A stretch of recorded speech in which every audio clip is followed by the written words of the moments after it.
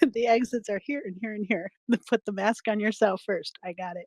So yeah, make sure you have all of your stuff at your fingertips. This is not something that you can do on your phones.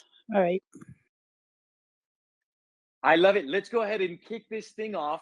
Guys, welcome back into the Innovators Think Tank. This is week number 2 of amazing series that we call Idea to Impact. And this has been brought to life by the Tech in Schools Initiative, as you guys know. But we are on week number 2 of building our WordPress site from idea to impact. Those of you who were here last week, you're here on time today. Great to see you guys. If you're here for just the first time for the second week, be sure that you message Ross, Nick, Alisher, Sarah, myself, so we can kind of get you caught up or at least tell you some of what's going on. So just a couple things that I want to do to kick off the space here. Week number 2 would be remind everybody where I'm really stoked about the agenda, about what is going down this weekend. So if you've not already, make sure you set your reminder, and get ready for Saturday. That'll be quite exciting. So I'm excited to see you guys there. If you are listening to us on another platform, maybe you're on Instagram, Twitch, LinkedIn, wherever you guys are, welcome into the Innovators Think Tank week number 2. It is great to have you on additional platforms. If you have any questions, any comments, be sure to come on over to X. This is our two-way audio street over here. If you're on the Innovators Think Tank website or anywhere else, you only have access to us speaking to you, but not the other way around. Also, do keep in mind that we have a comment section available not only here on X, but on the Innovators Think Tank website for all of you who might be tuning in from other platforms. Um, a couple quick notes would be we do have an X community here. I think TSI also has an X community as well. Sarah, I think do you have an X community? Humans build cool things. If not, you got to make one. But nonetheless, guys, we're going to put these in the Jumbotron. These are great places to connect with the familiar faces that you see here. I know it's tough as we kind of pass by each other to follow everybody and connect with them, but surely inside these larger communities, I know that TSI/Pixio AI Tutor one, as well as the Innovators Think Tank, is a great place to go and just connect with folks who are here. Also to post and tell us what you're doing. If you're inside this room and if you have yet to post in the bottom right hand corner and tell us why you're here, what you're building. Obviously, you're here to build a WordPress site, but what are you building? Tell us about it. Dave Meir pointed out a couple weeks ago, he said, hey, we shouldn't be building solo. We're in this community. What ways can we sort of transform our ideas? And maybe I mean that even more like a pun, literally transformer, put together the different aspects of what we're building to build something even better. So tell us what you're doing. Put it in the bottom right hand corner. Find some people in this room to connect with. Also, if you're building something for your business or even for a personal website, folks, the Innovators Think Tank on Saturday is a great place to come and learn pillars of innovation that you'll need for your business. It's an amazing place to come and pitch for 60 seconds to an audience of innovators and get feedback. So don't let it stop here. Don't let the feedback loop of learning stop with you. Be sure that you're applying the 60-second pitches. We have a spot on the website to make that possible. I believe in the upper right hand corner. It takes no time at all, but we'd love to see you guys on Saturday for your pitches. Let's go ahead and jump right into it. Again, we are building a WordPress site Idea to Impact series. This is week number 2 of the Tech in Schools Initiative, leading this with Sarah sitting right next to them, ensuring everybody is getting the support, the love that they need. This is just, none of this is possible without Ross, Nick, Alisher, Sarah, Luke, Cash, Mattia. Just thank you guys for making this possible. Over at the Tech in Schools, they have some amazing partners that are contributing to our success, not only week 1, but all of the weeks. And I think it's important to take a moment just on behalf of using these tools and having TSI and their partners provide such a wonderful experience, just to say thank you. A big thank you to DigitalOcean, I believe WordPress, cPanel, Divi Builder, of course, AI Tutor. I got to shout out AI Tutor, and I'm sure there might be one or two I'm missing, but I believe these partners and sponsors are all encompassed right there, and we want to thank you guys for what you've done to help innovators transform ideas to impact. That doesn't happen without resources and access to more opportunity. And I think when these larger companies realize that in this setting we can really make a difference, it makes all the difference when they contribute. So thank you to each and every one of the partners. Let's go ahead and open up this session. I know that we have a whole agenda to cover. We're just on week 2. We're just climbing the mountain, so to say. And I would love to give it on over to Sarah. Maybe first, Sarah, if you have any thoughts, if I missed anything, if there's any notes you want to share with folks as we begin the second class of the series, I'd love to give you the mic, and then we'll open it up to the guys. I'm assuming they're all locked and loaded with GPUs rolling about. That apartment or that home or wherever, that office is probably very hot. No kidding. I know that's not all on site. Sarah, we'll go ahead and go over to you. Any thoughts that you have as we start off the week, and then Ross will get you in the mix here. Great to have you guys. I'm just laughing because the Bat Cave is obviously a controlled environment in the cloud somewhere. Welcome to everybody here tonight. It could be daytime. I know for Britta, it's in the middle of the night for her. Just know too, I want to give a little asterisk up at the top. Um, we have a postmortem on Thursday morning. Your health is really important to us. And so, stick with us as long as you can. But just know that if you do need to take a break, need to walk away from the computer, need to get some rest, have a real job, all of the above, um, you can log out. It's okay. We're not going to take offense to it. And we'll see you in the morning where you have a condensed and distilled down evening or morning at that point on Thursday. So if you need to just check out, don't worry about it. The other thing is, if you have questions, comments, concerns, I will be trolling the purple bubble down below. You're more than welcome to DM me. I'll be checking those too. We understand that you're on a laptop, which means we can't see the hands. If you just give a quick wave, you can practice now if you want, so I know who's on laptops and who isn't. Um, that would be helpful. And like I said earlier, make sure you have your notepad and keep bookmarking as you go along. That's my little secret hack is that sometimes we move real quickly and sometimes the shared screen is difficult to see. So you want to make sure that you're keeping track of your, you know, breadcrumbs for lack of a better term.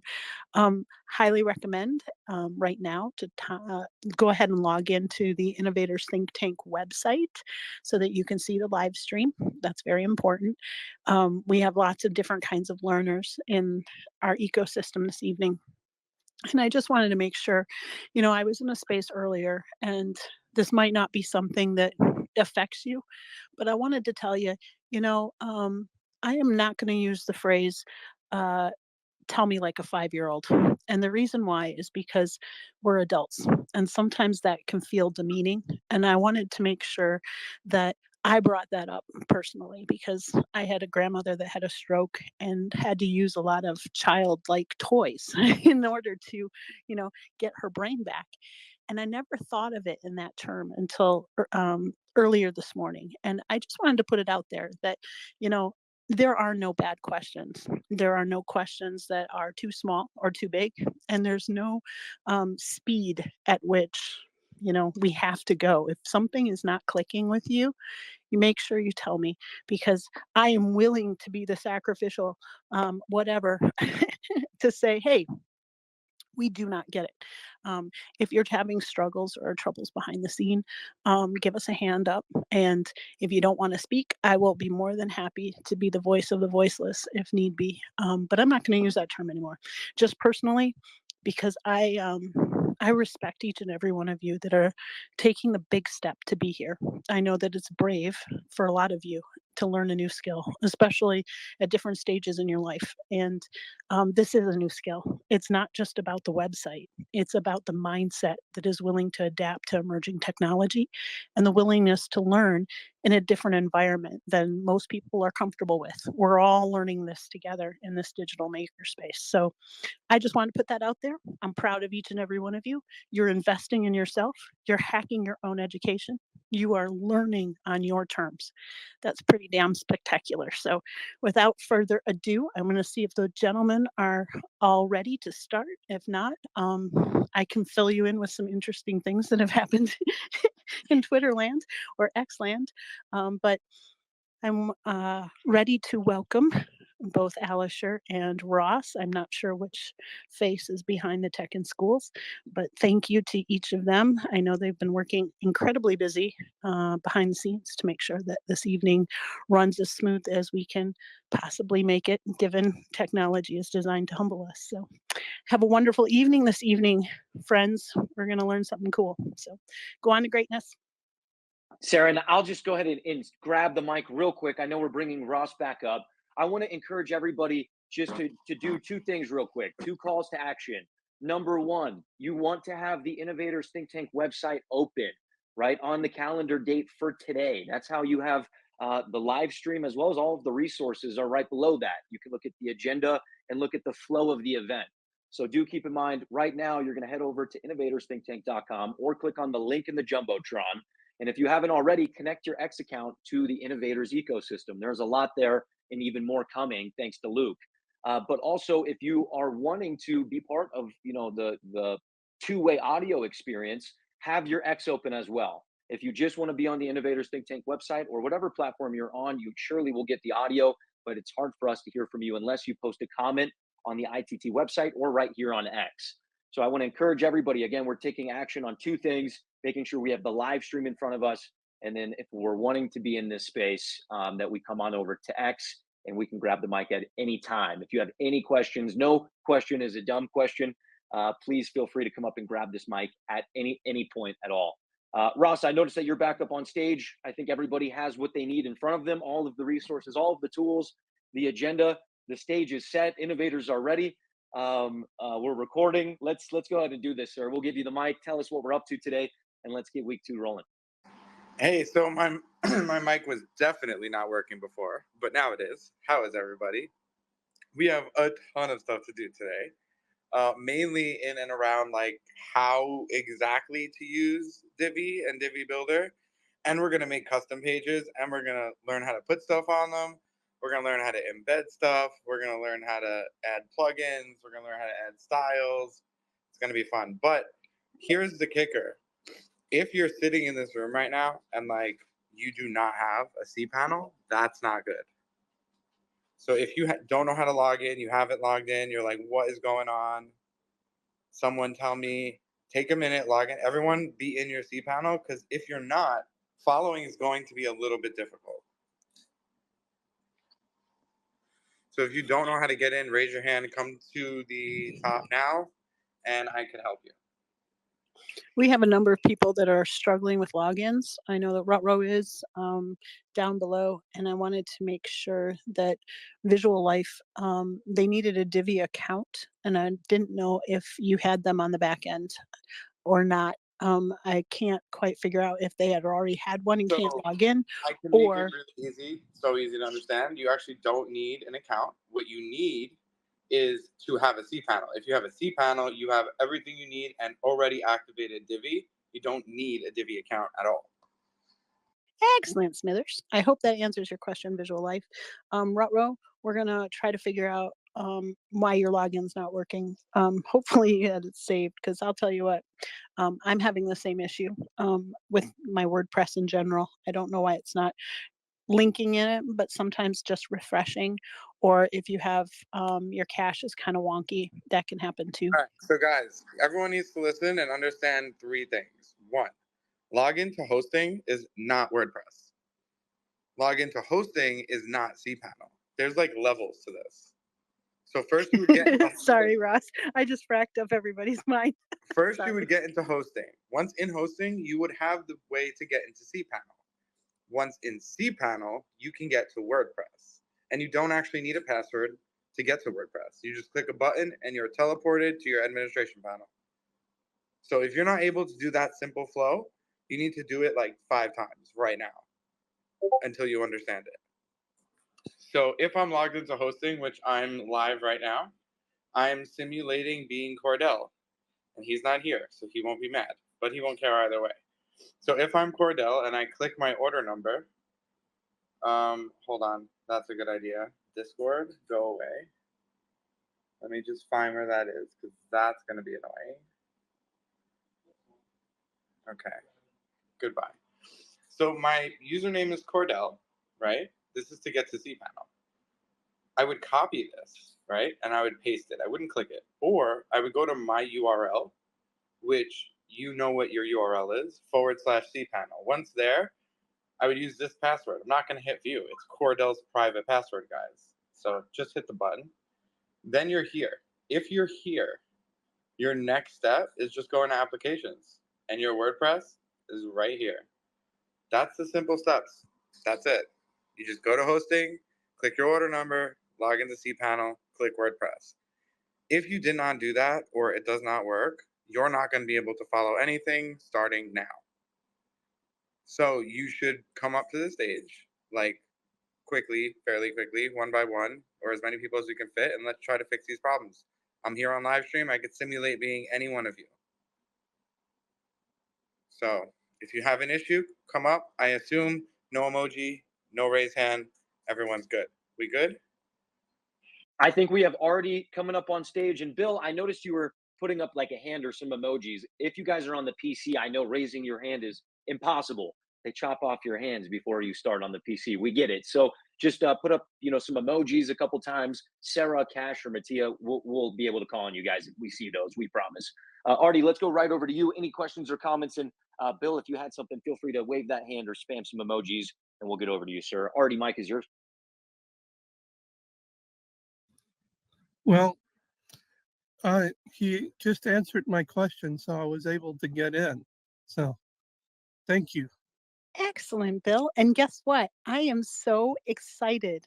This is the first time you've ever spoken in Spaces. Isn't that true?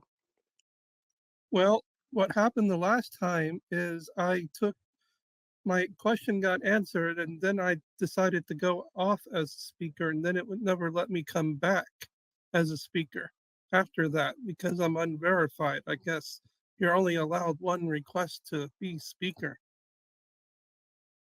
Well, you can park yourself right up there in the speakers panel because I'm excited for you, and I'm glad that you are now branching out and learning a new skill, not just in this respect, but also learning how to be a part of X Spaces, because that's a very big step for you, and I'm excited for you. So I'm glad that you're here. You can put your mic back on mute so it's not live. If you have the little purple mic down below, that means you're live, which means we can all hear what's going on in the background. So just be aware. There you go. Excellent. Artie, go ahead, hun. Take your mic off mute. Hey, Ross. My credentials are not working. I understand how to get there and everything. So wait, when you say credentials, which layer? When I get to cPanel from the Your DigitalOcean portal. credential doesn't work. Sorry, That's, what? That's you're saying your cPanel doesn't work right now. Yeah, and I'm like, if I show password, use that password, copy paste everything, it's invalid. Okay, hold on. I gotta simulate you without showing your password to the whole galaxy right now.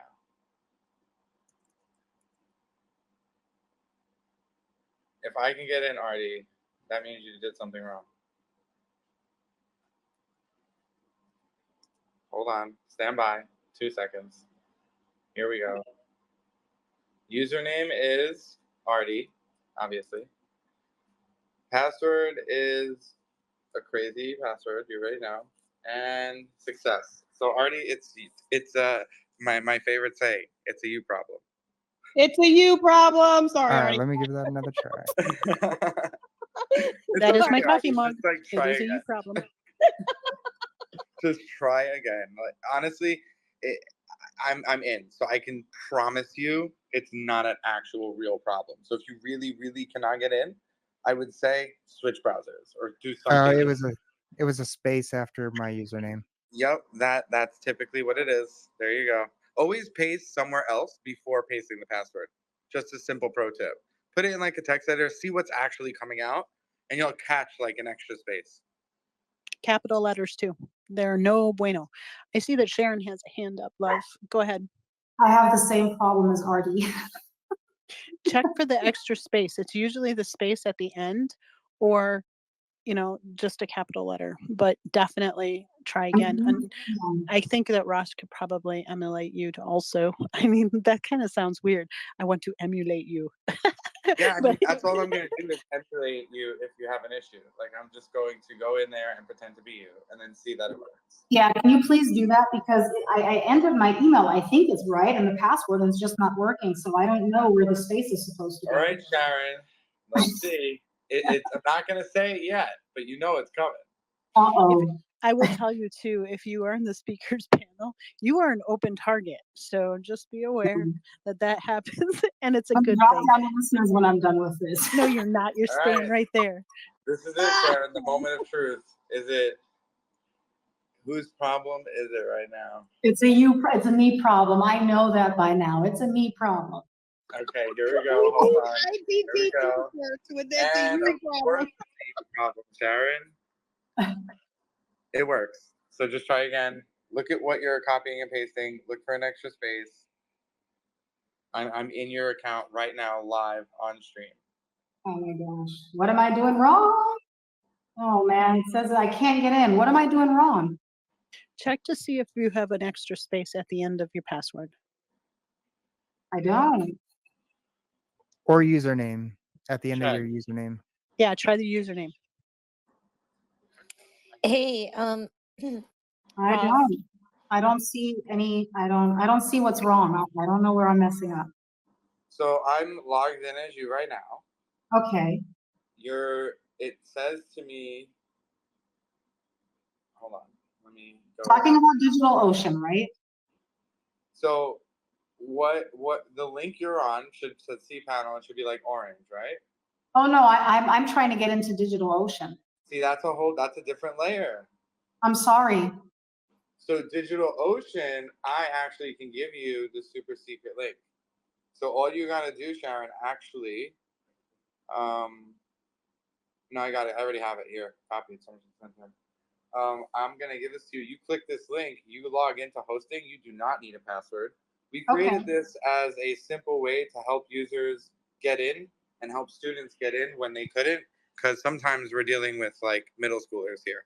So we have to be able to fully be able to get in passwordless. Okay. So I don't even have an existing password for Ocean Protocol or what? No, you do. I'm in your account. Just click the link I just DM'd you, and you're gonna get teleported into your account. Where you can then, once in your account, it should look like this.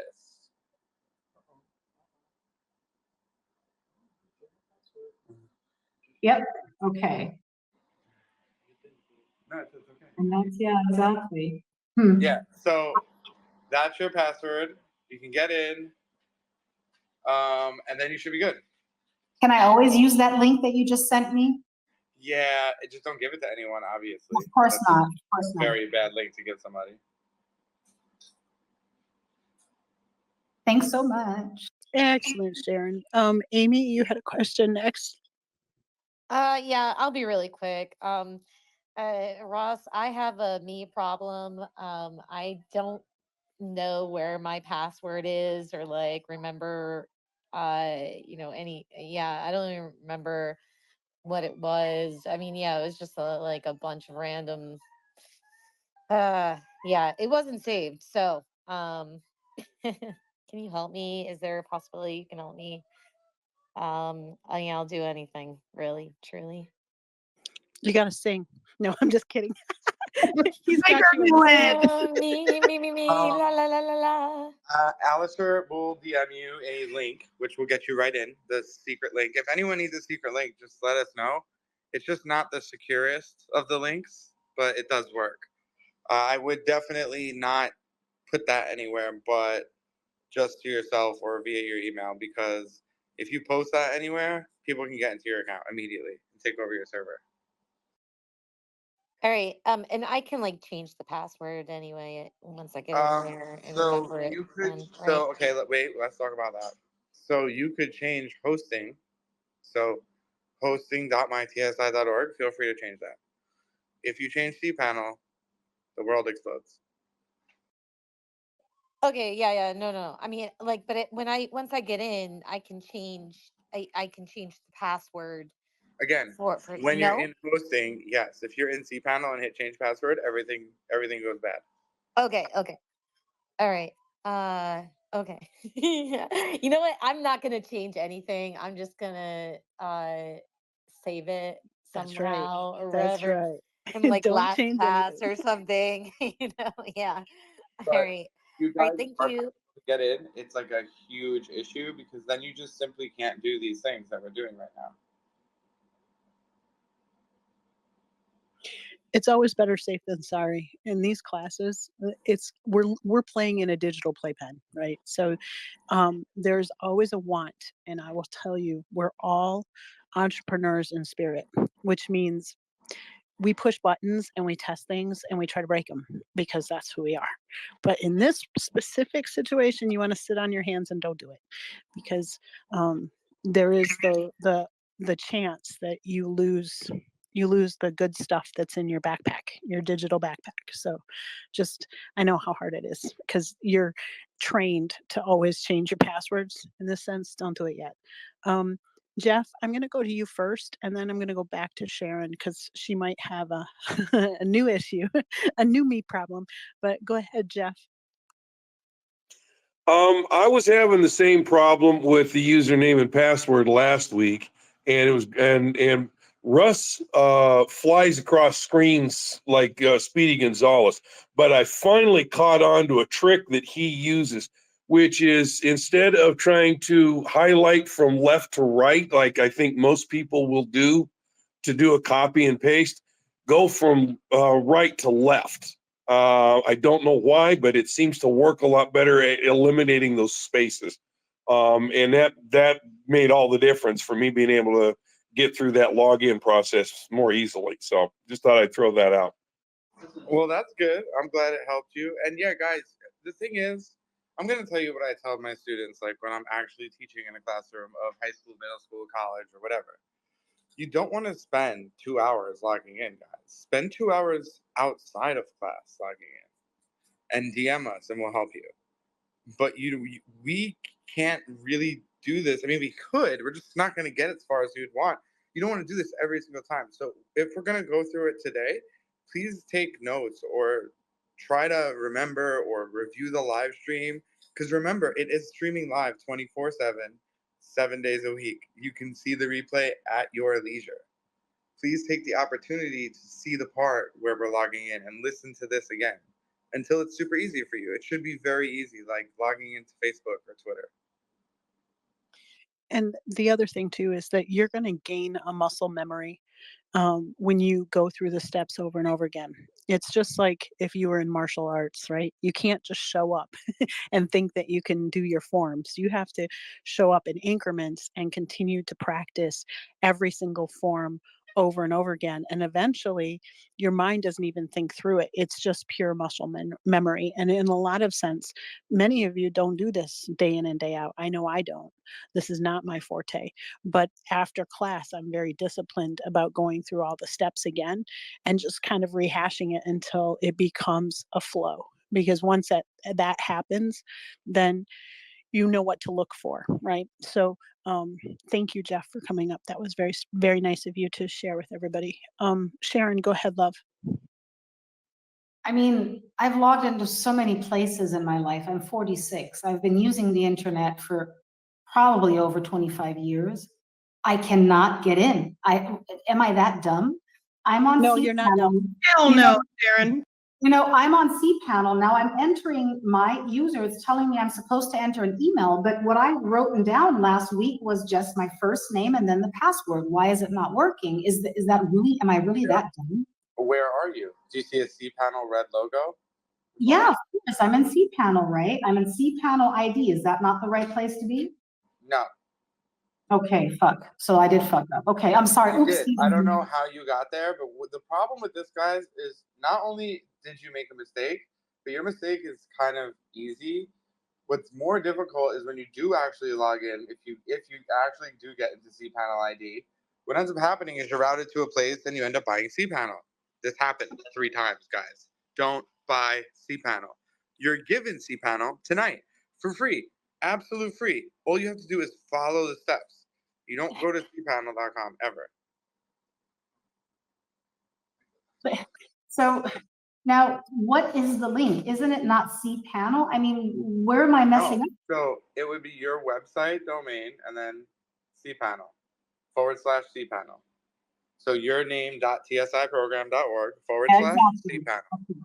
So I'm missing that /cPanel because when I clicked on it, so I just have to add /cPanel to it because when I'm in Ocean, right? When I'm in Digital Ocean, it's not showing that C panel. Wait, so you're like confusing me and yourself right now. So like if you're Okay. in the digital ocean, you should see a screen that gives you your password right here like this. Yeah, of course, that's where I am. Then to get there, you would copy this link, number one, copy and paste, or you would put your domain /cpanel and then log in like this. Yeah, but that's what I did. Well, I'll try it again because that's exactly what I did the first time because I remember that's what we did the last time, and then it tells me not found. So I'm messing up something. Not found is weird because it would say wrong password, not found. Okay, you click. Now I'm there. I'm sorry. Now it works. Don't I'm click so the sorry. link. You're missing the step. The step is copy. This is Sharon. Okay, I will send you a link with a login. Yeah, you'll see. Got it. I just found it. You guys don't have to. It just good? worked. So sorry I messed up. I'm so sorry. No, it's okay. But like what we want to do, Sharon, is how for you, and I can't say this for everyone, so everyone just listen and interpret. Sharon, how do you not forget this? What's your process here? Are you gonna write this down, save this link, be like, Sharon, all caps, here's how you get to cPanel? Which one are you gonna do? Because I all write, you need to I'm do the gonna same write thing. it down. Write it down. Channel link and save the credentials somewhere, so you don't even log into the host. Because you cannot get stressed about. Literally have 3 bookmarks for this. I did all of that, but somehow I clicked the link because that's what I've written down and it didn't work. And that was probably my problem. And then I tried to go a other route. So I guess that was just my problem. I clicked it. I wasn't patient enough. And I'm like, this is not working. And then I tried a different route. And that of course didn't work either because I was on the wrong cPanel. Sharon, one of the things that helped me out, and I know this might not help a lot of folks, but I have to be a visual learner.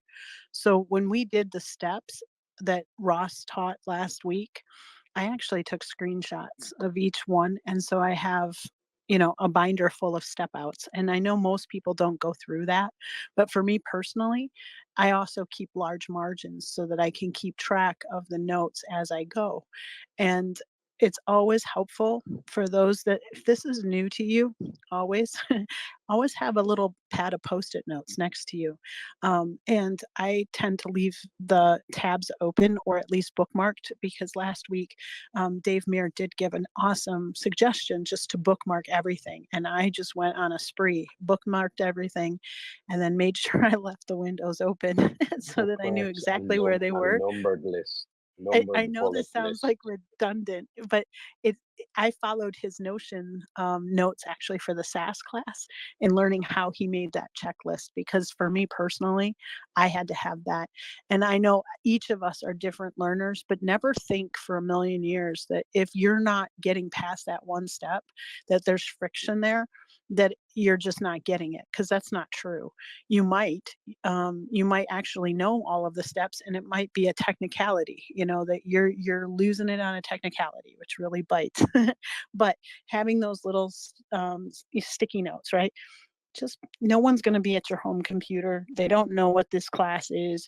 All of my sticky notes for this particular class, the WordPress class, happen to be bright orange, right? Every class that we teach has a different color and they all are kept together. And then I have a giant whiteboard like Josh Hellman. When you're learning in a full environment like this, having those kind of like little memory tools helps, right? So don't ever apologize either, Sharon, because you know what? There are a lot of people that are struggling. And then what they would do is just freeze up and say, you know what? I can't get past this step, then I'm not going to go any further. And I'm just going to play along in the background. And we don't want anybody to be left behind. And sometimes it just means that you have to hear it a different way. A lot of times I'll listen to Ross and I'll hear Alisher in the background, and then I'm kind of compiling what both of them are saying at the same time, and then it clicks. And that moment that it clicks, it's awesome. But yes. Wait. We have one interruption because I just got a comment and this is going to get strange if you try to do this. So, a few things. One, if you already have cPanel, kudos to you. You're using really great software. But you can't use your cPanel actually because we have things on our cPanel that is already activated for you. If you already have a cPanel, what you could do is wait till you're done here in this session, like all 6 weeks, and then you can actually take what we built and bring it to your cPanel. but it will come with all the activations and license keys and everything you need. If you do this now, everything will be deactivated upon using it, and you'll have to purchase things like Divi and all the other plugins we're going to use. So what I would do if I was you, were you, is I would build on our server, build the whole site. When you're done, just bring it there. We're going to have part of our last class bringing it to your own server. So if that was you are one of the 3 people in my DMs, and this is what you said, remember, use our server first, get the activations, get the secret codes, then bring it to your server with the activation, or else things will not be activated. Okay, you can continue. I just wanted to say that because I got 3 DMs. Well, many people here probably have been playing with these tools in the background, right? You need to keep this quarantined off in a different sandbox. This is the TSI sandbox, and all of these wonderful things that we're playing with live in your digital backpack for this class. And you don't want them cross-pollinating with the other stuff in your ecosystem, just because they have different interesting things. So I see that Visual Life also had that question. Just play with these tools. Do not let them cross pollinate. This is the Ghostbusters moment, folks. Do not cross the streams. And if someone asks you that you're a god, you say yes. Otherwise, we're all screwed. Okay. So don't cross the streams and make sure that you're keeping all of these things in a nice little protective bubble wrap, right? So I know how much you want to do that, but I can tell you, maybe Dave can kind of pop in here and explain it. I already know that he has a cPanel. I know that he probably has all the bells and whistles, but he signed up for this class in order to get this particular piece of the digital backpack so that he could have a different project that's separate, because he's going to repurpose this for something else later, probably. I don't know if that's the case or not. Please don't get mad at me, Dave, for putting words in your mouth. But if I were gifted in the ways that he is and had those alchemic, dark ways and dark magic of WordPress, heck yeah, I'd do that. I know a lot of you are very gifted and have made WordPress blogs before. These tools need to stay in this specific backpack until we're done with the class and you've finished it all out and you understand what all this stuff does. And then Ross and Nick and Alisher will tell you what to do with it and how you can make it yours and lick it and stick it and call it your own and love it and squeeze it and name it and all of that stuff. So Dave, go ahead, hon. Yeah, I just wanted to say that part of the reason to keep everything in the same sandbox is this example today. How do I log in? Ross is able to find the login, send you the magic link. If you start using your own stuff, well, then we're not all on the same page playing in the same sandbox. And then he can't give people the magic link. And he's not there to offer support for different systems and hosting and all of that other stuff. And for me, you can host this in a million different ways. It's actually immaterial. And I will build a website on my computer, then I will put it on DigitalOcean or somewhere else. And that makes no difference. But stick to what everybody is doing in here, and it's really, really easy to transfer it later on.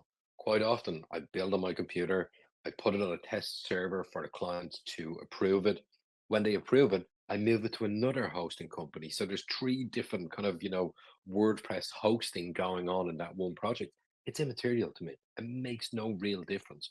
But stay in the same sandbox so that everybody is on the same page and everybody can give you the same support, and primarily start you from the same point that everybody else is doing. Exactly what Ross is doing here.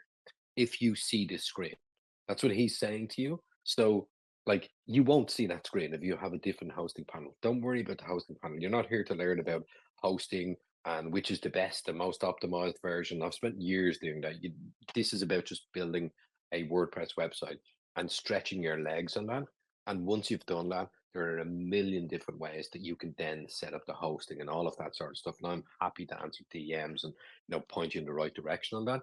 But don't worry about the nuances of where it's actually going. We're not building a road right now. We're just building a car.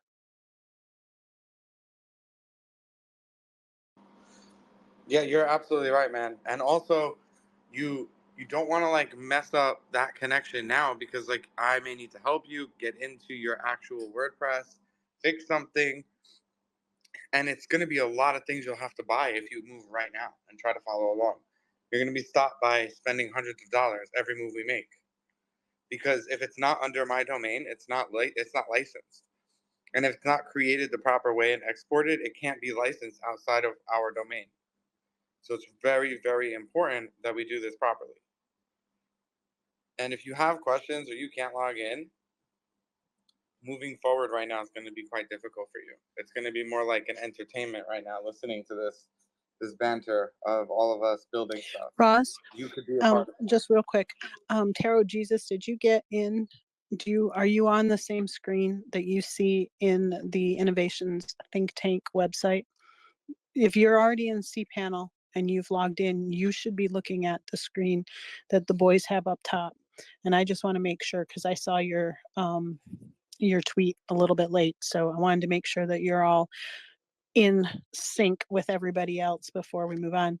And yes, Kathleen, I was talking about existing tools that people already have in the background, not to cross-pollinate with the tools just for this class, if that makes sense. We are cross-pollinating with each other because that's what we do as people, but I might not have been clear, because Yeah, sometimes I'm not this is the little science crispy. lab for mad scientists like to spill stuff and make explosions and break stuff, and you don't want it near other stuff right now till it's done. Well, this is a lab. Okay. So, when you have lab tools, you don't take them home, right? We're playing in a sandbox that's kind of quarantined for the time being, and you don't want them to kind of intermingle with existing stuff, because you're learning something in a cohesive spot. And just like what Dave said, if you run into some issue, whether it's login or anything else, you can have secret things behind the scene that can get you on the same page. Because for those of you that are crypto bros, I know that quite a few of you are, this is a custodial wallet, right? He's built a playground for you. It's a custodial wallet. We're playing within his custodial wallet. These are not your keys, not your crypto yet. So you're in that ecosystem, and there's bumpers in the bowling alley, right? We can't get into the gutter balls yet or anything else. It's kind of contained, if that answers your question. I'm going to look at the entire folks in the listening audience. If I don't see any thumbs up, thumbs down, or some kind of smoke Sarah, can signal, I we're going to just say, continue. Go ahead, love. for anybody getting stressed about this, I heard everybody saying, "Am I?" I heard Sharon saying, "Am I just stupid? Am I dumb?" Like, this happens all of the time, and it's perfectly fine. I build websites and I have clients who call me or email me and say, "What's my password?" And I say, "Well, for security reasons, I don't have your password. Would you like a new password?" And they have the same reaction. "Oh, I just don't know what I'm doing. I don't know where to save it." It's perfectly fine. It's no big deal. Just have somewhere private on your computer to document it and note it down.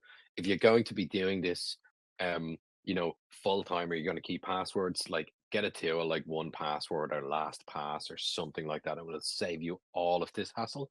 But now, just write them down somewhere. It's okay. Like, it's nothing to do with intelligence and IQ. Exactly.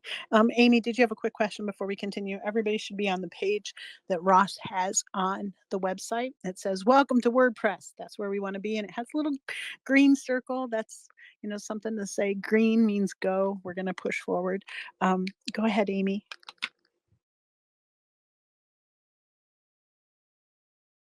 Are you good, Sweet Pea? I actually don't have anything to say. Dave had already said what I was going to say, so I have nothing to Perfect. We say. are all on the same page. All right. So, guys, next class, we cannot waste 50 minutes to get opening this page, because it's not going to end well for us. We're going to be crispy around the edges because we are going to get through all of these bullet points tonight. So, Ross, Alisher, Nick, are you ready to So, continue? yeah, no, we're ready. Is everyone logged in? DMs are Yes, being I'm monitored by my Anne. team.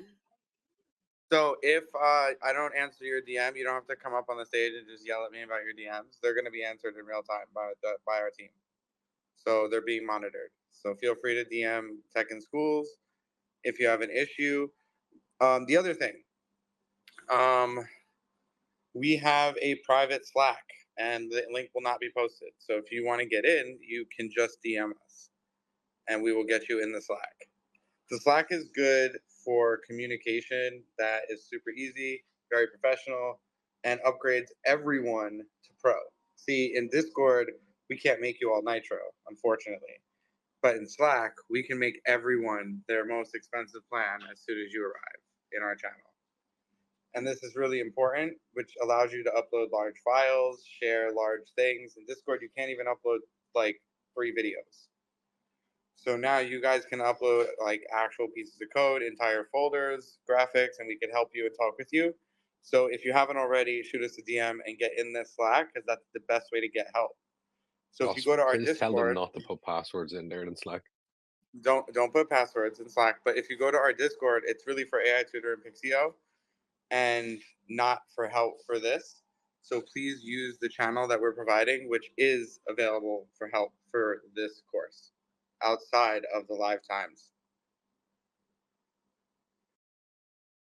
So if you haven't got that, shoot me a DM and I'm happy to invite you. We are all good. I'm doing one final mic check for Kev. Are we good? Excellent. Okay, continue. I just wanted to pipe up and thank everybody for the delay. It got me home just in time. Let's go. There you go, Smoke, pedaling a little fast. Hurry up and log in, Smoke. We got to go. I'm there. Let's go. You should see my screen. If you see my screen, you're good to go. The first thing you need to do is create a page. If you already have a page, do it again because we need to learn how to do this over and over again. Pages are how you create content for your website.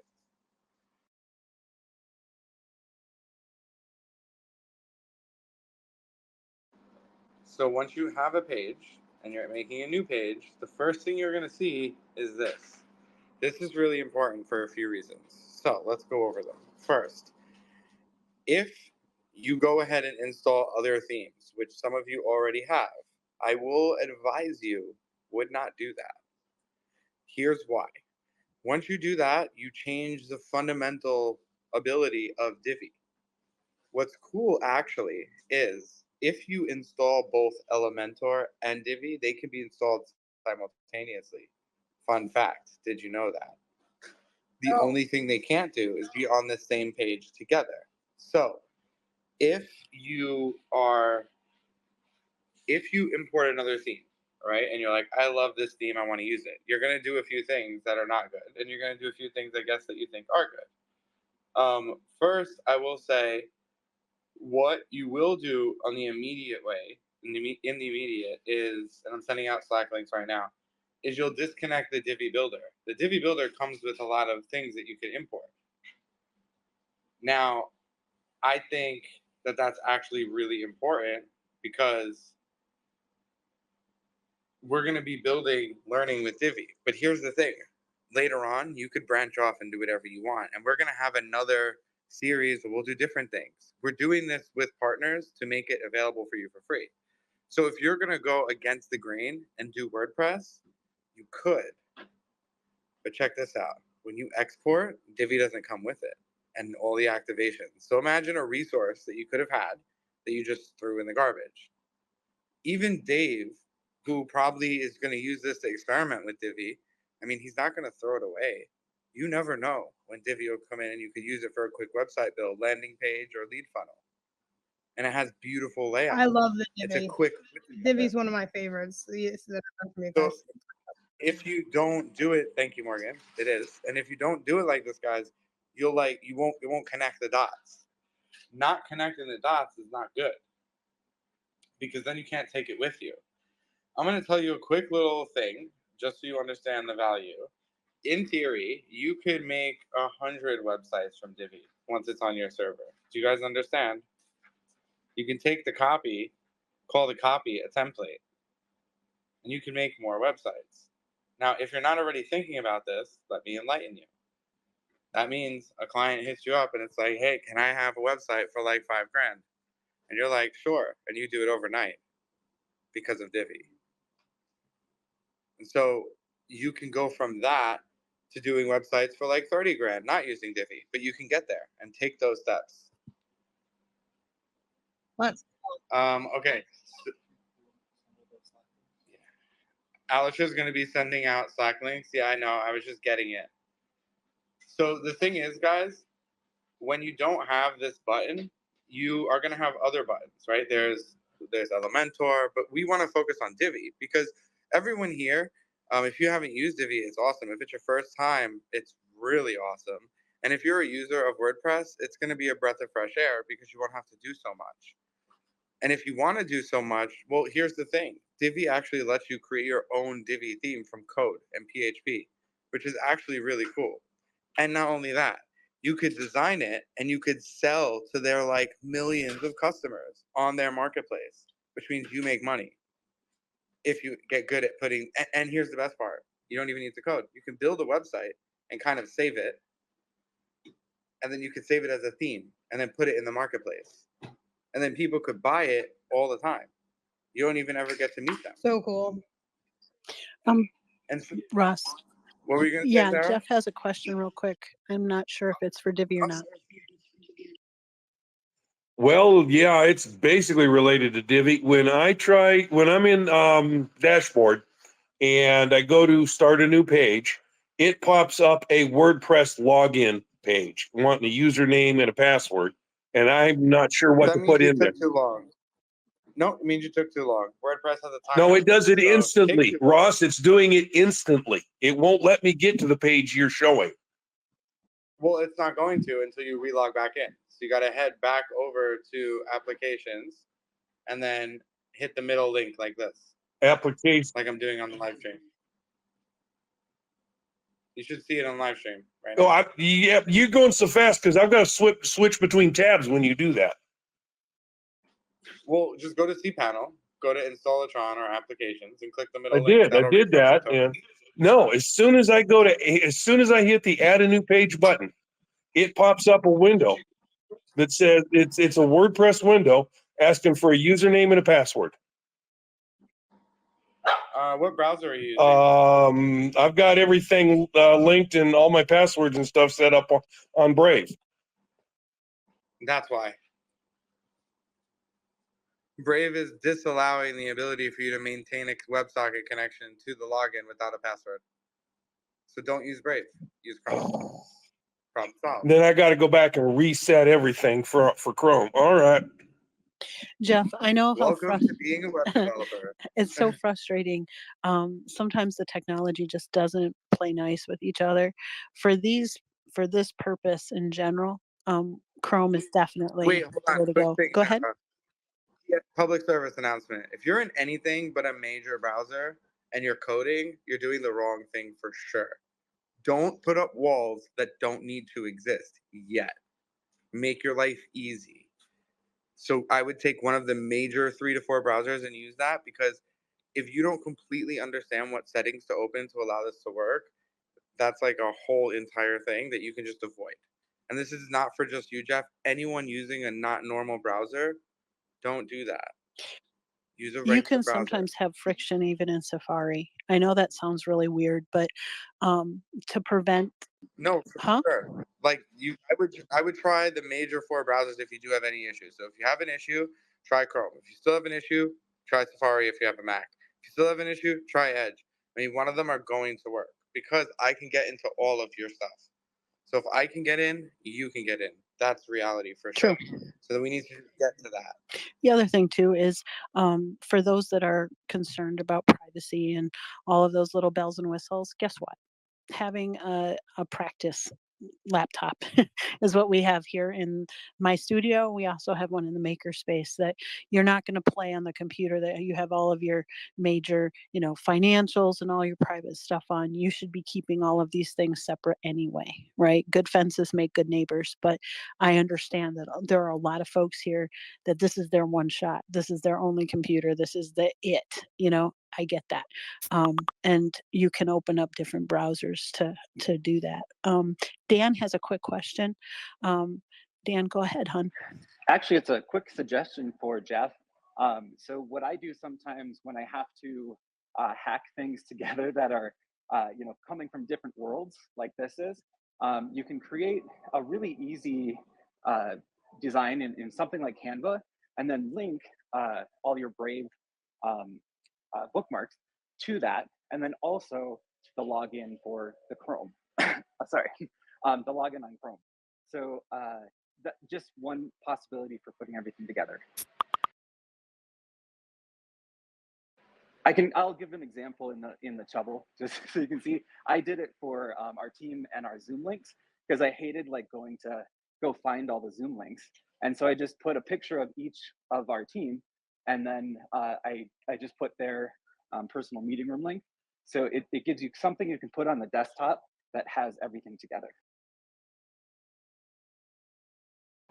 Yeah, it's a good idea. And also, guys, look at the live stream while you're figuring yourself out right now.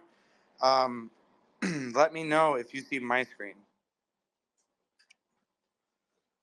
Also, did you guys know you could send emojis to people? I didn't know this until right now. Are you serious, Anyone Ross? knew that? That sounds like What? you He's problem. such an old man. Yeah, That I just sounds sent like you a you private emoji. problem, I think, Ross. This is so Wrong with weird. you, Ross? I don't even know if this is a good thing or not.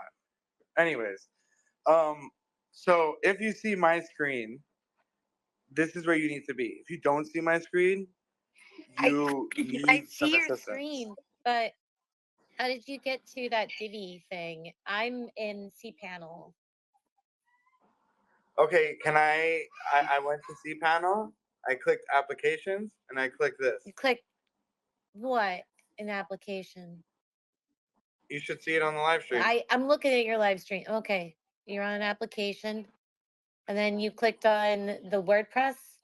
No, you click on the middle. Stay in the middle. We're The staying in the middle. middle. Yep, this is bowling, guys. You don't want to go in the gutter. You don't go on the Right, left. right, You right, don't right, want to go right. to the The right. You middle, stay in the middle. Yeah, the middle right, link. the middle link, the WordPress middle link, right? Yeah. Yeah, there you go. There you That go. that doesn't show me Divi. Oh, okay. All right. So okay. So then when I open up that page, when I open up the WordPress thing, like then go to your it dashboard. Go to the oh, the dashboard. dashboard. All right. Well, I mean, like I already picked like a theme or whatever. So like is that okay? Jeez, all right. Yeah, I did the same thing. Is that okay? Did I mess I, up here? I resized everything in that same page that he was showing. I mean, all right. You know, I should I just go So on mute you now? should be able to go to add page. You should see this. If you don't see this, only two things could be. One, well, you're not hitting add page. Two, you have a different theme installed, which means Divi is no longer installed, which means use Divi is gone. No, what?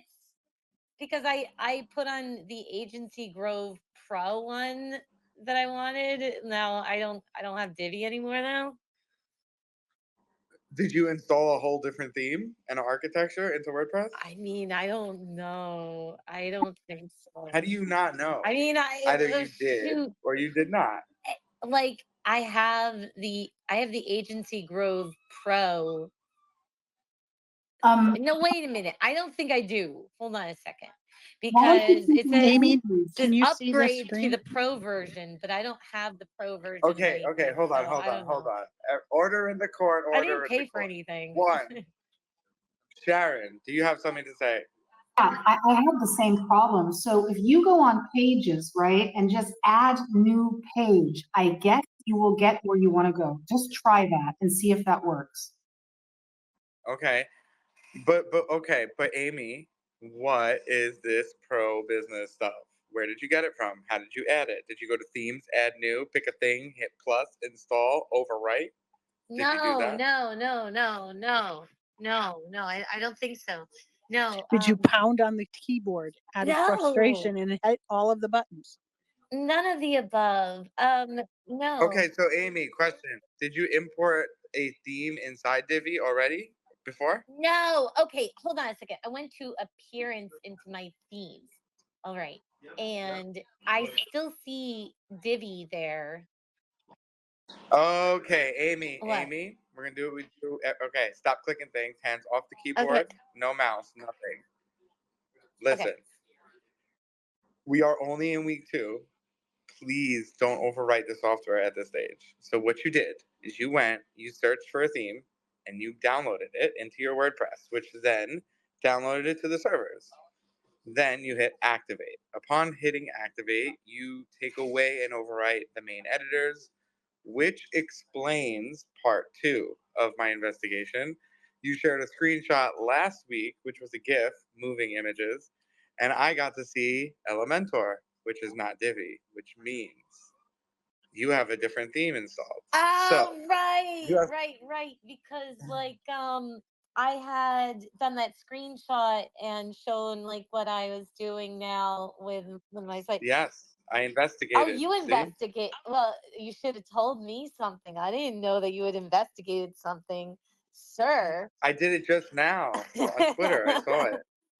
All right, all That's how right. I had to Now I don't confirm. feel So, and so behind me, okay. we're logged in, and I could see you're in the wrong theme. So, what you need to do is go to themes and reactivate Divi and get Go rid to of this themes other and theme. I can reactivate Divi then. Okay, so I'm gonna activate.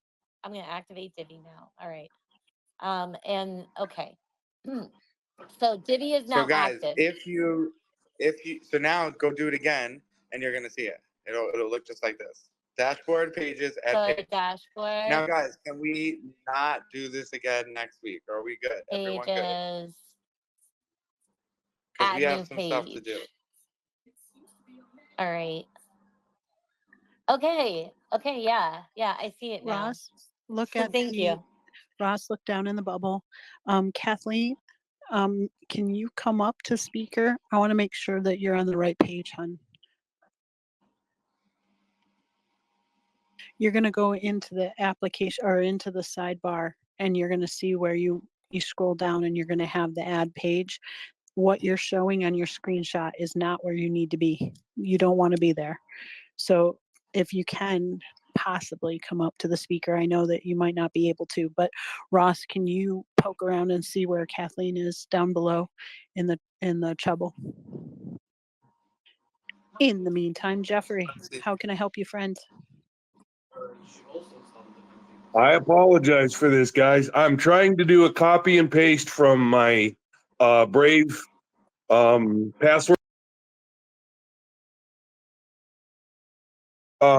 Digital Ocean so I can get through the passwords that I've got shown here.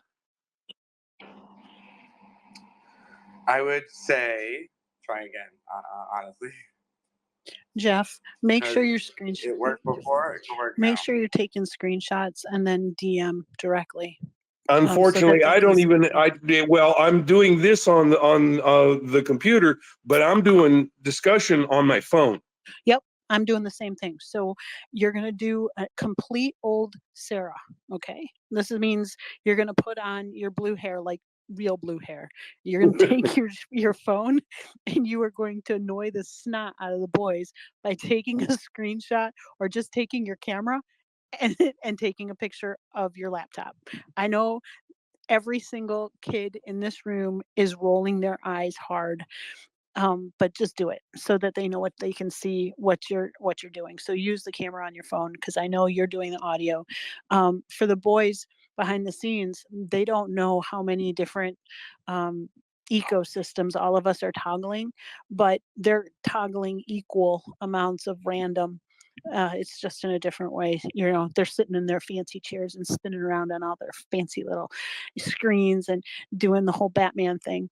But or better yet, Iron Man, right? You've got your whole setup. But Jeff, I understand how frustrating this is. Just pause for a second, take a deep breath. It's okay. Brave is it's just a monster to play with sometimes.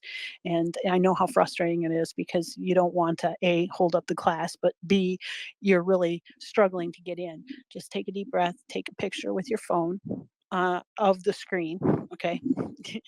And then send it to the guys so that they can see it, because it's so much easier than to try to communicate in social audio. But we'll try to get you on the same page. So, don't fret. No worries. We're singing Hakuna Matata. Okay. So I think we have almost everybody caught up and on the same page. I'm looking and scanning our listening audience. If you're struggling, wave, because I know you're probably on a laptop, so you have to have the wave button. You can't do any other emojis, but if you're struggling, make sure you give us a heads up. And I want to make sure that there you are, Kathleen. Did you want to open your mic? Are you all set, friend? I'd be all set if Twitter didn't change every day where it won't let me get up. But anyway, so I'm on a Divi page that doesn't look like Ross's page. And I picked a theme last week that wasn't Divi. And so I thought that was the problem, but I finally got back to Divi, but I don't see layout. But I guess I have something. So you should, when you hit new page, you should see this. And if you don't, show us what you do see. Like take a screenshot of this page that you're on right now. That's in the live stream. I would say that do that because odds are you may have like disconnected other things. You got to be careful. Before you learn how to disconnect something, you should learn how it works. So let's focus on the learning how it works and not the disconnecting and trying to make things customized. Like, who cares if it says Divi at the bottom for a week?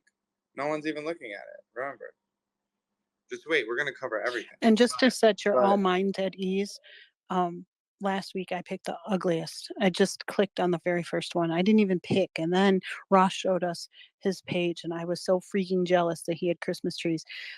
For the greater good, it doesn't matter. You know, we're not customizing anything as of yet. Or any of those things. You just want to make sure that you're on that page. And once you're on that page, it's all Hakuna Matata.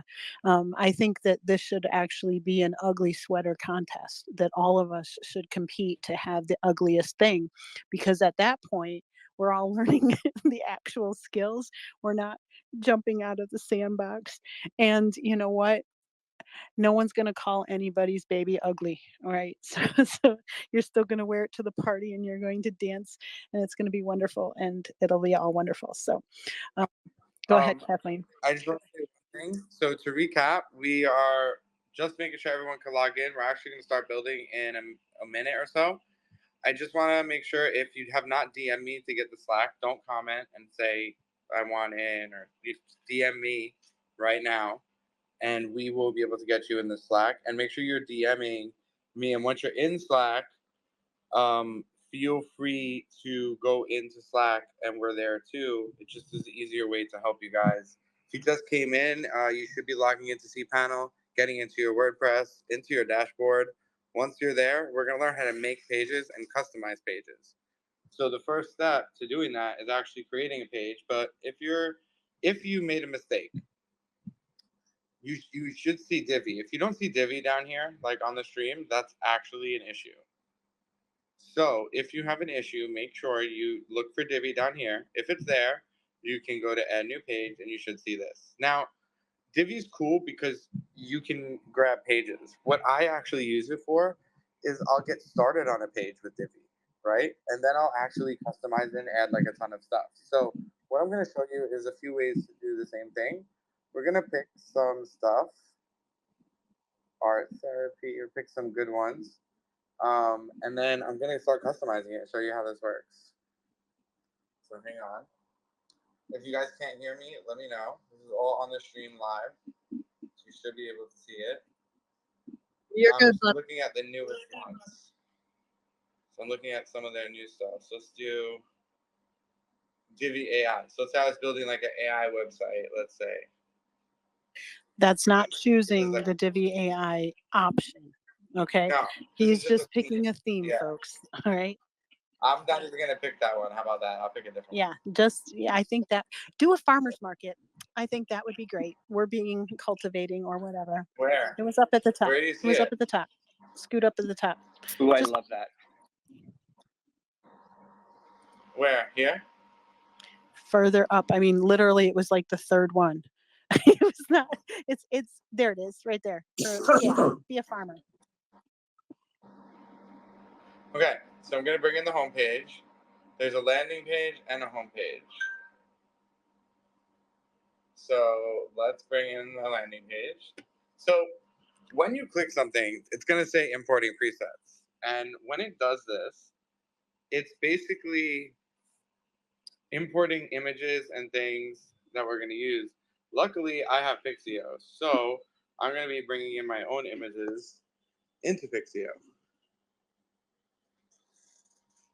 I mean, into WordPress from Pixio, because I don't want to go like download images. But you could, or you can use your real images. But I don't have a produce farm yet, so if anyone has a produce farm, DMs are open. So here is 136 where 197. the interface starts. So who's here? Who has something to play with right now with me? We should be doing this together. Try to put me on one screen or in a tab or split screen so you can kind of see the live stream and what you're doing. Hey Ross, I can hop on in maybe like 2 minutes. I'm just getting to baggage claim, but then I would love to be a guinea pig because I've got a page partially started already. Yeah, you're fine. Once you get past baggage claim, since you're always in the air, just whip out the laptop and join in. Yeah. Anyways, so who wants to help me name this thing? What are we calling this farm? Old MacDonald. I'm trying to think of something ITT and Maggie's farm. What about like hold on, the Innovate Farm. I'm going to AI Tutor and going to go ask. wait, innovation irrigation? Ooh, that's good. That Isn't is that good. like water? Yeah, farmers got to irrigate. That's a good one. Stay So- hydrated. Stay hydrated. We're going to leave it like this for now, but of course you can change it. Now, as you see, this is an image. Now, in code, this is typically an SRC or some link. In Divi, it's going to be a container that you can edit. Now, editing happens in a few ways. You can double click it, which would bring this up. So this is the editor that allows you to do things with the image and manipulate it. So you'll notice I can put a new image. I could do some settings. This is known as CSS. So instead of learning CSS, you could do it like this and change things. So for example, if I wanted to change the image, I could do it here. If I wanted to change the text, I could change it here. I can also do actual code. So you can put code here too, which is crazy. If I was to choose this instead, right? You'll notice when I hover here and click, something happens, right? And if I hover before I click, I'm able to do the same thing here. But if I click, I'm editing. Now, right when I'm here, I'm able to go to design like I was before, and I could change this text. So let's say I didn't want green, I wanted it to be red. See how it's not working? Doesn't mean it's broken. It means either two things. That's a different, it's being controlled differently. So it's actually being controlled through here instead. So if I was to change it here, it would change, you see? There's two ways to do many things. Actually, there's 100 ways to do everything. And Divi lets you do it in any way that you want. You could even override the text and make it the color that you want here. It's all about settings. And learning all the settings is not something you're going to do overnight or in a week, but you could go to the Divi documentation and study and search. There's literally a search bar, and you could search for a problem or a specific issue that you are running into. But for us, we are going to make this, we'll do black. To jump in Now, for the real image, quick, folks, when you're doing this, when Ross is messing around with all of these things behind the scenes, these are all elements of your brand, right? So when you're thinking of your mood board, we've talked about this before, that you have kind of an overall kind of opinion of what you want your brand to convey when you're not there to talk about it. So colors actually have a specific meaning. You know, the font that you choose has a specific meaning. You want to be ultra consistent, right, throughout these pages to have that kind of vibe all the way through. So let's say Ross is dinking around in the background and he comes up with a really cool color, let's say blue, right? you can snag that hex code to make sure that all of your print material that you have outside in the real world, your bumper stickers and your little, coffee cozies and all of those wonderful things, they all have that same hex code, right? So if you're zhuzhing things in the ecosystem here, make sure you keep tabs, you keep understanding what all this is. That's what goes into your notebook. So you have what those codes are. You know what your font is. You know what font size you have. You know what colors that you're building things with, because outside of this ecosystem, you're going to have the swag, the stuff we all get, swag, that you want to make sure has consistency. So while you're thinking this stuff through, it's really important to document it as you go. That's important for your brand. It's also important for your communication. So like when you go back into the innovators think tank on a Saturday and you start pitching your idea, everything has this cohesiveness. You have your brand theme, you have a thought process, you have that mood board that you're trying to convey to your end consumer, if that makes sense. Go ahead, Ross. I'm sorry to interrupt. No, you're interrupting. So what I'm doing now is I'm leaving the picture because I'm gonna deal with that later. I did change the text. Now, changing the words is also super easy. So you just double click it and you're able to go in here and write something. So we create the best produce using an all new I don't know. We grow better stuff because we start with better stuff.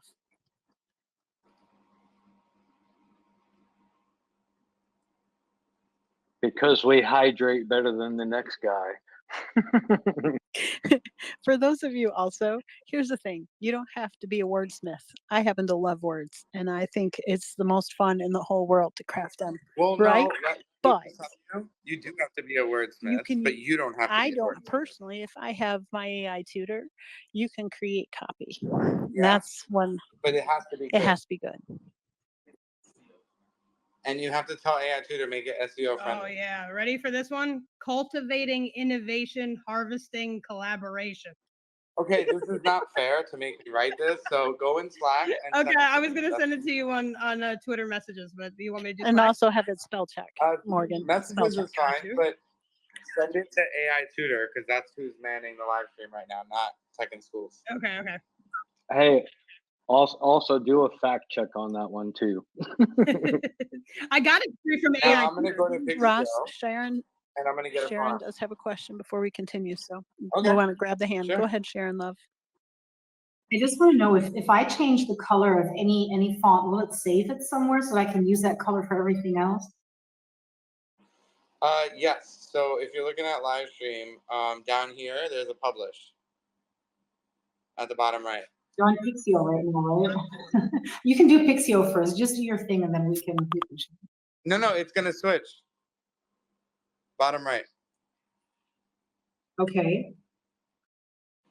You just hit publish and it'll save it. There is a save button. Yeah, but I mean, if you just change the color to orange, right? So that color got saved somewhere. So if I want to use that color again for other text, will it save it somewhere?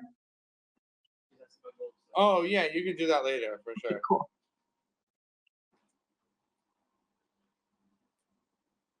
The other thing too that's really cool about this, specifically about colors, the colors that are in the Divi ecosystem are all monitor safe colors. So for you designers, you textile folks, and I know who you are, you got a whole bunch of other colors that are not necessarily monitor safe. And so you get really bent out of shape if you can't get that Tiffany blue or, whatever other colors that there are that are very specific to a brand, right? You have to kind of zhuzh it in the background. Not all colors that we can come up with are safe for a monitor. But if you are kind of reverse engineering it and you're seeing something that you come up with here, you'll automatically kind of know that it's monitor safe, and then you can translate it to your artwork.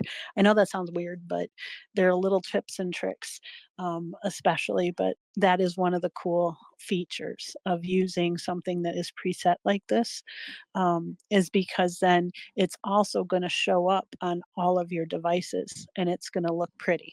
You don't have to modify it. It is kind of a plug and play, but the more you dink around with it, the harder it becomes. So just think about it that way. You can make life really difficult for yourself, that inner perfectionist. And I will tell you, in this situation, progress is greater than perfection at this point. So leave it at that. Go ahead, Ross. Oh, no. I'm just generating some pictures that I know I'm going to need. So guys, I'm just going to Pixio, generating some stuff that I need. Now, Ross, how would you suggest for folks that this is all completely new to them? You're generating images in Pixio because you are, thinking ahead and you want to have something that's not stock photos. So you're generating these images. How do you save them to make sure that they are accessible? Well, Go first, ahead. I got to generate them first. So then I would go to Canva to create like the picture that I need. So for example, I would just choose like. Now, Canva is new to us in this ecosystem. We haven't played with that yet. Canva is free. You can use Canva for free. There is features that are not free, but for the most part, it is pretty free for you to do things like what we're doing. Like you're not using AI. You're using just Canva to just put it So together. for the benefit of the recording, okay, for the benefit of the recording and folks that are listening in, what is Canva and why do people use it? Oh my God, Canva is one of my favorite tools in the world. Well, most teachers actually, Right. it's second nature. If you're a teacher, you have it. If you are a student, you have it. But if you're not in that ecosystem, Canva may be new. So Morgan, how about we'll I pick on create, you.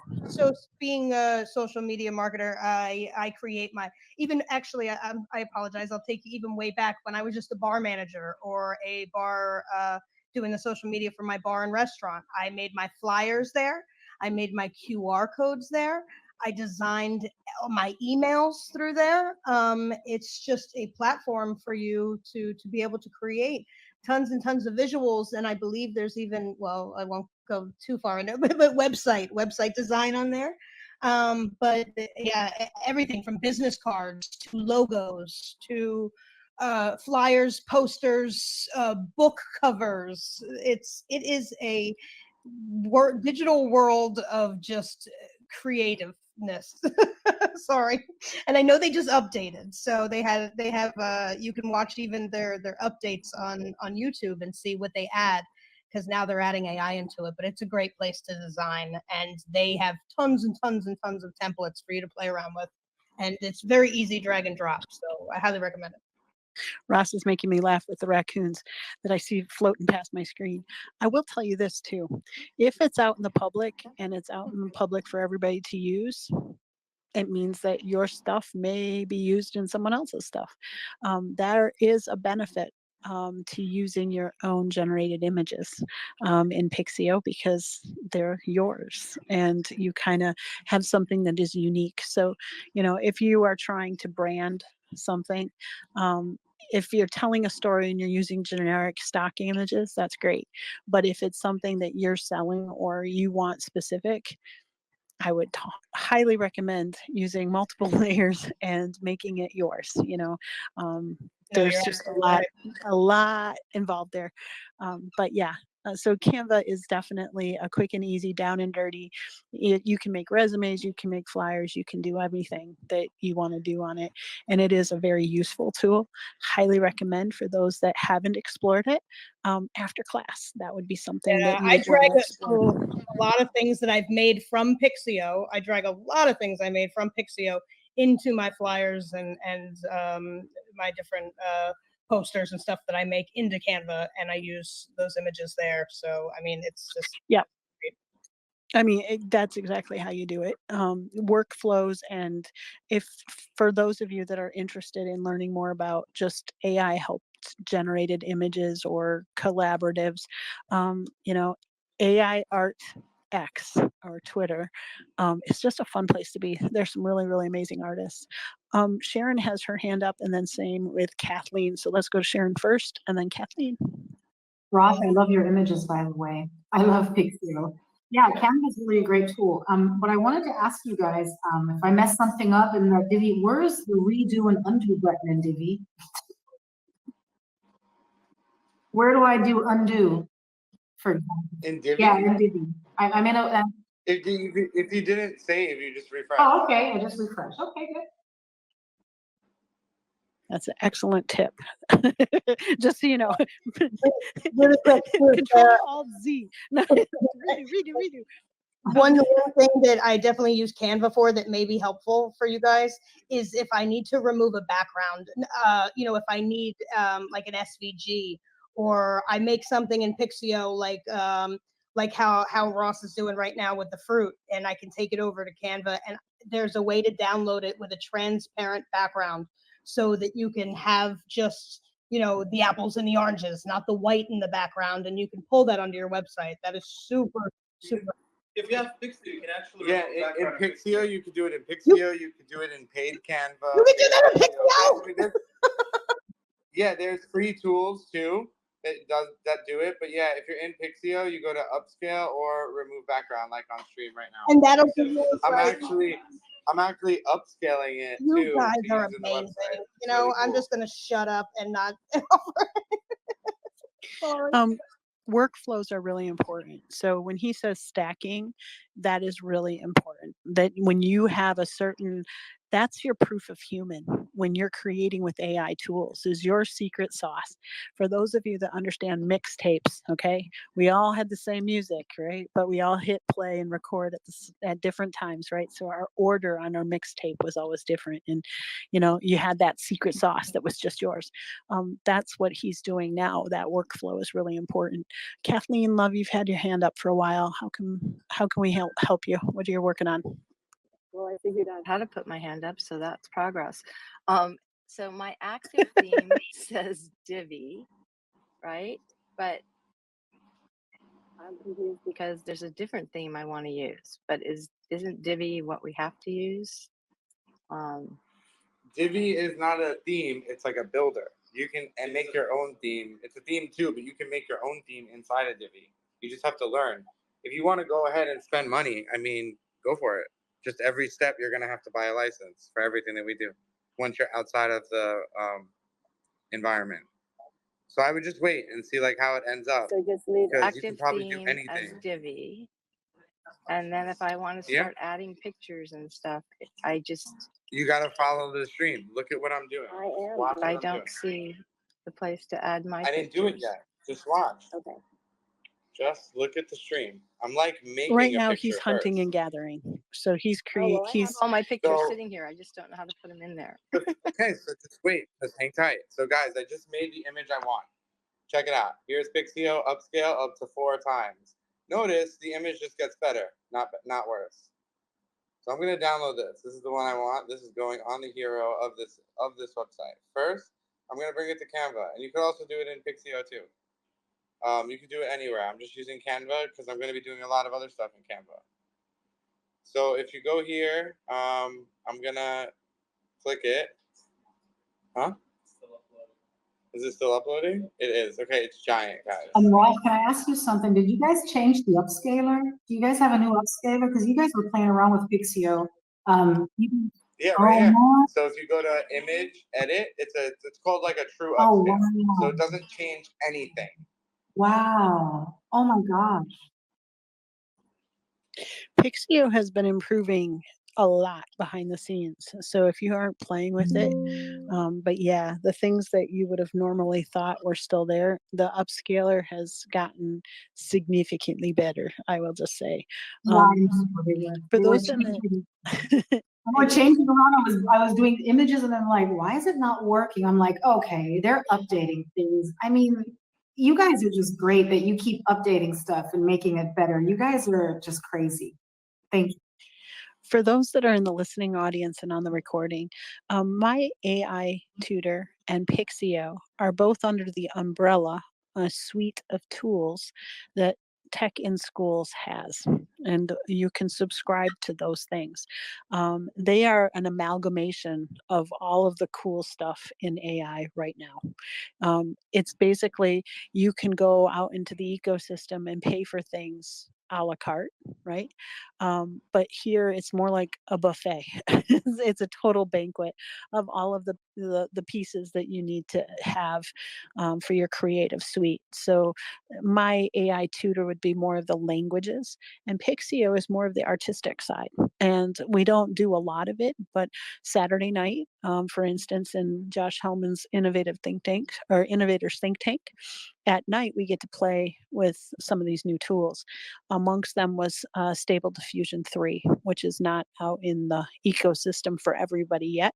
Um, but those are the kinds of tools that you would have access to in Pixio. And so he's playing with the artistic suite. So for those of you that like to dabble in the dark arts of, interesting pictures and imagery, you can create stickers, you can create whatever it is that your heart can imagine. You can create NFTs, you can make all of this stuff with your artistic tools that he's playing with now. So you'll learn about that. If you don't know about Pixio because you're new to the ecosystem, you can always visit. There are a number of spaces over the course of the week, but if you're not familiar, come in on Saturday night to the Innovators Think Tank and just play, because all of these tools are open for folks to dink around with and get to know a little bit better.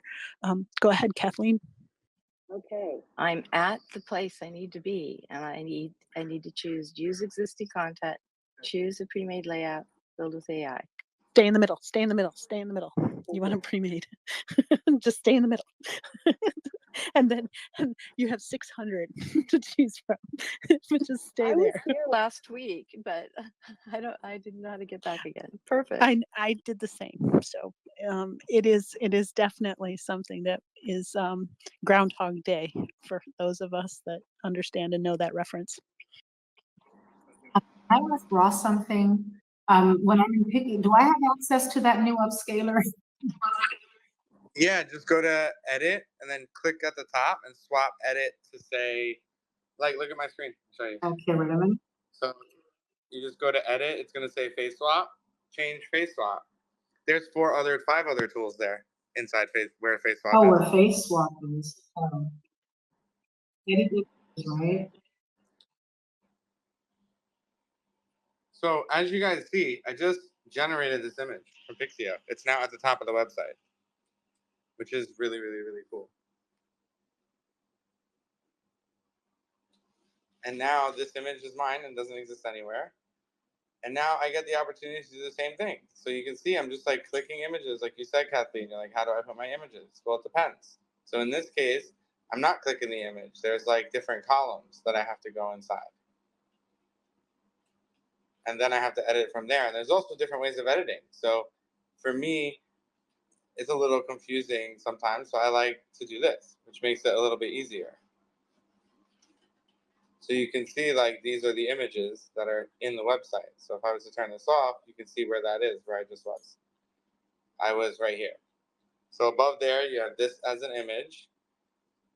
Then you have this, and then you have, it looks like 3 sections, but they're like not fully editable. So that means we got to edit it the other way. Then you have like images like this, where we can also like put our own images. So I could take this farm. You see? That's all AI generated. This is Pixio. Love it. Now this Looking is good, Rob. painter. Huh? I said I love it. It's looking good. Well, what Ross thank just pointed out is really important. So you had a look, that view that he had, you can actually physically count out how many images you have to do. So you could streamline your process depending on how, nitpicky you want to be about it. But you would automatically know, okay, I have to generate, see, when you're counting down how many images. So what he did basically is showed, this view that you're seeing on your screen right now, you can count how many images you need. Then you go into your Pixio or Canva or whatever tool of your choice, and you streamline your process. You're not hunting and gathering and going back and forth. You're maximizing your time and being more efficient. That's why AI is so, so special. It gives you the mechanical advantage and the leverage to maximize your time. You get more bang for your buck during your work session. So if you're thinking in terms of automation, this is like Henry Ford 101, right? Henry Ford didn't invent the car, right? He invented how to streamline the process to manufacture something. So those tools that you have at your fingertips right now, if you master them, you could be building other people's websites. So the very first thing you think of is you meet with your client and you say, okay, I have 20 images on this base, whatever template, and you can create your images just by talking to your client on the phone. You're hearing what they are saying. You want all these farm fresh produce. Great. You want it to look like watercolor images. Excellent. That was wonderful. Do you want it to be Instagram ready? With your white backgrounds and beige and all that other stuff, the whole entire zhuzh, right? You can start talking it through.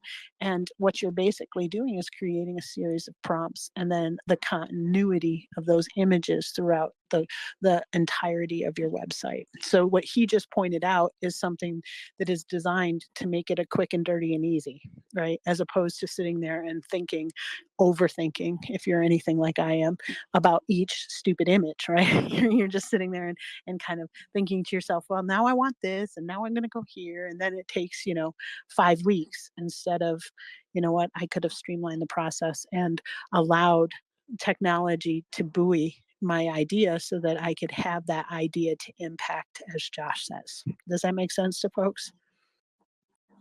Yes, yes. Yes, I'm glad that he showed that image too. If you go back into the recording and you can see all these things, that would be one of the screenshots that I would just take in my own personal binder. And it would, to people looking at my binder, they would say, what the heck are you taking a picture of? No, I'm taking a picture of a streamlined process so that it reminds me to look at it from that perspective as opposed to getting stuck in the weeds.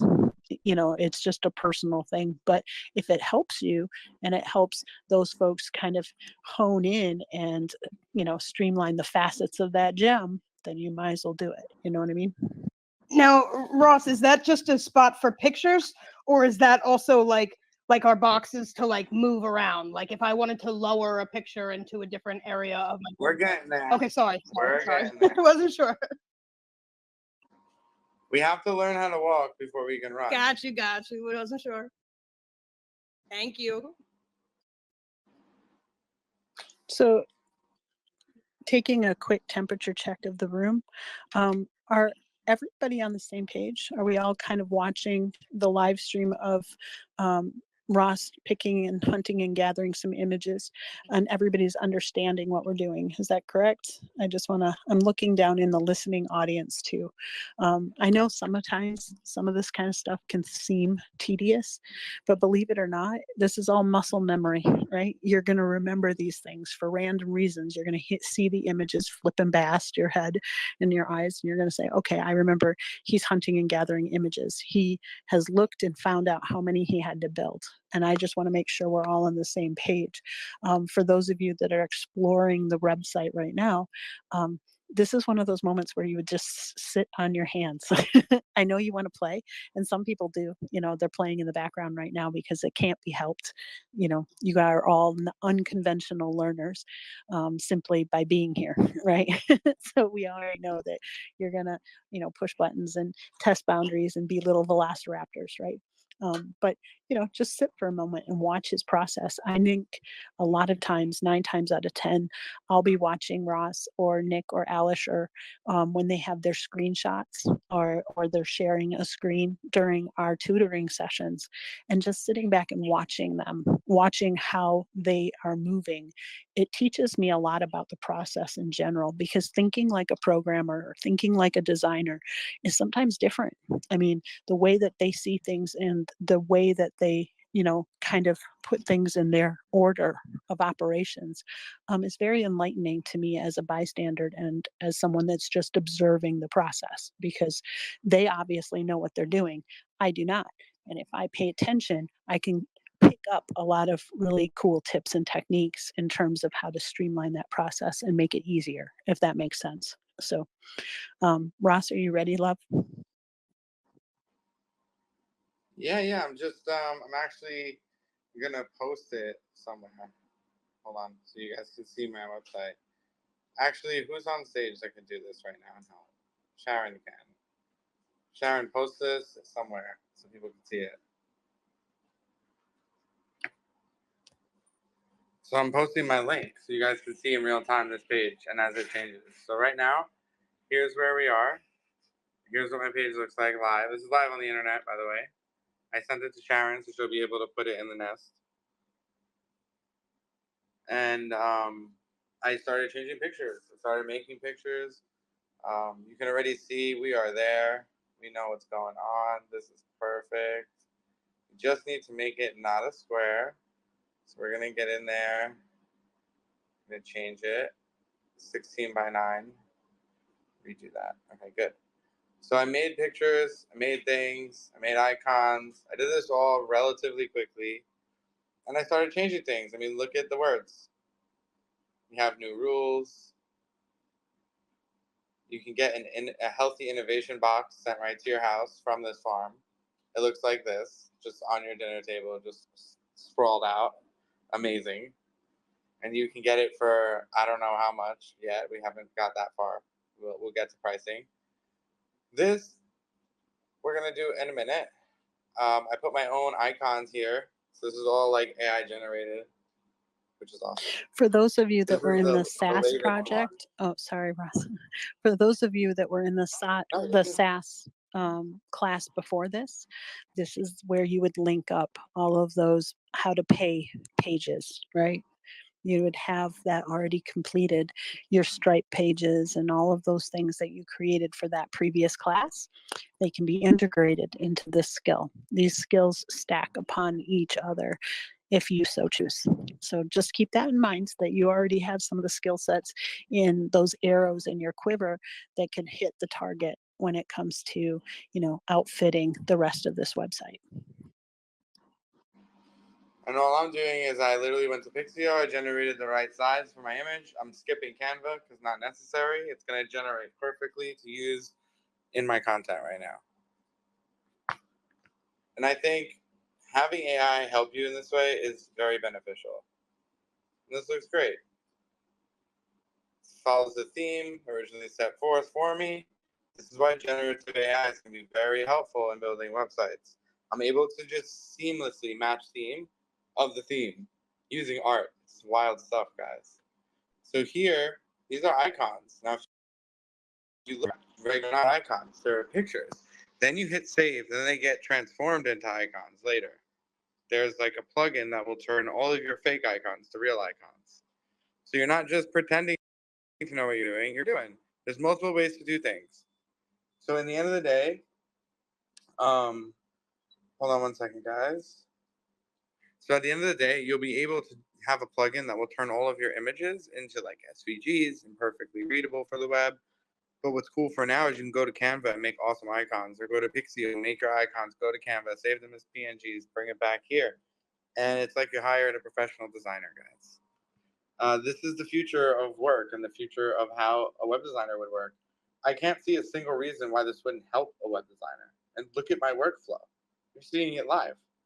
Hopefully, yes. Thank you, Sharon. So Sharon posted the website. You can see this amazing mobile-friendly website in real time right now. And that's what's great about building for real in real time, is it's all, well, real, which is really good. So I want you guys to like think about that, because I think that's really important. Like every change I make goes live. So if I make a change, you're gonna see it. Like I just saved. So now you're gonna see the latest image, which is now changed on the phone in real time. Like I just saw the wrong one, now I see the right one. That's the beauty of knowing how to build and building for yourself. Like this could be the best landing page, the best funnel that you ever had. And it's free to build right now. You don't have to pay nothing, no monthly. You just get in there and build it. That's it. And if you have questions, well, guess what? We're here to answer them. And we have all of the answers. Everything you're hitting or running into, I've hit 100 times. I've been in this situation with 12, 13, 14-year-olds, with 20-year-olds, with 40, 50-year-olds. So I've seen every single thing that could possibly happen. So I'm pretty sure if you have a question and you're afraid to ask it, I mean, don't be afraid. So this I would change with a tutor. So I would actually spend time and change all this text. And I heard someone go off mic. Any questions? Yeah, I have a quick question. I just want to make sure. Give me a thumbs up, Starboss. Did you get logged in or not? Because I was thinking that you had, and I just want to make sure that you are at where you need to be. If not, screenshot where you are and DM TSI behind the scenes so that Alisher can help you through, or just DM Alisher directly. Are you good? Okay, good. I was freaking out there for a second, friends. I want to make sure that we're not leaving anybody behind. All right, continue, Ross. So you should be in your own theme right now, putting in your own images, following what I'm doing. If you're not, just do it like they say at Nike. And also, if you have questions, I mean, this is actually the best time to ask. Can I ask you something regarding the, oh, sorry, I didn't want to interrupt you. I mean, you already interrupted. No, I'm kidding. What's up? So sorry. These icons, right? So what did you say that asked to make the resolution better? I didn't get that. Okay, so do you guys hear me? Yes. Because I'm having this Yes. thing again. Hold on. Dan, you can't hear him? So, oh, you were just mashing buttons. Okay. So to change the resolution in Canva, I went here, resize. I hit custom size, and I put the size I want. That's it. So easy. And if you're on live, it'll switch over. There's a delay. And if you don't have Canva, then you could pretty much use Photoshop. Pretty much any tool to resize images will work. Well, Canva's free, so you can resize for free. This is correct. You can crop too. But we're using basically AI to create customized content for our web. So like, for example, these peaches. I love the idea of the peaches, but I don't want to use those.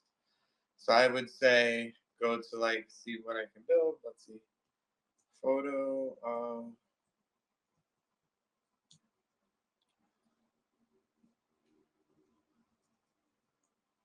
There we go.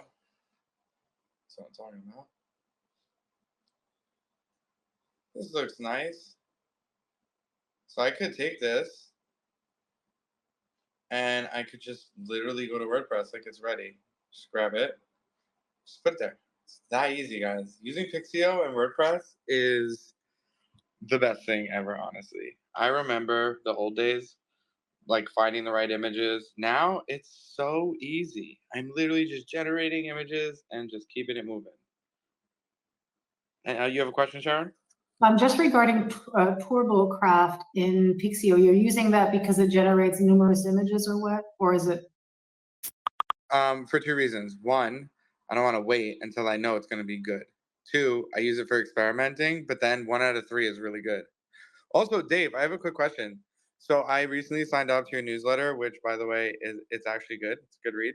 But I have a question. Don't be so Your images are surprised, really Ross. good. Are you generating these? Are you the master prompter behind this? On the focus field one? Oh, I joined a few and I saw some images that were like really good and obviously fake, but like good. Yes. If they're on my newsletter, I've generated them more than Yeah. likely in Pixio. My favorite is the chain to the Oh, desk. with the glowing chain where I have her chained to the desk. Oh, I don't know. I've seen that one. Oh, good. Oh yeah, that's about your to-do list will steal your freedom. Yeah, I've done that in Pixio. It Such was a pretty good cool. use. Listen, that's a great use because I remember reading it. And I'm like, okay, I relate to that. But that picture just sent it home for me. I was like, I resonate with this, and that's a great thing, great idea for like what I'm doing right now, guys. Like, you can use these technologies to really tell your brand story, whatever that story may be. Yeah, that And that I, image went through Pixio and then it went through the upscaler with a little bit of enhance, and it made ooh, all the difference to the light, it's the crazy. chains, the girl's face. But yeah, I think it works well together. Look, the title hits you in the face, so I think the image had to do the same. I think Yeah, what we're talking and about is AI gives you yeah, the ability not just to be a grunt having to do some one image. It allows you to think more like an art director. That's the way I see it is I'm art directing the title I want and I'm using AI to generate lots of that. Then I'm art directing the image to be in line with that. But I probably done like 16 images before I hit on that one. I knew what I wanted to do. It just give me more. I'll know when I see it. One of the things that's really cool about the conversation that's happening right at this moment between Dave and Ross is that when you're generating this many images, a lot of times AI will show you something unexpected because either A, it's not interpreting your prompt the way you thought it should be, or it's leading you in a different direction, sometimes completely off the off the beaten path. What Dave just mentioned in terms of storytelling, it's like an art director or just a movie director. You're telling the story and you're remembering all of the bits and bobs that you're going to need along the way. You kind of have this idea when you are writing a script, for instance, you know how it ends, right? And then you have to fill in the dash between the beginning and the end. And you're setting the entire scene for your client. You are setting the banquet. You're thinking about the table decorations. You're thinking about the silverware, the patterns of the plates. You're thinking about the lighting and the music and the centerpieces. And then you're thinking about what's on the menu. Each of these little pieces, as you're generating the images, keeping the ones that maybe they don't make it to the website, but you're keeping them in a folder because you know what, they all have the same theme and the same vibe and the same nuances that you could make an entire product line out of. So let's say hypothetically we've got this farmers market theme, right? Well, you could make a whole entire line of, let's say, plant decorations, the little tags that you put on your plants, or you could make aprons, you could make garden tools, you could make all sorts of things using those imageries. That image that you are, amassing and accumulating, they could be licensed out to other people. They could be on seed packets, they could be on, essential oil packets, they could be on anything, right?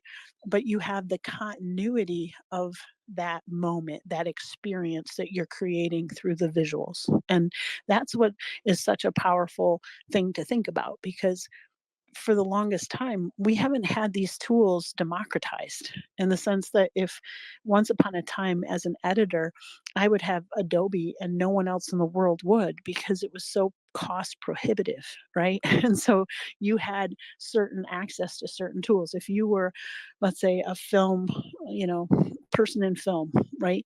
You would have access to a different set of tools that normal folks wouldn't. And so the barrier to entry was really, really high. Here, you have the ability to storytell and have a 360-degree view of whatever it is that you want to tell. You can add your own music. You can generate that. You can generate the imagery. You can generate the copy, the prose, the written word that you want. And they can all be a cohesive little gift that you are giving and presenting to your end consumer. And so I encourage all of you to think differently because legacy systems thought one way. You're having to train your brain to think of another way. Your workflows are going to be completely different. You're going to batch ideas and you're going to have multi purposes. Back in the day when I was, I write for 40 magazines, right? So when you create, let's say, an article, you are going to repurpose that article in at least 7 different ways in order to monetize it. You're going to have an audio version. You're going to have a shorter, too long didn't read version. You're going to have one with step out pictures. You're going to have another one that's going to be in an ebook for, someone later on down the road. You're going to have all of these different ways to kind of repurpose that information. It's the same with your images that you are creating, and they're insanely unique. Even if you're using AI, you have the proof of human because what you're doing, what Dave just said, he's like, I took this image and then I put it through this rigor, and then I put it through this rigor, and then I added this special lightning, and then I added this. Why? Because in his mind, he is editing. Just the process of taking away or the process of adding your own little spin, even the process of deciding which image to keep and which to throw away. It's like the gambler, the song, you got to know what to hold them and know when to walk away, know when to run, those kinds of things. It's exactly the same thing because you're making those cognizant choices for your brand, if that makes sense. So as you're watching the screen, you are seeing Ross go at Mach speed, right? Eventually, that muscle memory is going to make it so that you do the same. You're going to start understanding the tools at your fingertips. You're going to understand what they do, but also how to manipulate them in your favor. Dave has a very specific process, and he has his newsletters, the Focus Fuel newsletter, but he also has a lot of interesting spaces where you'll sit and chit chat. His one when you're stuck, for instance. And sometimes he'll just hear it in a different way and show you a different process that makes it more efficient. And that is something that's very valuable, especially when time is your most valuable resource. You're measured in units of attention. You only have so many units of attention per day, and you have to pick and choose where you're going to spend them. So I just wanted to put that out there that no image goes to waste. You're going to repurpose it many, many times, and you're going to understand how to monetize those. Because here's the other thing. If you're paying, let's say, $30 a month for Pixio, you have to figure out how to monetize something that you're creating in that system to pay for it, because you can't afford to deficit spend, right? And giving yourself that parameter and saying, I am going to sell something. I don't even care if it's just stickers on Etsy. You can upload any of these to Sticker Mule, right? You can put all of these on Society 6 or Cafe Press or Redbubble, any of those things instantly. You can set up a store, and now you have the tools to set up a website to do that. That's pretty powerful. So I just want to put that out there. Go ahead, Dave. Yeah, I think it's really interesting that Ross mentioned my newsletter because thinking about the speed of output and what you can share with people, like the possibilities are absolutely endless. I was speaking on a space earlier this afternoon for me, and I was actually talking about that specific article about your to-do list stealing your freedom. And somebody was listening just in the listeners. And I get a ping and I get a notification and it tells me this person has signed up for my newsletter for an entire year and has paid me $200 to read more of my information. But the power of that knowledge and the way that you can package this now is absolutely amazing. But this is just a tool to enable you to actually get what you have out into the world easier.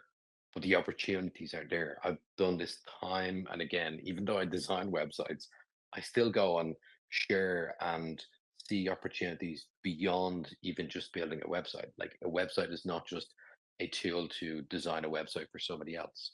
I do that, but now I'm getting paid to share a newsletter every single week. And instead of me paying a company to send that, people are paying me and saying, yes, please tell me more every week. So there's a kind of cohesive connection with all of this. Think about the opportunities that may be in front of you. You could be speaking on a space, you could be sending out messages, could be DMing, you could be helping somebody, and then your website is a next logical step. And I tell everybody this, it is a hub. X is just a spoke to feed people back into some sort of platform or some medium that you control the relationship. If the algorithm changes like it did last week and said, big accounts, you no longer matter. I have friends of mine with like 300,000 followers are now getting way less traction, way less money, but that's because X is controlling those parameters. A website, you get to control the parameters, you get to own the relationship with people. So think about what you do here or anywhere else. I was on a Zoom call with a client for web design stuff yesterday. She asked me what I do as my hobby. I told her about Focus Fuel. She joined that newsletter straight away. So there's so many different spokes that can feed into this hub that you're actually learning to build right now. Yeah, and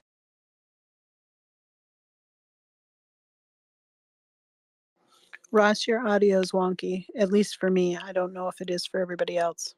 Me too. Yeah, you sound like a senile old man going demented, walking around speaking to Yep, himself. he just hit the mute. He hit the mute button with his tongue. That's just what happened. Just so you know, that's on the speaker. That's on the the record. Alisher, can you test your mic, please? Alisher is actually running to his phone to try to get to the speaker. Where I just want to make sure that they're both up there. Ross is going to duck down and take a lap. So, Hey, do you guys hear me? yes, Yeah. sir. Okay, good. I just want to make sure that we still have a connection with the Bat Cave one way, shape, matter, or form. Let's see. I actually also have my sound off. Russ is coming back in a second. He's the Spaces on iPhone for some reason is having some issues. Well, did he charge the battery after talking to all of us this afternoon? While we wait for Ross, can I offer one piece of advice for people who are building right now? When I design new websites, I'm not as worried about the aesthetics and the. yeah. Yeah. Yes, we can hear you now. Okay, so Yeah. I'm just saying, it's not just interesting, it's like really a W for you because I really couldn't it stuck in my brain. And that's so cool that you can now do that because in the past I would have to go find images. Now I'm like just generating these awesome images. Like you can see in the stream, I made this. Can you imagine the difference in that article if it was a cheesy Colgate image, stock photography? Can you, no, I mean it seriously. It would not have the same impact. The fact that I also used AI to generate ideas to get that image. And I said, no, this article is slapping people in the face. This is really important. This is not a normal cheesy article. I actually told AI, I said, that's bland, cheesy, corporate, typical, predictable, and cliched. Give me more ideas that are actually strong and powerful. And I can't remember if it was me or AI that came up with the idea of somebody being chained to a desk. It's great either way. And you guys can see on stream, I'm on AI Tutor. I had it read the entire website, gain context, and then I started asking it questions. Now I'm asking it about different things that I need, so I don't have to write any of this. See? It's writing all of it for me. Literally just taking it, going to WordPress, and putting it here. Folks, this is really important what he just did. He really pay attention to that screen. Ross, go back to the Pixie or to my AI Tutor Yeah, screen. sure. Yeah, the reason why it's really powerful. A lot of people, this is the friction point where they just call it in. They're like throwing the towel. When you're looking at my AI Tutor right there, what Ross did is he dropped. This is for the benefit of the recording also, because it's like, see what I'm doing. He dropped everything that you needed to have in his website, and then just dropped and dragged it into my AI Tutor. And my AI Tutor is sussing out the copy and creating the copy as it has interpreted his website. So not only is it looking at the theme, it's looking at the colors, it's looking at the messaging, it's looking at the words. And then what it's doing is saying, all right, I need to have some cohesiveness that fits and drops into these sections. It is instantly created. For folks that have built a business and have searched for websites, for hours on end, that and they don't know. They say, well, I have to hire a developer, I have to do this, I have to do that. All of those things are taking away from what you really should be doing, right? And there is going to come a point, and I'll say, yes, you can build your own website. You can do all of these things. Um, a lot of times when you want to create something that's more, I should say, more robust, right? Let's say you need to have, you're gathering information that needs to have a privacy wall, or you have to have something that's a little bit outside of your skills, right? That's when you would tap someone like Dave, right? You say, here, I've already created this. Now fix it so that I can make sure that everything is secure, or add, this to it. Sometimes it's not necessarily about finishing this. It's also knowing what else you need. If I showed, let's say, I took what my AI tutor told me to write and I plopped it into my website. And I think, okay, I have this working copy. Taking that to designer or taking that to developer as what you have on the page and saying, now I need you to add on to it, monumentally easier than trying to suss out from the beginning, this kind of amorphous, I'm not really sure what I need kind of thing, if that makes sense. Jeff, go ahead, love. I will continue to talk. And I don't No, want you're to good. go ahead. So I published the latest version. You can see all the text has changed for the most part, except like I think three things. And it's really cool how quickly you can do this, because let me tell you something. You can make a website for someone and make money by using this. Like Divi just changed your process of creation and brought it down to like just maybe 20 minutes. And yes, you can go custom, and no, we're not doing that today. And if you want to do that on your own, you can. Today is really about getting acquainted with the tools, how to edit things and change things. We're going to be able to do Ross, upthings. Jeff Yeah, needs you to answer something real quick, hon. what's up? The question I've got is along the lines of what Sarah was just talking about.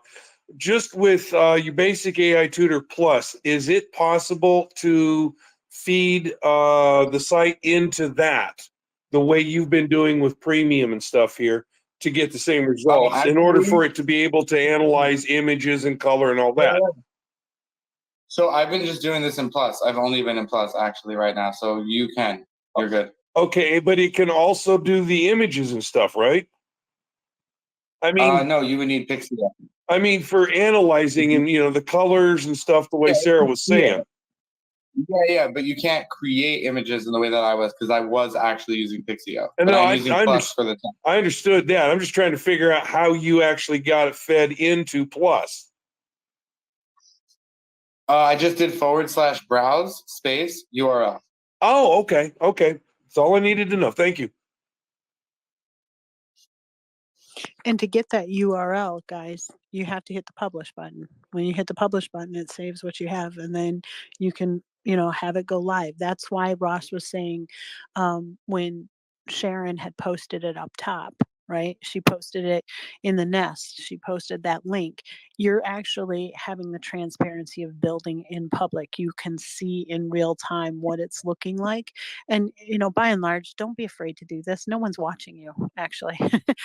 When you have a brand new website, people aren't paying attention until you broadcast that link. And so, knowing what it's going to look like on the other side, or, many times if Ross is working on something, he's like, okay, Sarah, look at this, and he'll send us a link behind the scenes, or to Morgan or whatever. And whoever's up in the middle of the night, really, and say, okay, look at this.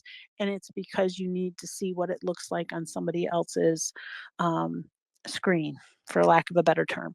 And that's really important, to be able to do that. And a lot of people, that is going to give you the worst anxiety you've ever imagined.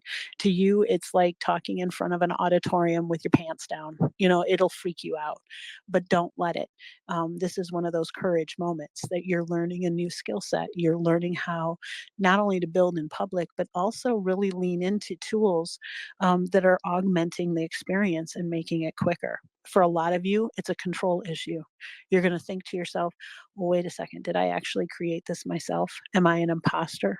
Am I not an artist? Am I, not a creator? Am I not a writer? How many writers are really, really struggling with the fact that this system just created all the copy for you, and maybe your job is to write copy. Well, you edit it, you zhuzh it, you make it your own, you use those sliders, you know, you figure out how to scale the image, and you add your own fingerprint to the things. And you're going to have to come to that.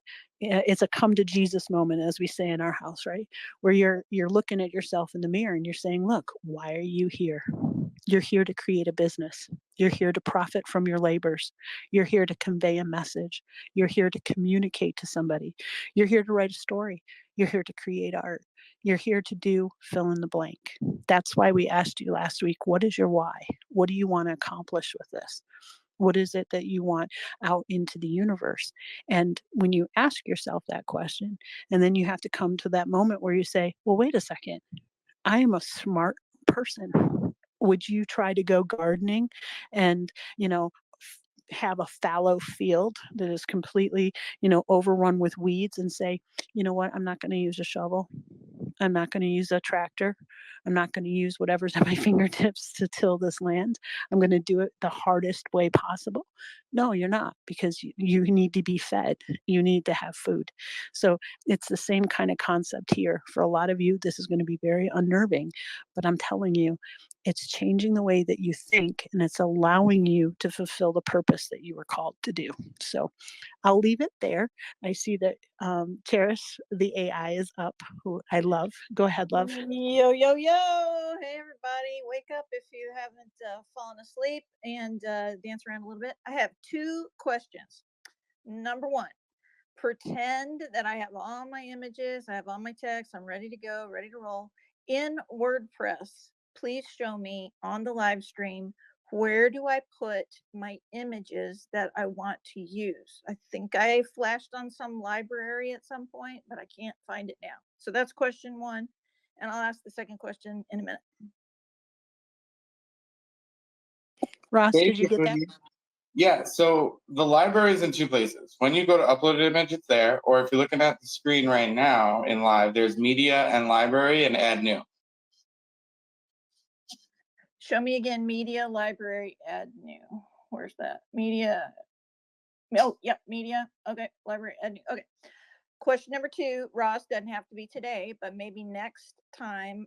Can you change your mouse cursor to something gigantic and neon colored so we can follow it a little bit easier, particularly on this white background? Who's talking? Because I'm on Android now. I lose that ability. That Sure, is this Cherish. is Karis. Oh, go ahead. Yep, this is Karis, the AI. I got you. I will see if there's a setting I can do, but Not today. Not today. the best Next thing I week. could do is just get to a point where you don't need it. Like, start playing with it. You won't need it. You have this video that will show you exactly over and over again. It's be streaming literally between now and next Wednesday. I understand that. It's just very difficult to follow you live when your cursor is tiny and white and there's white background. That's all I'm saying. Yeah, I will see if there's a setting that could, make it a little bigger. But I would say until that is a thing, just, you can always rewind it. So even if it's fast, you could rewind it. It's going to be there forever. And people can stop me and say, hey, how did you do that? Like you just did. You just made me stop and go to the WordPress dashboard. Feel free to do this, guys. We have only a short time together. If I had to go very slow, we just wouldn't be able to get through everything. So make sure you're in the Slack. If you are, then you're good. Following along is super easy because you can get our attention in the Slack and we can help you one-on-one. So you won't have to really worry. But if you're speaking about for everyone, I would say everyone join the Slack until the mouse is big, neon, and giant. That would be my best advice to you. But I'm glad I was able to help you. And if you have questions at this point, just stay speaker and stop me. Folks, I will tell you, I actually have a giant magnifying glass in front of my screen because I work with a lot of little things when you're soldering and whatnot. It is something that, especially my age group, as you get to certain point in your life, it is one of those things too. I would definitely love the cursor to be neon or black or large. But then if it's the size of like a fly or something and I'm swatting at it, I already have issues about trying to fix your screen, because the live screen is I'm flipping from one to the other, and as the night goes on, so the trouble or the struggle is real. But I definitely agree with you, Karis. I think that would be very, very beneficial, um, in more ways than one. I'm slapping you a high five, sister. Artie has his hand up too as well. Hey, how's it going? I am working in the Divi thing, and I'm working with the H1 element. And if I go to the settings button to pull it up, I can see the content, the H1, the text that I've put in there. I'm not understanding how to consistently change the like color of the text, because I would imagine you go to design and then text and change color there, but when I do that, nothing happens. But the weird thing is, if I adjust the letter spacing, for instance, it will change the letter spacing for the words that I'm trying to adjust the color for. But it just doesn't do anything with when I change color. I would say DM screenshots in Slack or right now because my DMs are being manned, and that's the best way because it's really hard to see individual people unless we can see.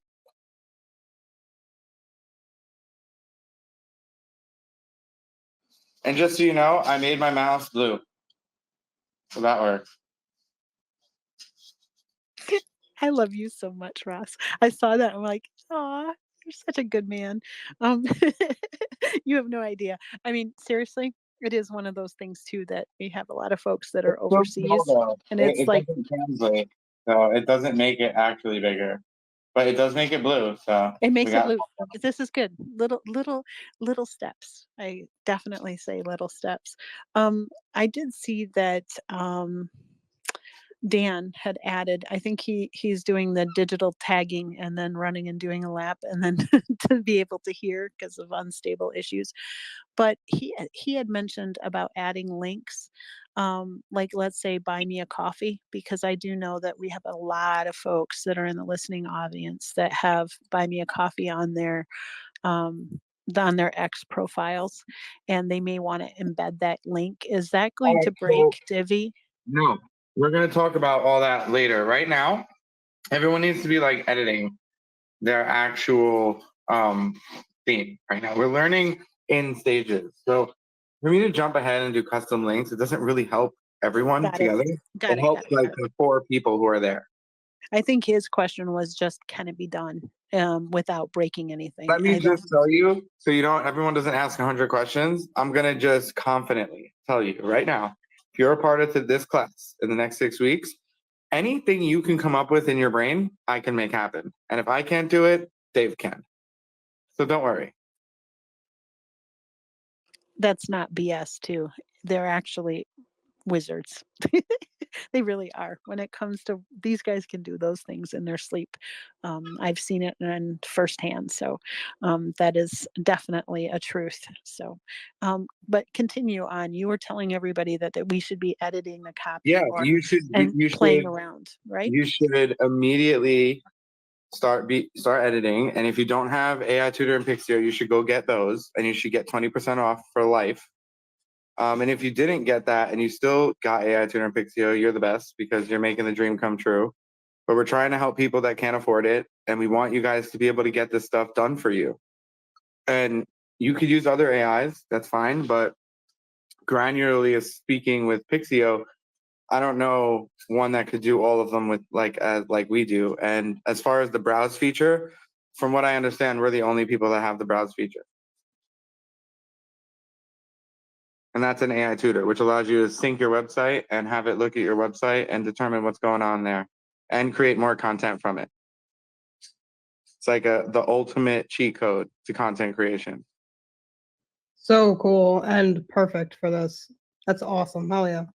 Yeah, we are using it for this, but a lot of people that have AI Tutor, they use it to ingest large documents from like websites, to scan many websites into context.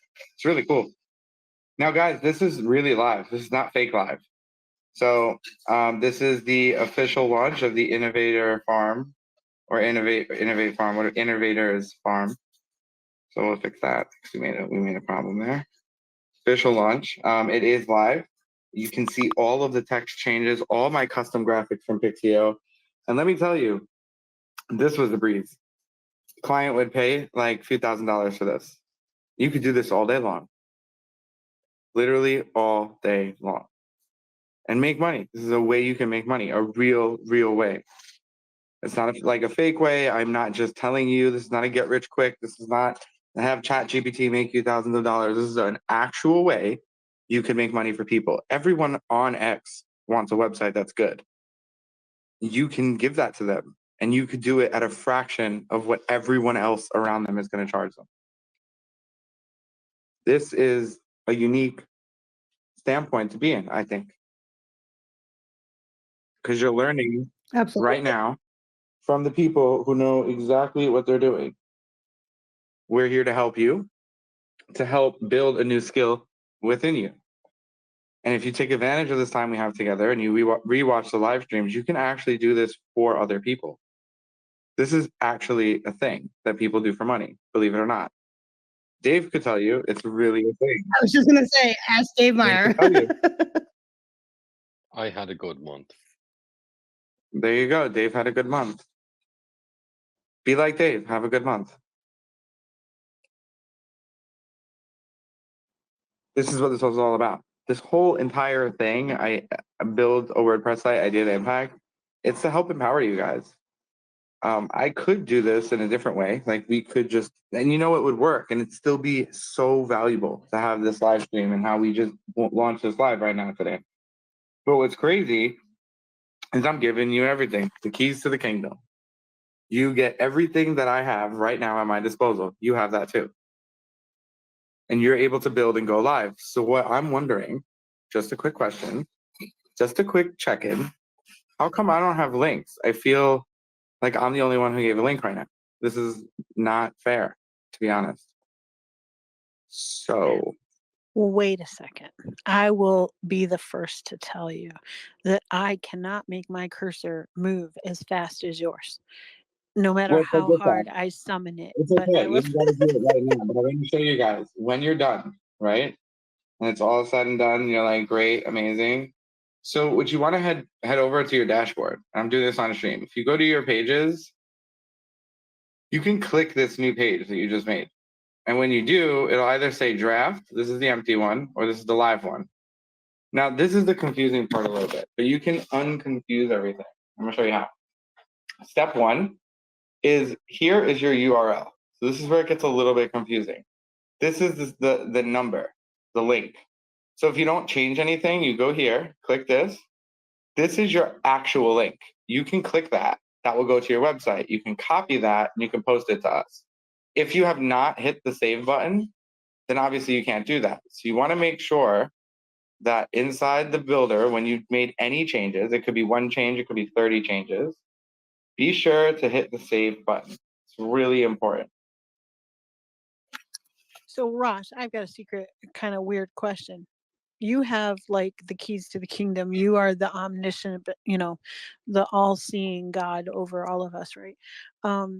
So technically, if we're hitting click and save, from the back end, you could actually look through the roster of folks that have all of the backpacks, right? And kind of Yeah, see what they're if you're in building, the correct? Correct yeah, if or you're in no? the group, you'll be able to see everything and I'll be able to help anyone. But in order for me to help you, you need to follow two directions. One, do not go to Discord. That is not for this. So like if you do not get answered, well, that's why. Only in Slack will we be answering these questions. So everyone get in Slack. You should have an invite in your DMs if you DM'd. If not, DM now.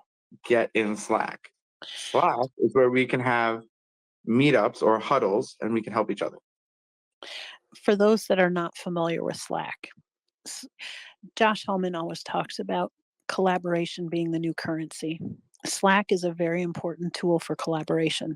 and for teams that work together. So if you've never used Slack before, it does take a little bit of a tiny learning curve. Yes, you're not going to be happy with having to learn a new skill. But that being said, Easier than it is Discord though, Sarah, right? so much easier than Discord. And as an entrepreneur, as a business person, eventually you're going to hire some folks, right? You're going to want to understand how to connect to your folks and have that kind of collaboration. So it is a skill that you need to learn. All of the things that Ross introduces you to, whether it's, you know, when we were in the SAS class, for instance, you learning Supabase and Vercel and GitHub. And in this ecosystem, you're learning what a cPanel is and Divi, and you're learning, the ins and outs of maybe Pixio or an outside source of an art generator, and then bringing it into modifying it into Canva. These are all ecosystems that you, as a person that is being reskilled and retooled for an AI age, needs to have on their fingertips, at the tip of their fingertips. And so, when we're telling you get into Slack, that's not saying we're digging our heels in the sand and making you, forced fun activity. No, it's also a very pertinent part of the curriculum, is that as a person that is now becoming fluid in the digital overlay, where you are a digital nomad, you are working as a solopreneur in many cases, you're going to have to learn how to collaborate. And how are you going to do that? Right. One of the things that we learned earlier with Jeff, I'm using you as an example, Jeff, just know that's with love and respect, right? He was using Brave. Brave is like a fortress, right? It's not a sharing tool. You're building a castle instead of a bridge. Slack is a bridge. Chrome is a bridge. When you're thinking about having an ecosystem with lots of little nodes that needs to connect really quickly, those are the kinds of things that you have to think through, right? And so in your notes, think to yourself, am I building bridges or am I creating giant walls for myself, right? And that is one of the things that we're thinking through with that. So definitely take advantage of Slack. And it's also to help Nick, Alisher, and Ross, because they know that if you are in that channel, that it is this class. Because you have to understand, they teach hundreds of classes. They have thousands of students. They have so many of us in one ecosystem, the other ecosystem, or both ecosystems. They are answering DMs, and they're on every platform. This class is being streamed on multiple platforms simultaneously. So you may have people in this class that you're not seeing because they're not here on X, right? They might be on a different platform, right? So there are many different people coming in from multiple different sources. And so this is guaranteeing that you don't get lost in the shuffle. So I just want to put that out there. Dan, you had your hand up first, and then we'll go to Kathleen. Hello. I think the internet is working for me now. Yay! So I wanted to just kind of piggyback on what you were just saying, Sarah, and express just gratitude for Jeff and asking that question, because here's why. I shared like this idea to create a one sheet of links that connect all these different pieces we need for this puzzle we're building together. But just that the fact that he asked that question combined with this discussion of branding, it would be so easy to create in Canva a one sheet that has your colors and then your code, like your color codes, so you can just put those into AI and say I would like blue 56949er and like it's just like you always have that one place to go. And with AI having vision, it can you can just say refer to my branding guide and do this. So that could be really powerful, and that came about because of this collaborative space. So I wanted to share that. And then I have a super specific question. I asked it in the trouble. If it already got answered while I was like kicked off the internet, that's okay, just keep going. But I just wanted to make sure, like, if we add a link to like an online store or something, some other portal that we've made, I wanted to distinguish what Ross was saying about like not breaking Divi, and then adding outside elements like that are link based. So can you go through To that? quote Ross, he said, "We're not there yet." So just so you know. Yeah, Oh, we're gotcha. not there yet, but it's 100% possible and doable. We're gonna get to a point where we're gonna be embedding bots from AI Tutor onto our WordPress, as an Heck yeah. example. Heck, okay, awesome. I will buckle up then. What you want to make sure is that you are able to do everything that we did up till right this moment where the live stream is. So my page is live. You can see it. It's customized. All the copy is customized. That's awesome. I'm driving right now, so back to Sarah's question. Like, can you see that on the back end? I'm totally willing to have you pull mine up. It's a hot mess right now, but I did all the things and then I saved it. So are you able to do that, or do I need to put it live just to? You got to put it live. You got to Okay. save. I've got it You got to saved. save Yeah, it. I've got it saved. Okay. So do you know? Can you see it? I can't right now. This is the wonders of social audio because I'm driving, so I'm going to be a safe driver and So not look at my DM it to me if you want. What's that? DM it to me. Okay, I will when I stop for gas. Awesome. Thank you.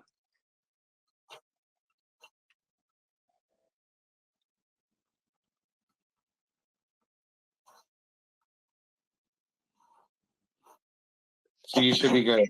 So guys, hang on one second. Wait. I was unmuted. Kathleen has a question for you, Ross.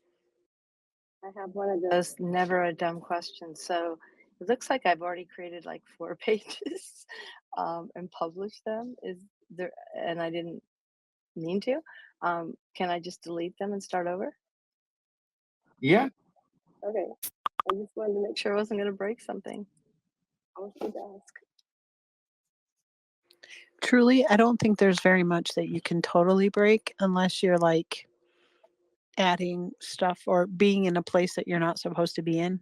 But I mean, by and large, they can usually fix it, or at least they'll laugh at you and have you laugh with them as they do a redo or a restart. But that's the benefit of having being inside the play yard that they've created, that we're in their little contained bubble, so they can kind of help us out. But I did the same thing actually, Kathleen.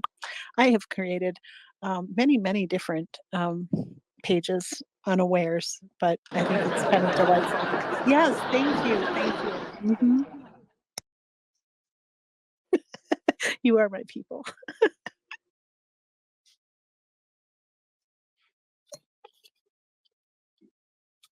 Yeah, so if you guys have any questions, you can let me know, but I want to see if you can get your links posted. DM me your links if you want, and I can tell you if it will work.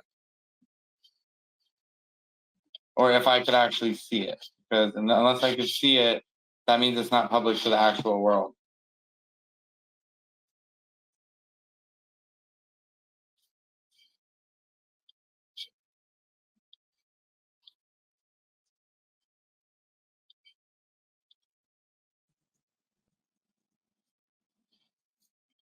So I want you to send me any links in via DM or post them.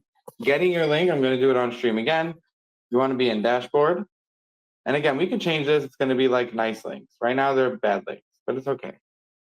You guys will get over it. So you go to the one you like, this one, no title. And you'll see over here on the right, you have a little link called URL. When you click it, there's another URL. That's the one. That's the one you post to everyone.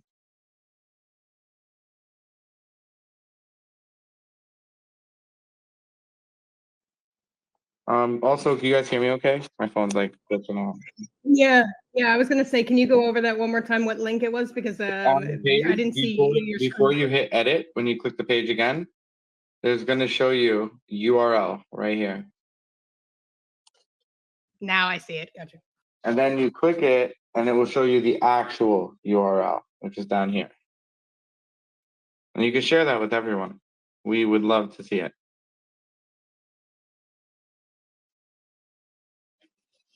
Ross, I chose something, but I just have to, I need to take time to do this, but I've been playing around, just that you don't think that I didn't do anything, okay? I did something, but I'm just not ready to post anything. No, post it. It doesn't even matter. Literally, just post it. And Bill, check your DMs on Slack, please.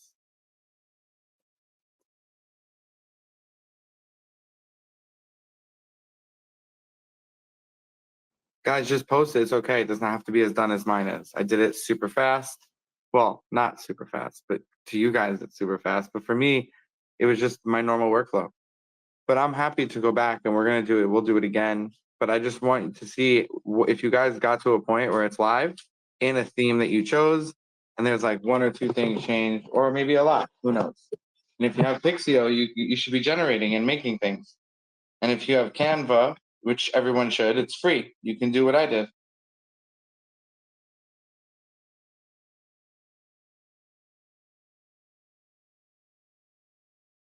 I put mine in there, but I don't know if mine counts.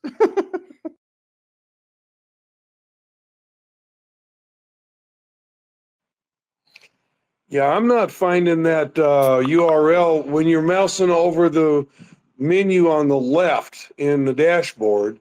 I'm not finding that URL that you were talking about. I can find it when I go into the actual page, but I don't think that's the one you want. Yeah, so like in the dashboard, it looks like this. And then you hit the one you want. I'm doing it again. And then you go there. And then what? Okay, I didn't see what you just clicked on. I just dashboard. So you get Oh, to the okay, dashboard. you're just clicking on that link up there. This one. The one that says like not draft. So like this is bad. I'll delete it. See, just the one, this one. Then I click I'm it. trying to get to the page you're on at the moment. So my page is just the dashboard. So to get to the dashboard, you just go to the URL and you do /WP-admin. So your URL /WP-admin. That is going to get you to here.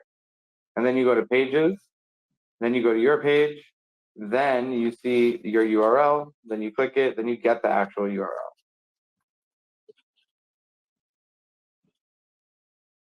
Hmm.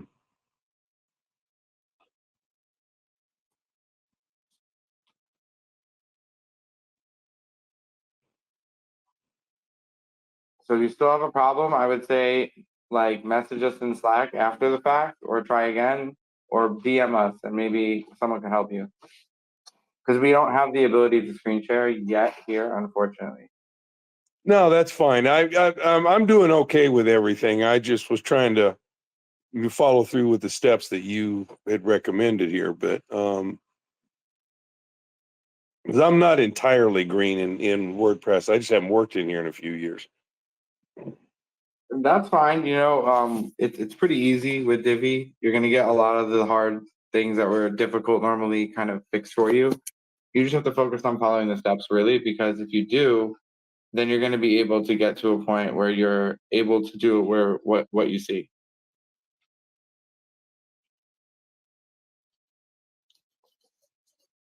But again, this is all going to be on the live stream again, over and over all week. There's no rush. You can reach out to us. And please don't change your theme at this point. You want to kind of stay with Divi as the theme. And whatever you're trying to do, you should basically write that down and bring that for next week, because that's when we're going to be doing custom elements in Divi. So like starting with a blank page and making our own elements. And learning how to save elements for later use in Divi.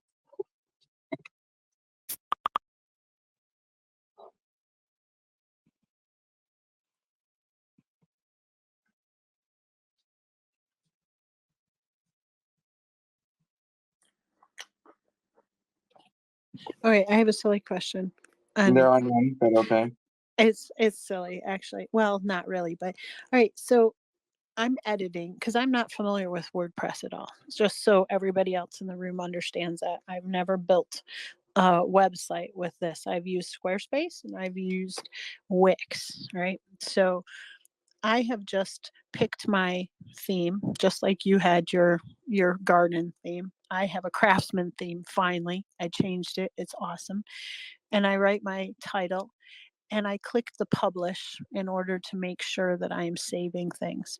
And I think I have the similar issue with what Jeff is talking and alluding to, because I thought that my website name, which would be pocketfolks.tsiprogram.org.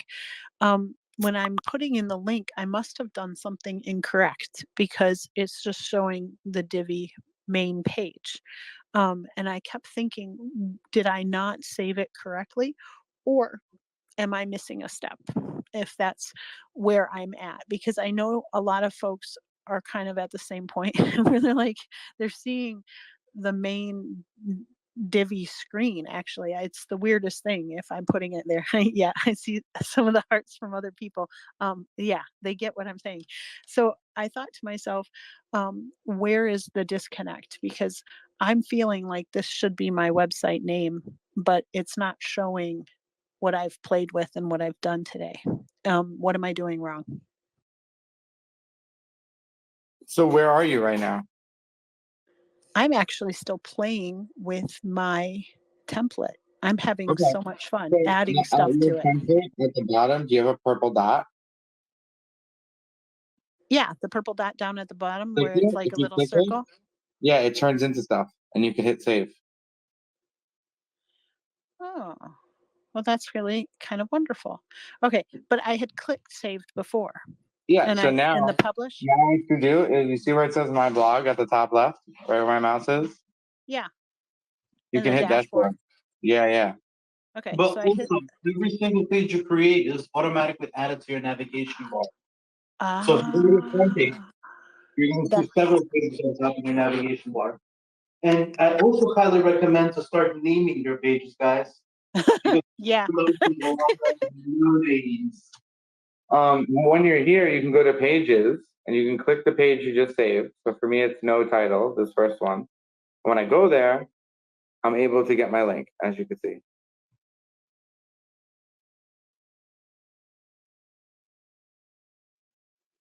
Excellent. Excellent. Excellent. Okay. I just wanted to make sure because I think I had also the Kathleen issue. I've had everybody's issue. So I'm just, except for the brave one, because I remembered last time not to do that. But I had created a whole truckload of pages. And the hard part is that a couple of them looked the same. The other ones did not. So it felt like Sesame Street. One of these things just doesn't belong here, that kind of thing.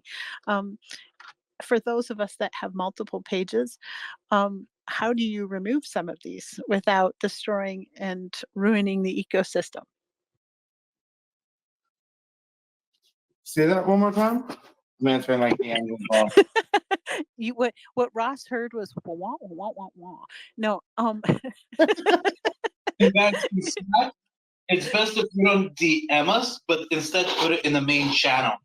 Yeah, I'm Because going to do that. I'm going to play in Slack, but I was just going to add it out into the recording also, because there are going to be a number of folks that listen in on the recording, and this is for the benefit of them, that if you are not in the Slack channel, you do need to have a DM to Tech in Schools to make sure that you are in the DM or in the Slack channel, because that is where everything's going to get answered. So having that conduit is really, really important. You will hear on the recording various issues that people have had. Hopefully I'm doing a good job relaying some of them so that I can be the scapegoat and I don't mind it at all. But I want to make sure that we have everybody on the same page. Go ahead, Jeff. So I was trying to follow along with Ross, and now when I try to go into my homepage, which I have been editing, it shows me my URL, but it says the template is default template, and if I try to go to that URL, or if I go to the my blog button, all I get is, like Sarah was just saying, that Divi default sign up page. It's not showing me the page I was creating, but I have been saving it.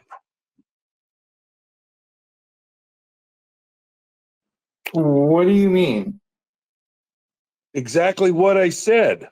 Like you saved your page, you went to the new page, the URL, and you're seeing the old Divi page? Yeah. Okay. So now When I go over to the menu on the left, go to all pages, I go to my home page.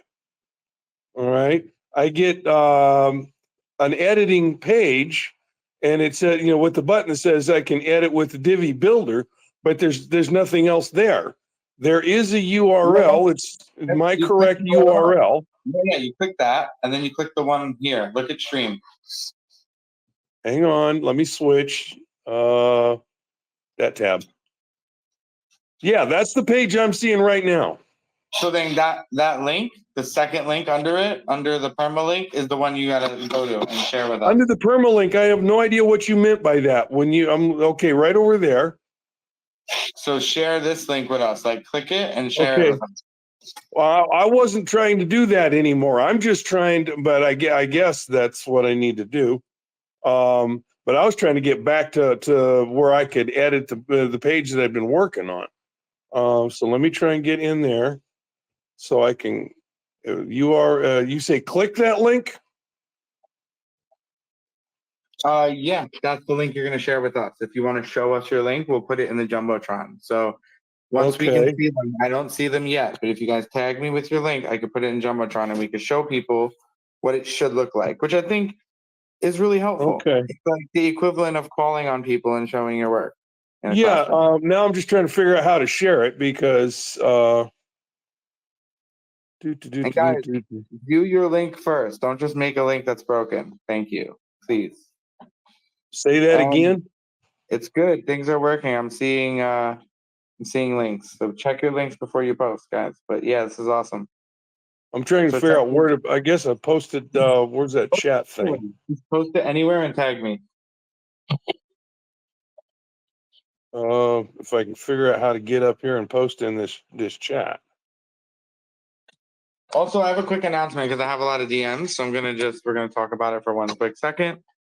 If you like what you saw on screen, and then I'll help you, I promise, Jeff. One sec, I just have a few DMs and I can address it all. If you like what you saw on screen with what I was doing with Pixio and AI Tutor, feel free to sign up. There is a discount code you could use. If you are a registered teacher or you work in a college with students and that's your thing, and this is what you do, reach out to us. If you can prove it, you can get a teacher educator discount, but you have to work in a school and be able to prove it. That is my public service announcement. So if you're wondering, how do I get those tools? Can I get a discount? You could, but the tools are paid and not included in what we're doing here, but they are very affordable. So if you would like them, shoot us a DM. But I just wanted to say that because I have a lot of people asking me, how do I get AI Tutor and Pixio to use when I'm building my website? So I wanted to create that way that I can explain it to you guys. And there is links that we did post. And if you can't find them, feel free to DM TSI or AI Tutor, who's also here. And they can definitely get you links or ask in Slack. If you are curious to try it, again, there's a lot of tools in the world, but the browse feature only exists in AI Tutor. So if you want that feature, you want other features like I was showing, feel free to subscribe. And when you do, you help a student get it for free when we go to classrooms. So we really appreciate that part of this whole ordeal. That being said, Jeff, what is your question? Sorry to interrupt you, but I just got 5 DMs that are exactly the same from different people. No, you got to do what you got to do. I'm just trying to figure out how to post that into the ITT website, the live feed thing. You don't got to do anything. All you got to do is hit post on Twitter, put the link, tag me. I'll do all the rest. Just tag me. I'm not in Twitter on my laptop, only on my phone. But I'm doing all my work on my laptop. Oh, so then just send it to yourself. Send the link in an email from you to you. Okay, that's going to be a little slower process. All right. Or type it in with like your eyes, read it and type it. I do a cut and paste on the ITT website chat thing, but I can't figure out where to do that in here. Well, you could do that, and then Josh, I'm sure will go grab it for you. I'm just trying to figure out where and how to do that in here. And I'm holding up the show. I'm trying not to do that. No, you're good. Guys, I just want to make sure everyone can post links and showcase what they're doing, because we really have to work together and show off what we're doing. And there are a few people that are DMing me now. Bill, you are one of them. I just see your face. Answer the DM if you're interested, and we will create that for you, my friend.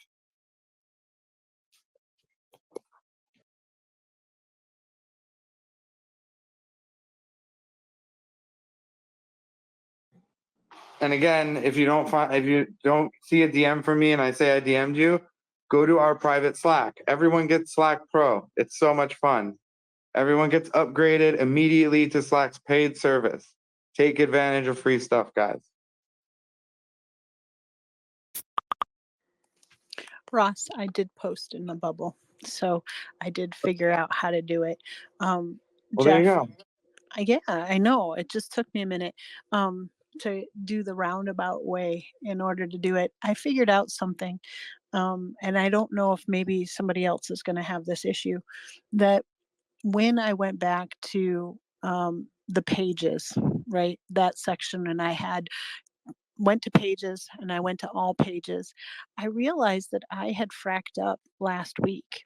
And so I had been pushing the URL to something that I had saved last week, and it was saving it as an unnamed page. And I don't really know how I did that, because I thought to myself, that was the previous theme that I had chosen. And I thought, this is kind of interesting because it does manage to save all of your past work. And so that might trip some folks off, because if I hadn't gone and checked all of the unnamed pages, what tipped me off was actually the time stamp off to the right. So I was like, oh, I just saved this because I had resaved it, and then I understood which one I was looking at. So it was a technical foul on my on my point, but it wasn't necessarily as easy to find it as I thought it would be. But I did post it up for the folks that are in the listening audience. And I will tell you this. I highly recommend actually posting them in the Slack channel as opposed to your Twitter feed, because guess what? Many of you are trying to build up your following, and you are trying to make sure that you have awesome visibility. Well, Twitter right now, if you have an outside link in any post, you get a red card, a silent red card from our dear Elon and minions. So I highly recommend, just saving that, making sure that I know there's no love there. Whoever did that hat tip, you get 25 Ross brownie points, which do matter eventually sometime. But yeah, so make sure that you're posting that also, because that documentation. They will matter. They will matter. I know, right?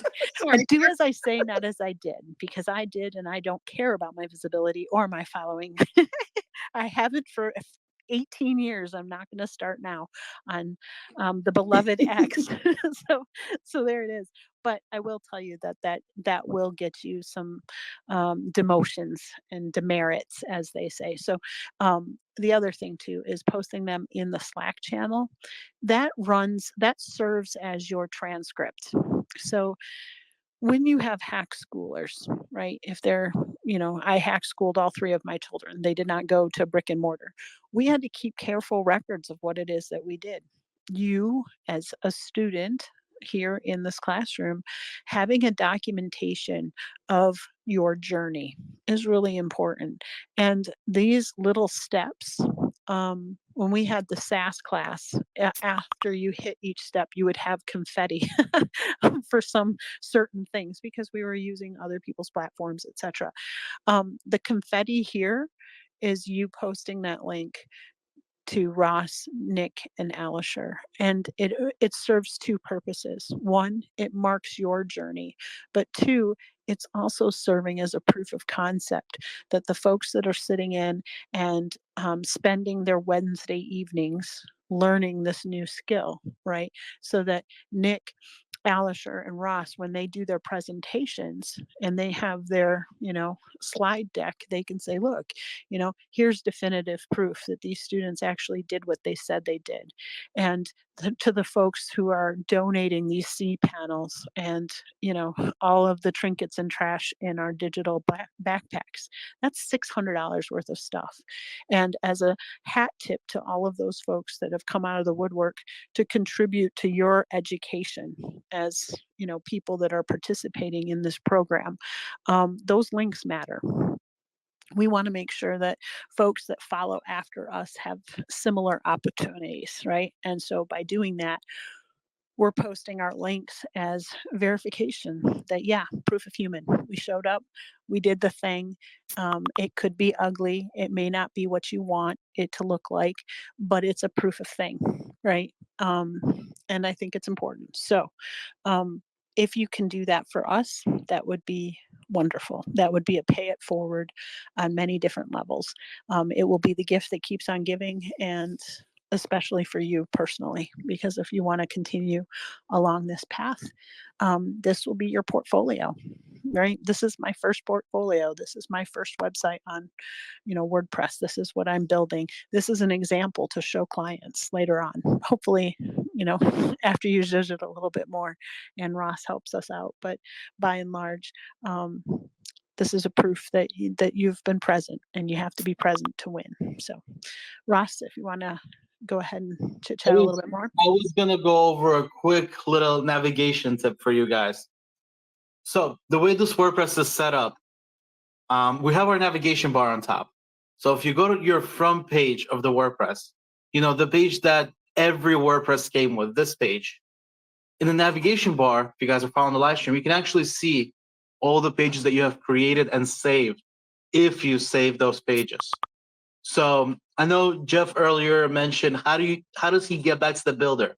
Well, let's go to the pages that Ross made. I think it's this one, number 35, no title, Innovators Farm. And you guys can see, you can navigate to your website.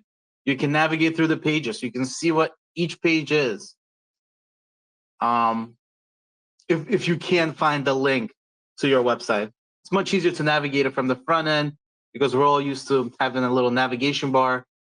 Now, once you're in here, you can actually edit this straight in here. There's a button on top called Enable Visual Builder. It's a purple button at the very top of your screen.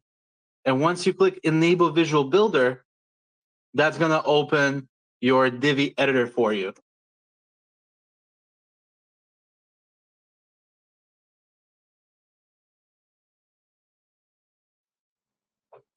Oh, also, if you are speaking, Sarah, I think this device is glitched. Do you hear us? I am not speaking, love. You are hearing something weird in your ear. I can hear Alistair. And I can hear Alistair, all the things are not real. So you can see like 20 hands and it's not real. Okay, good to know. Good to know it's just as broken on the Android as it is on the web. But yeah, guys, that's just a quick tip. Pretty much any page you go to, so I'm gonna exit the visual builder. Any page you go to, number one, any page you create is actually added to your navigation bar automatically, because we haven't messed with the navigation bar yet. We haven't got that far. So for now, they're automatically added in. And once you go to that page, you can immediately start editing the page by clicking Enable Visual Builder at the top. And now, once you make your changes, very important to remember, you want to go to the bottom where we have our three dots, our little toolkit, our little tool section at the bottom, and you want to save in the bottom right, the green button. Those are probably the most important takeaways from the last 30 minutes, is being able to navigate all of this. So hypothetically, you don't even need to go to your dashboard. You can just go to your page and edit it. And if you want to add a new page, there's also a button at the very top that says plus new, and one of the options is page. So you don't need to be in the WordPress dashboard as much. What Divi allows you to do is make a lot of changes from the front end, from where you can actually test out your website and play around with it. And as soon as you click Exit Visual Builder, after you save, of course,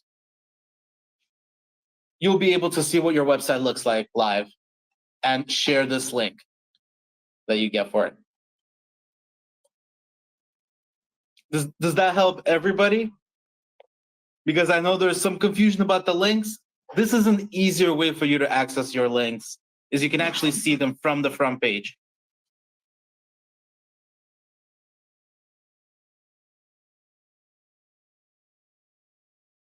You definitely have to master what we're doing. You have to understand that this is the like how it all is gonna happen. So like if you can't do this, how are you gonna do like 10 pages, for example? Or how are you going to tell like a client who's like, I'm gonna give you 10 grand, I need 28 pages, and I need it in a week and a half.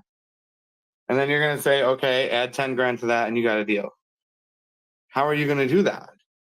You have to master this.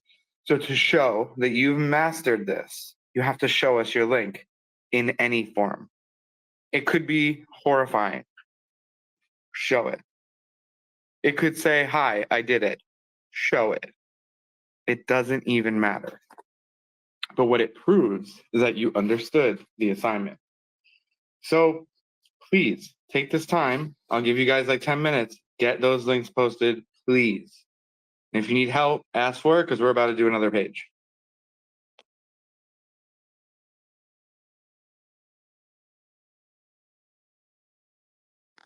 Jeff Love, you have your hand up. Are you still stuck? No, actually, the last bit of instructions, I just finally realized that by doing what he suggested, and then I hit that little link in the toolbar up there. For me, it's number 32, no title. So the home page is default. See, I'm thinking that I'm creating my home page, and I wasn't. All right, but it's not even showing up in my pages list, which is a little confusing.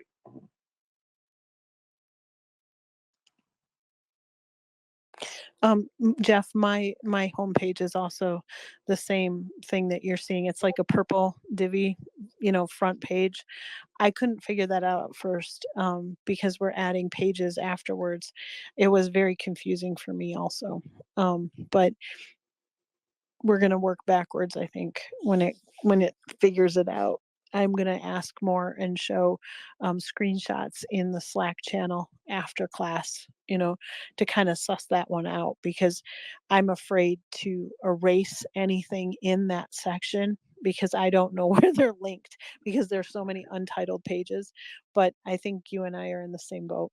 I tried out too many templates because I really was unhappy with the one that I had chosen last week. So I think that I caused that problem. Um, it was a me problem, as Ross says. I'm raising my mug that is going to say it is a me problem, and I'm totally owning that one. I know that our friend Visual Life, he has a question in the bubble, and he's asking if he can get a discount on Divi, and that's not what we're here for. You signed up for a class, you have your backpack of tools. Anybody who's going outside of the perimeter. Who's asking you for a Divi discount? Who? Visual Life down in the chat Okay, bubble. He's no but here's longer the thing, in. guys. I have a question. What could you possibly pay them for that you already don't have? Do you have I the know. $300 version? Is what you have right now. Everyone has the $300 version of Divi, which Well, is a he's not. lifetime membership. He's not in the room at this That's fine. particular He'll moment. But listen to it and he will hear it. So exactly. you don't need to buy anything at all. The only thing you would need is AI. And if you pay Divi AI, it's really expensive. I would just grab AI Tutor, even if it's for like 4 months. Just grab Plus. It's very, very helpful. It's what I use tonight. And Pixio is used for all of the graphics tonight. So When I if want. you do want to buy anything, I would get tools that can help you, not things you already get. And this is for the recording, Sarah. We had 3 people already buy cPanel. Let's not have a fourth. cPanel's $28 a month. You don't need to pay this. I think what people are not understanding, and this might be a communication error on my point, when you signed up for this class, that digital backpack that I keep telling you about has everything in it that you need. If you go off the beaten path and they ask you for a credit card, you are in the wrong place, because the umbrella of TSI. And the reason why I brought this question up is not to irritate Ross, although sometimes it's like, you just want to pound your forehead on the keyboard. Um, we understand that many of us, I'm included, we own our own domain names. I have over 900 domain names, right? I have a lot in terms of Holy crap, I have Sarah. I thought I had a no, lot, and I I was have like I 70. have We need an quite a few. intervention on this. No. No, no, Yes, I no, think because so. every time you create a project for a client, you buy the domain name because you are from tip to toe, right? There's lots of different reasons, but you have your own assets. We know that you're coming to the table with your own assets. We know that some of you already have an existing website and you may not want any of this, but you just want these trinkets and trash that we have in our digital backpack. What you have to understand is that if you want to buy those a la carte things, fine, go ahead. But that's not why you're here this evening. And so if you do have a domain name that you can bring under the fold, or if you can, use the bits and pieces like Dave Meyer is going to use, great. But that question is kind of a hard one because we have obviously, or at least me, I've made a communication error that you should not be buying anything else outside of the class. Now, I will say there is an exception and only one, and that would be either Pixio or My AI Tutor, because they are going to enhance your journey. And those are tools, once you invest in, they are the missing link to all of this. But can you create this website? Can you create this class without having any extra tools? Absolutely, you can.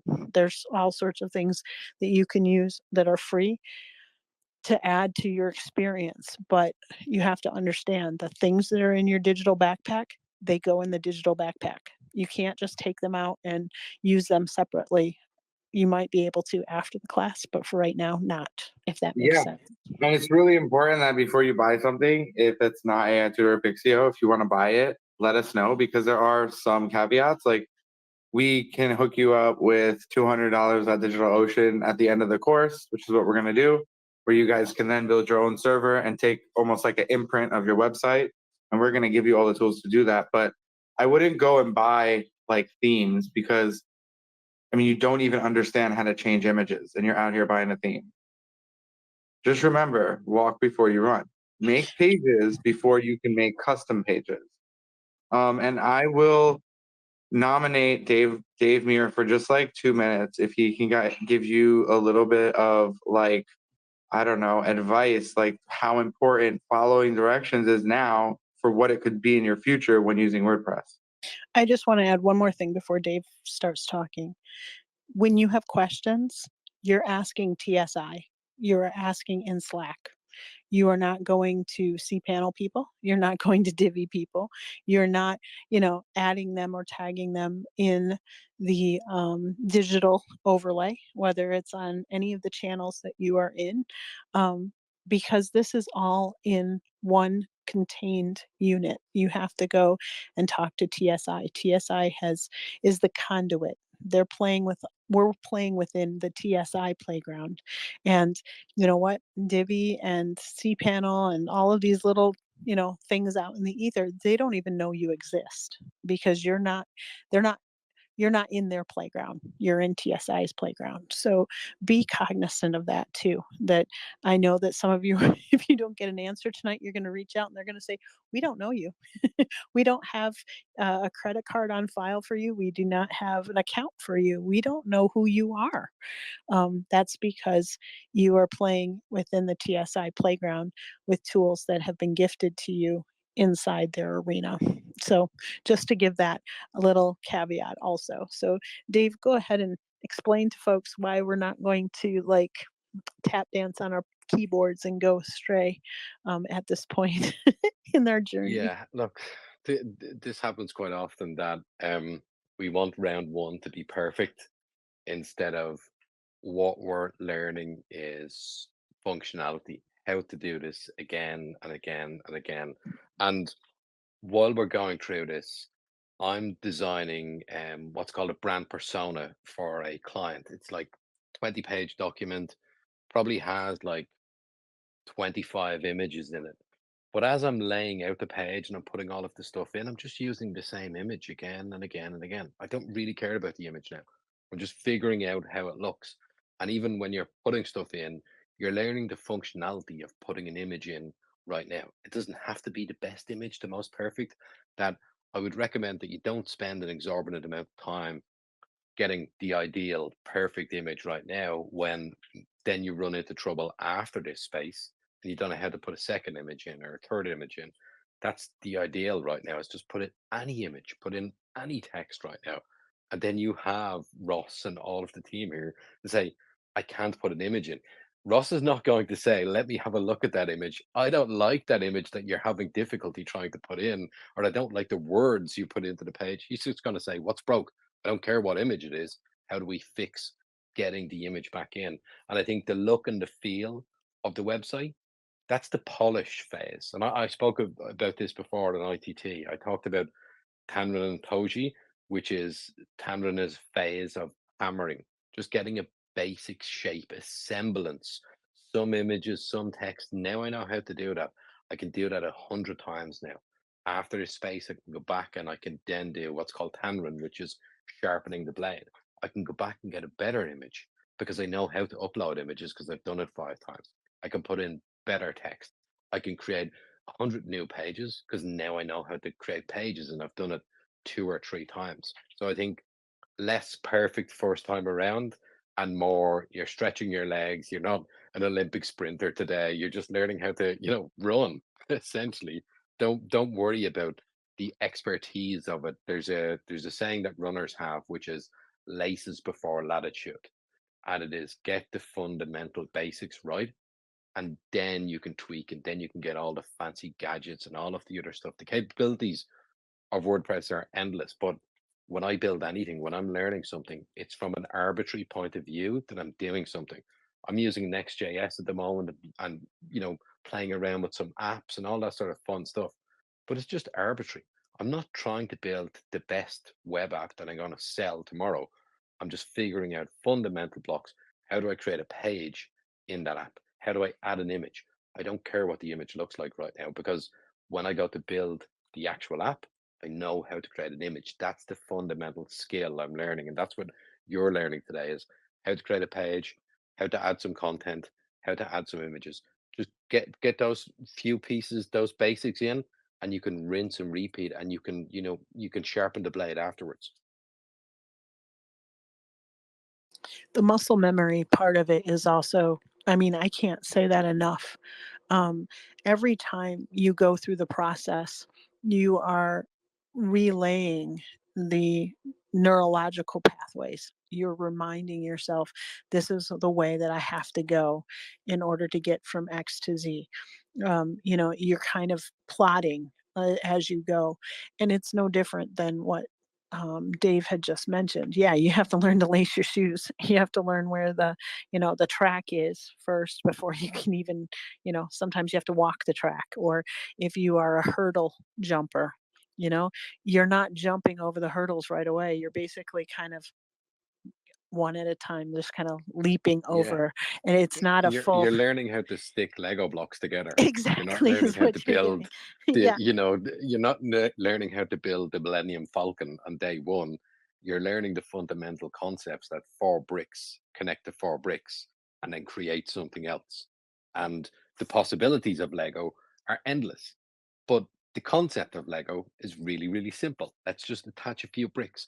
And if you have a problem with attaching 2 bricks, like putting an image into a page, that's where you have the Lego master right now. And you say, Ross, I have a question. That's the really easy. You have a few blocks in here. You have pages, you have images, you have text. They are the fundamental blocks of every single website. Get those right. Don't worry about the look and feel. You can rinse and repeat all of that stuff and get diamond encrusted Lego blocks tomorrow. But also, I would recommend tomorrow, if you're scratching your head, even after the recap, you're still scratching your head. That's what AI is there for as well. WordPress is used by 48% of the internet. It's like 500 million websites. AI will have a lot of knowledge on how do I do A, B, and C. 3 weeks ago, I'm doing WordPress like I don't know 10 years. 3 weeks ago, I used AI Tutor, and it built me an amazing script in WordPress. I have no idea how to build that script, but I knew what I wanted to do, and I knew AI had the knowledge to guide me step by step. But I did not say, I want this amazing script that's going to do A, B, and C. I said, let's do one piece and let's check that works. And it didn't work. I said, let's keep doing that till we fix that. And I got the fundamental 2 pieces of Lego blocks to work. And then I could build upon that and build upon that. So it's a systemized approach to get the basics, because you'll intimidate yourself. You'll feel like you don't know what you're doing, but really what you're doing is you're mentally overwhelming yourself by adding too many components and trying to sing, dance, play the harmonica all at the same time. Instead of, let's just do a two-step shuffle for now. And one other, little asterisk. I'm using that word a lot lately because I think they're cool. But you're going to go to bed tonight and you're actually going to start thinking about the site. It's going to infiltrate your dreams.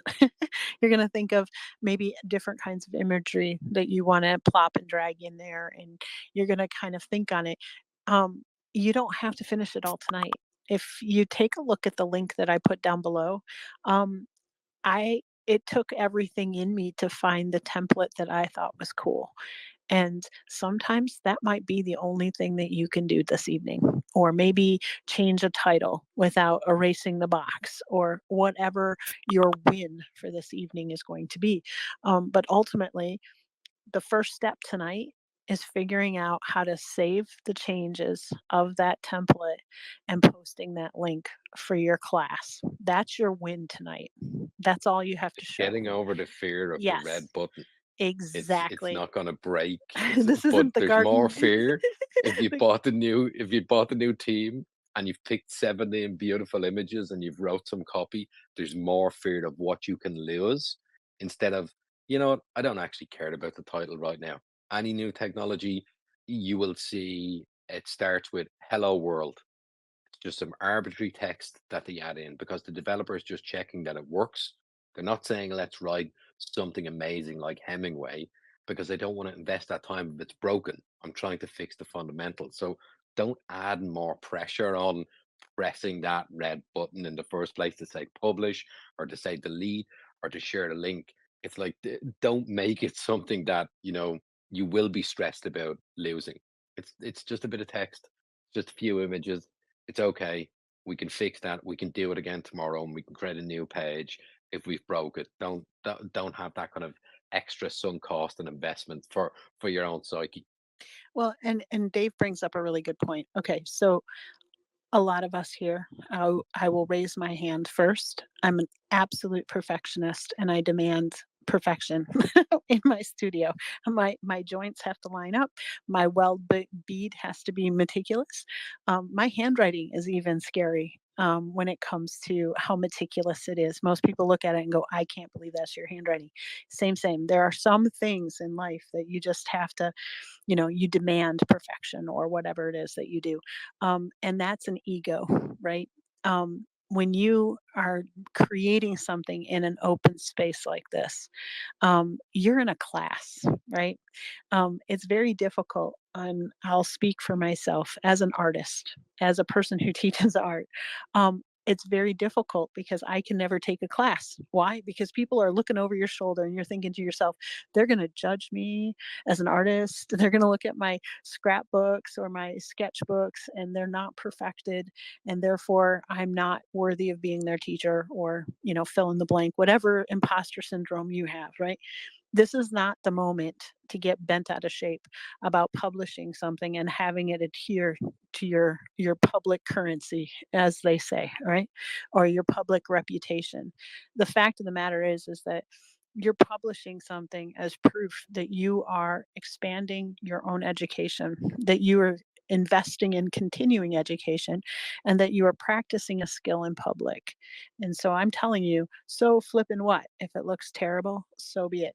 This is the It's your macro. first car. It's your Exactly. first It's the car. duct Don't tape build a mobile. Ferrari when you can't drive. It's Can the you duct tape imagine when mobile. you scrape that Ferrari on day That's right. one and you're like, oh That's my God, right. it's like, just get a really bad car online, because we're okay putting some dings in it. My very first And the car difference was a is convertible LeBaron, and I called it La Duke Top Hay because the entire convertible top was duct tape. So that's what we're my putting up first tonight. car was red with a green door because somebody had tried to break into the car and I got the door replaced. And you know what? I didn't care. And I didn't care where I parked the car, what I done, but I learned how to drive. And my next car was nicer, and the next car was nicer than that because I was not going to ding that car. But it's like just make it really, really basic. Make it messy. Because all of that stuff, if you don't have those fundamentals, that's perfectly fine. But like, I think sometimes we can have these aspirations of grandeur, and that's okay as ambitious people. But I think it's swim in the lane that we're meant to be in right now. Like it's okay. Have some armbands on and just make a mess. That's what it's meant to be. I much prefer to make a mess because I actually, in the end, know the fundamental components and have much more control over it because I was breaking it again, or I was deleting a page, or I was adding another page. And I think, what you said, Sarah, about that kind of putting into reps. Well, reps build reputation, not just externally that we all worry about. They build internal credibility to say, you know, I've made 15 pages now and I've added 25 different images and I've changed it from a big heading to a small heading and I've added a YouTube video in. I kind of start to feel like I know what I'm doing now. But that can be a little bit overwhelming if you try to add the YouTube video in on hour one. Well, and I think too, um, your reputation's everything. And if folks understand, you know, on my wall in my studio, um, my in the biggest pride of place is my white belt. That's the very first belt that I ever earned as a karate student. As when I was working side by side with a bunch of kids, I was the only adult in the room. My children were taking the class, and I was there as the big, beached panda is what I would call myself. Compared to these kids, I was mammoth, and that white belt was such a pride of place because as you go through the colors, and they're all of my belts, and for those that are in martial arts, there are some belts that take years, and you have these little pieces of tape as you go up before you can, exchange belts. And it's the same thing here. You're working or in public, but you're also proving your proficiencies, and it's very difficult, when you think about sometimes we tell people in business especially, a customer comes to you and says, "I want this." And the first thing we tell them is say yes, and then we'll figure out how to build it in the background. And you're just kind of flying by the seat of your pants. Um, yeah, some people can pull that off, there's no question. But let's say you're building a website for other people. You really do want to understand what you're doing a little bit. You want to make sure that you're not going to frack it up or, you know, have a liability. There's lots of little bits and pieces. But if you have a track record, if you are keeping your portfolio, right? All of my children have a portfolio. It shows all of their work from, kindergarten all the way through, their 12th grade. And when they went to the colleges and they said, "Well, we need proof that you have the skills that you say you do." They just simply open it up. And that's what you're doing now, is you're opening it up. And there are some people that are going to be wickedly talented right out of the box because they have a fluidity, they know how to play with all this stuff. This is their ecosystem. Exactly. They're just going to run with it. You're not competing against them. You're competing against the person you were the last class. That's it. That's the only person that you're And I competing think against. during the class is extremely, like in between each class. That's the important part is like now break stuff and ask Ross and fix it. But you have to go away and practice. And I remember an employee of mine came to me 4 years out of college, done web design, and I looked at what he'd done, and he wasn't ready to be employed by me. And I gave him some advice on how to tweak some stuff. And I said to him, "You're not ready to be employed by me, but go and find a local sports club or a charity or something like that who don't need or can't even afford me. Go and help somebody out, and they'll kind of be okay with you experimenting and figuring stuff out. And 2 weeks later, he checked in with me and told me he was starting to help a local sports club. And 4 weeks later, he showed me a really basic website. It was terrible. I didn't actually care. I called him that day and I hired him that day because he had that tenacity to take away the information and the advice that I gave him. And I upskilled him for maybe 4 or 5 months to be at a much higher level. Worked for me for a few years. I upskilled him to a level that then he could go to another company and get an even higher salary. And I'm really glad I done that. But I've had many people over the years come to me and say, here's what I can do. And I've given them advice and they go away and they don't do anything with the knowledge. It is going to be, you have to have some of that tenacity and mad scientist to go away and start playing around with this on your own. Because if you're dependent on Ross and his team, not just fixing, some of the problems you may encounter, but if you're dependent on them to take you through every single step just in this space, it's going to be really hard for you when all of these spaces end to go away and do it on your own back with your own motivation and your own volition.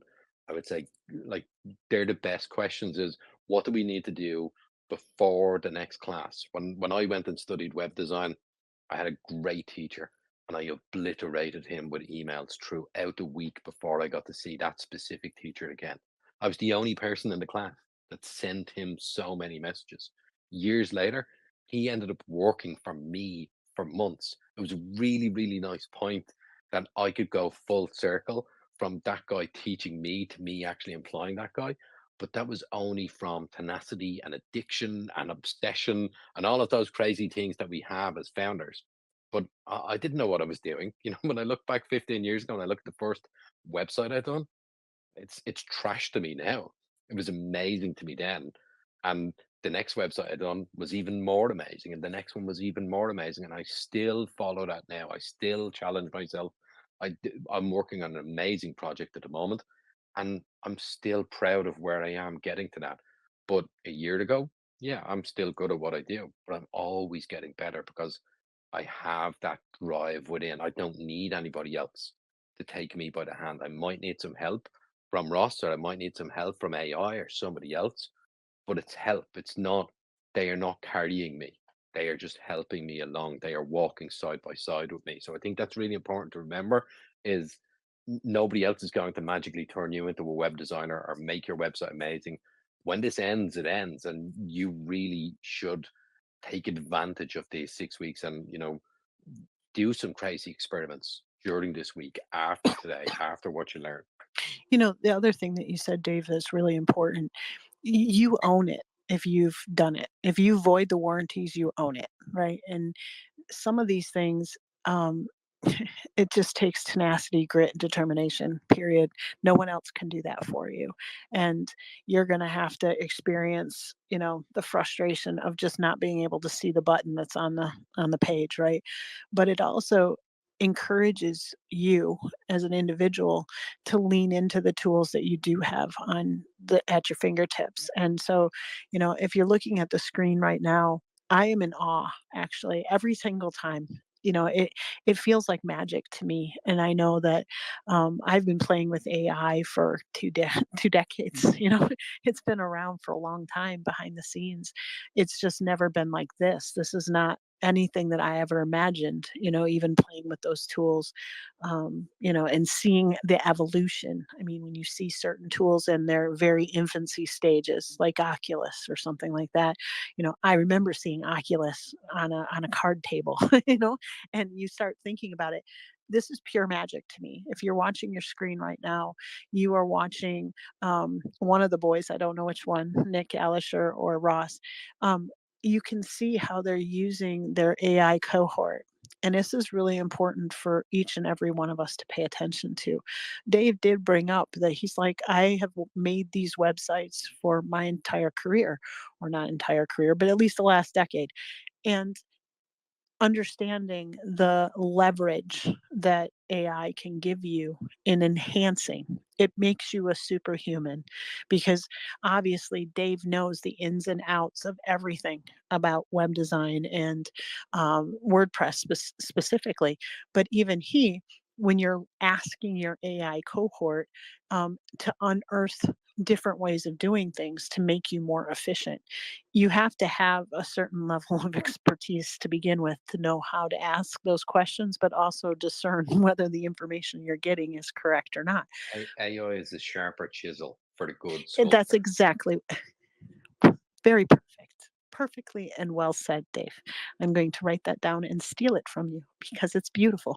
It is. That's Oh, exactly what it sorry, is. did I say TM?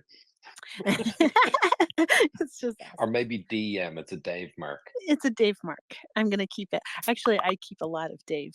I have a lot of Dave quotes, and actually, if this is kind of a sidetrack, but if you get a chance to listen back on Saturday's talk in Josh Hellman's space on Saturday, he had a guest. Larry was on there, and oh my gosh, what a genius! He is one of the most incredible business people you'll ever meet. And to have him as a guest speaker, it was a master class. And I've listened to it now 3 times. And I, you know, I received the best education you could possibly receive from Morgan Stanley. And I was thinking back and I was hanging on his every word. It's the same. Dave does the same for me. Many of his quotes, but that's absolutely true. This is a sharper chisel. You know, people think that Leonardo da Vinci, he created all these masterpieces. Yes, he did, but he also had access to a Lucida camera because his patrons gave him a lump of glass that was polished that his other folks in his ecosystem didn't have. He had the mechanical advantage to be able to lay out those traces and lay out things that other folks couldn't. Was he cheating? No. He understood anatomy so well. He understood proportions so well that he could use that glass to magnify what it was that he needed to create the works of art that he did. Most people don't talk about that. They think, you know, the artist right now, if you're an AI artist on X, you just get raked across the coals because they think that that's doing all the work for you. No, it's not. It's augmenting your experience. And you, as the expert or the person that's in command of that information, you are making conscious decisions what to keep and what to.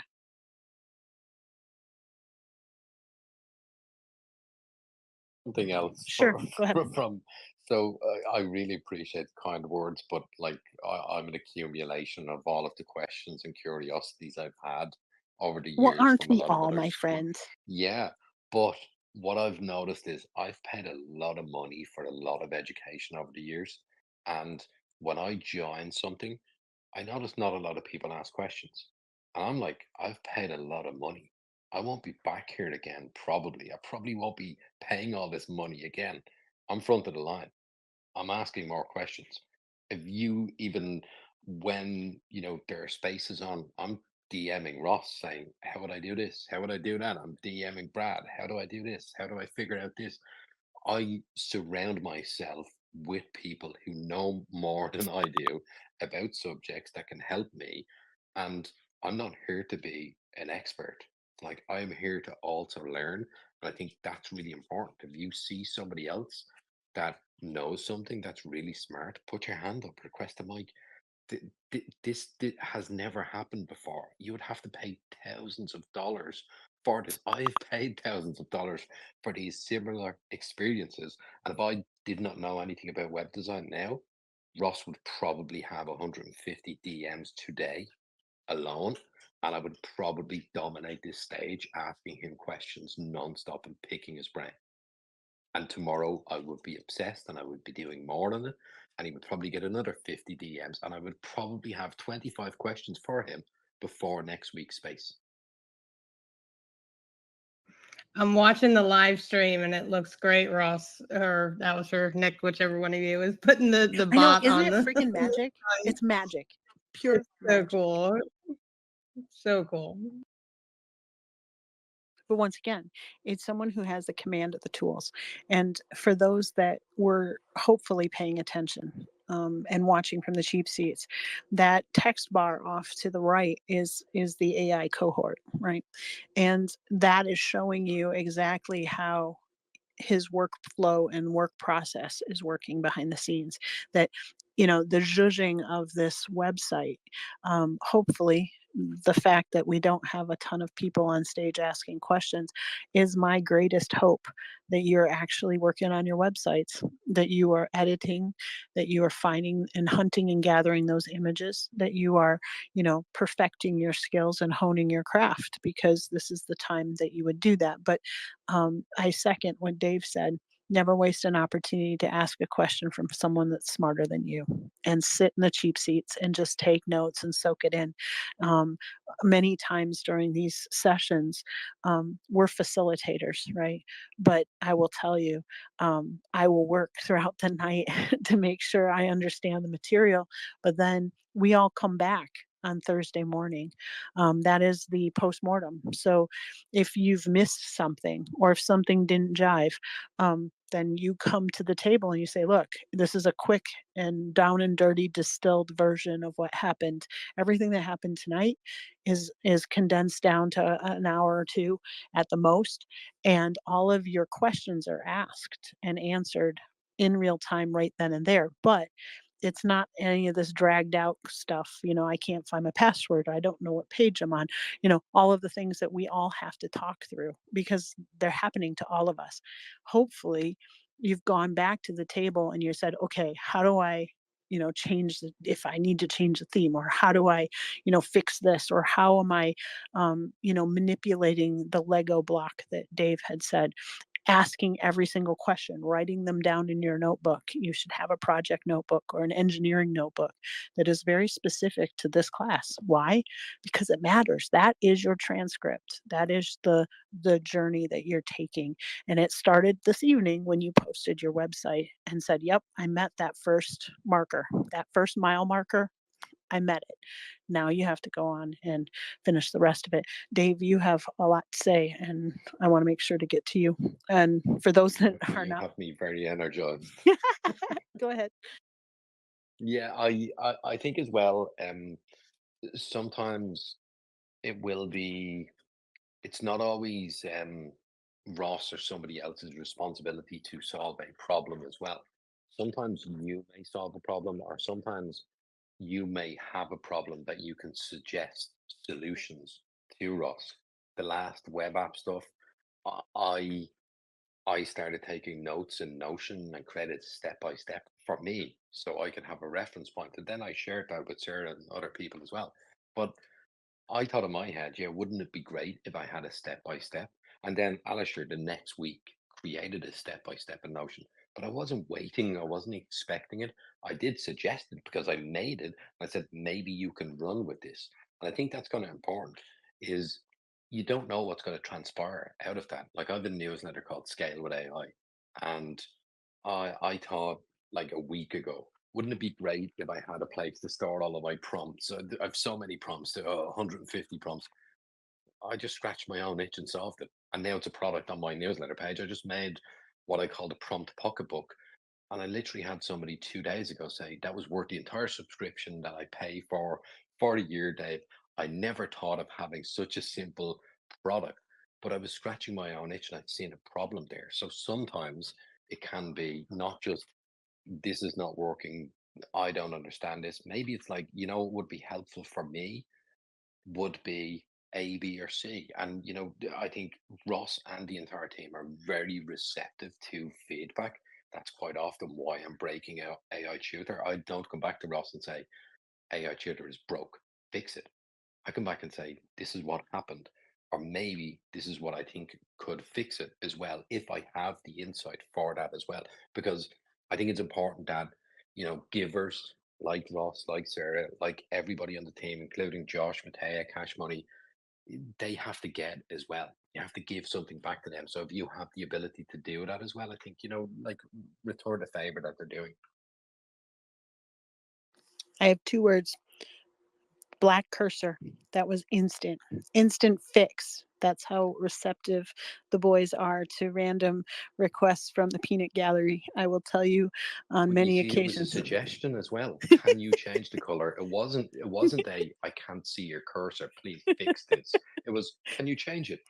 It was this old lady is really tired. Please fix it, Ross. No, I see that Douglas has his hand up. Douglas, how are you this evening? I haven't heard from you, but I'd heard from your brother earlier, and I was so wicked proud that he was on our stage talking to us. So I just wanted to tell you, yep, we made a new friend. We've absorbed him into the tribe. So how are you today? That is, I am doing great, and it warms my heart to hear that. Thank you so much for being so accepting and bringing him in. I do appreciate that. I was just thinking about a couple of things Dave was talking, and I think one of the most important things that I wanna put out there is the whole idea of not waiting until someone gives you the solution, and try and try and try to find the solution. Because when you finally do, like if you could go to Ross and say, "I tried X, Y, and Z," I think Dave said this, but here's the thing from a neuroscience perspective: the more you try, the more you try to solve the problem, if even if you don't solve the problem and someone helps you, you're going to remember the solution a lot better the more you banged your head into that wall. And so I just wanted to put that out there as one of the things. And then Dave, you made me go back into the Wayback Machine and go find a website, my first website that I ever got paid for to Wait, develop guys, 20 years emojis, ago. emojis if you want him to post it right now in the Jumbotron so you can see Gen 1 of Douglas. It's quite magnificent. You should all see it. Convince him to do it. Convince him. I used Photoshop to make some of these graphics. It was back in the day where I loved 3D. And the one thing you don't get from this is that I actually had, it was all table based. I know, don't hate me, but it was all table based, and Wait, I are you actually sharing had, it, Douglas? Are you going to show the people? yeah, I'll put it Okay, good. into the All right, you got deal. to give them a visual, guys. This All is right, let's cool. put it in there. Put it Let's in there. put it in there. But do it. All right, I'm gonna try I and have just find mine replied as with well it. while you do that. You want me to Yeah, put I it up want to in the see thing? yours too, Dave. Yeah, we have to have You want that me all to up there. put it up in the bubble, or do you want someone else to do it? Douglas, feel free to do that. Feel free to put it up top. No problem. I think that did it. I've never done that before. So if this works, then it's something I've never done before. And it did. So if you click on that, you will see what my first website looked like. If it's on the internet, it never goes away. That's all I could say. Um, you know, I remember when websites looked like that. yeah, and I will tell you that I used Photoshop. I multi-layered like 3D effects, the shadows all over the place. I even did the thing where I made it, I beveled it and Right? had it come out. I was so proud of this website when I did it. And y'all know that it had one feature that I didn't see in a lot of other websites. It used to have, before, I don't think the Wayback Machine could capture it, but it had a gold border around it that resized. I used the 1 pixel trick and actually had this resize. You could make it any size on the screen, and it had this gold border that would, in all the different sections, that would resize with it. And but yeah, it's mostly there still, which is amazing that it's even there as much as it is. So I love that little mouse, yeah, the clip mouse, the computer mouse that's with the it looks like a car. That's yeah, awesome. yeah. I mean, this is I like 20 remember years that ago. stuff. So I mean, so much different now. Right? Well, I'm but still still, trying to I find mine. It's know. broke. 2009. I've found as Oh far back as, shit. but it's broke. Yeah.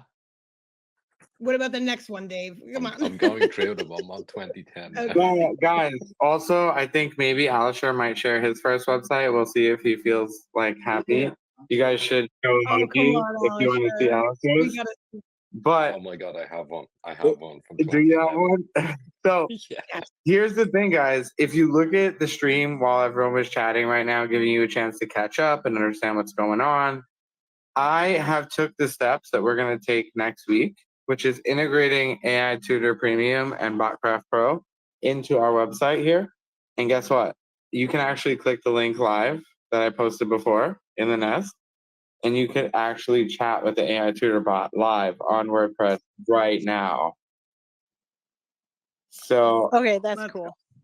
I don't know how to find it. I have to go back in time. We're going to see on the nest, but I think I can find it. Yeah. Alistair Test. I'm going to share it again. If you guys go there right now on your phone, you're going to notice there's a bot. And it says, "What's up, X spaces?" And you can talk about AI Tutor. And you can say how amazing it is, or ask how much it costs, or ask about AI Tutor. And if it doesn't know much, well, I trained it for like 33 seconds. So that's 33 seconds of work in AI Tutor Premium plus your WordPress website. And as you can see, AI is fully integrated onto my website as a customer support bot, answering all my users' questions and recording every single question and answer and comment live in BotCraft where I can see and monitor. This is a direct integration from AI Tutor Premium to WordPress. And there was no plugins needed, nothing. AI Tutor handles everything. The creation, the deployment, the embedding, every part of you building an app on a website. We handle all the hard, heavy lifting, and what you get is a nice, easy code that you pop on WordPress and it's live. It's so live that you can use it right now. So because, I have AI Tutor Premium, I have my keys set, enjoy. You're actually chatting with a real bot made by AI Tutor Premium, end to end. There's no other integration, nothing. I love it, Ross. Staying on brand though, can we give AI Tutor the website, the produce website, the innovator produce website, and have it learn it real quick? Yeah, I didn't do that. You're right. I could have done that, but you know what? I didn't get a chance to. We had like 30 seconds. You're okay. So You're I okay. just made, but I could retrain the bot and I could make it for about this produce website. But and you can do it just using the website though, right? Like yeah. I mean, I won't show inside AI Tutor Premium because there's some stuff there that should not be live streamed when I'm in BotCraft. But basically, yeah, I trained it on our website, which is WordPress. So this would just be an equivalent. But yeah, right now all it does is talk to you about AI Tutor. But I could change that, right? Like anyone could change that. But I chose to do that you're okay. because I already had the bot built. So I was like, oh, we'll just use it. So I'll integrate it. It honestly took me about 1 minute to integrate into WordPress. We're going to learn about that next week, but it's not hard. And also, simultaneously, I made a new page. I actually embedded the bot. So if you're looking at live stream, the bot's now on the page, not just a little chat bot on the right. And I also built a whole new page ready for next week. So I got to make all this text with AI Tutor. I got to make a bunch of new images. You already know I need new stuff. Everything got to be new. But I got a bot on our about page, which is pretty cool. Hell yeah. Like imagine an about page that has a bot instead of a stupid paragraph. How fun. That's so fun. Look, if you want to use my website too as a reference, you're more than welcome Well, to you because I should put pin mine it up to the there and top. Yeah, pin my it to the bot. top. Show people what's possible. That's what we're all about, Sure. And I hope you guys enjoy this. We don't have a playbook. We're just doing what we would do in a classroom of 30, in a classroom of hundreds. But I feel like you guys are able to keep up because you have the tools. And if you have a problem, there's support. For this free product that you're in, I know, crazy, there's support in Slack. It's free. You should honestly use it. And for again, all the DMs that are saying where's AI Tutor and Pixio and cPanel, they're not there. AI Tutor and Pixio are not part of cPanel. You can purchase those tools and you could use them. But I mean, it's not included in your hosting. That would be amazing, but life is not that great right now. I wish. But right now we need GPUs and all these crazy things to make this work. So you can feel free to purchase it. You can get it and then you can use it. But you can use any tool you want, or you can spend time and write all the copy and you can get images on the web. You don't need to generate them. It just makes it easier. Because if you could spend 15 minutes and do the same thing versus 4 hours, I would choose the 15 minutes personally.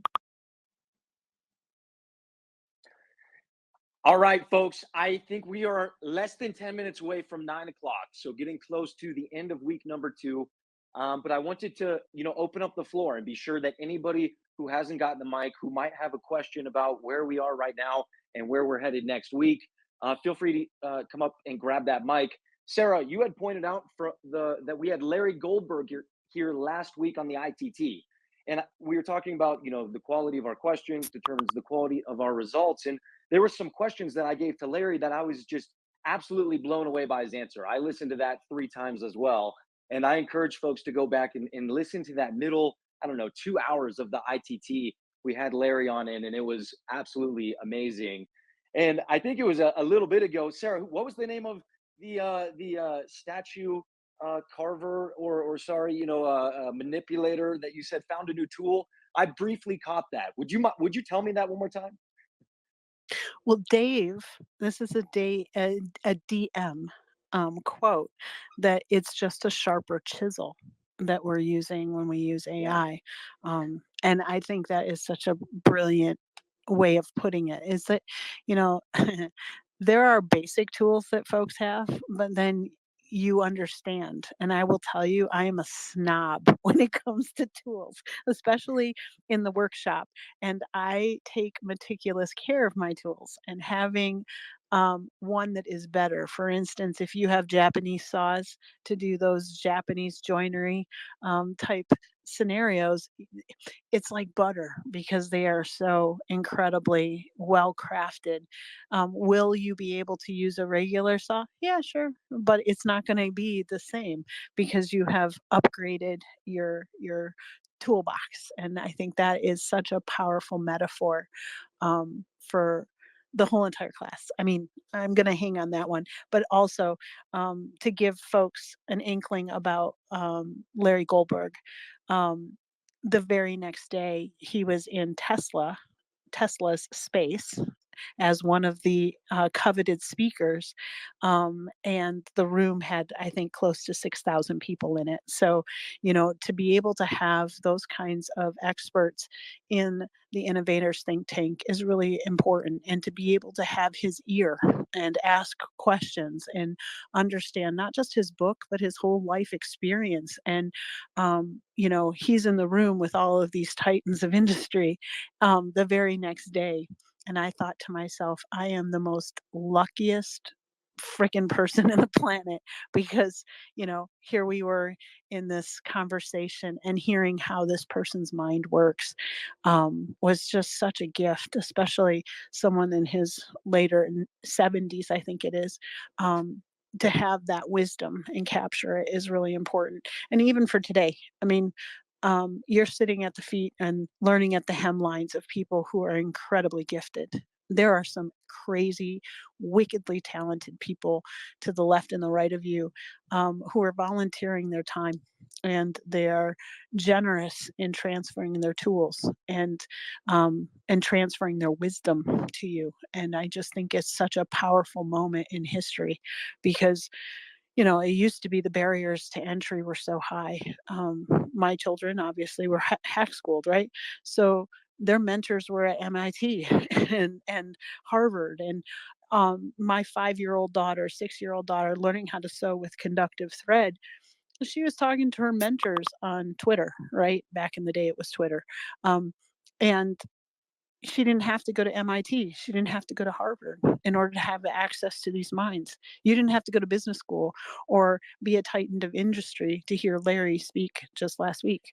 You don't have to be, having all of the credentials to have a gatekeeper check them at the door before you're sitting in the seat right here and getting, you know, not only $600 worth of stuff in your digital backpack, but also thousands of dollars worth of, instruction for free.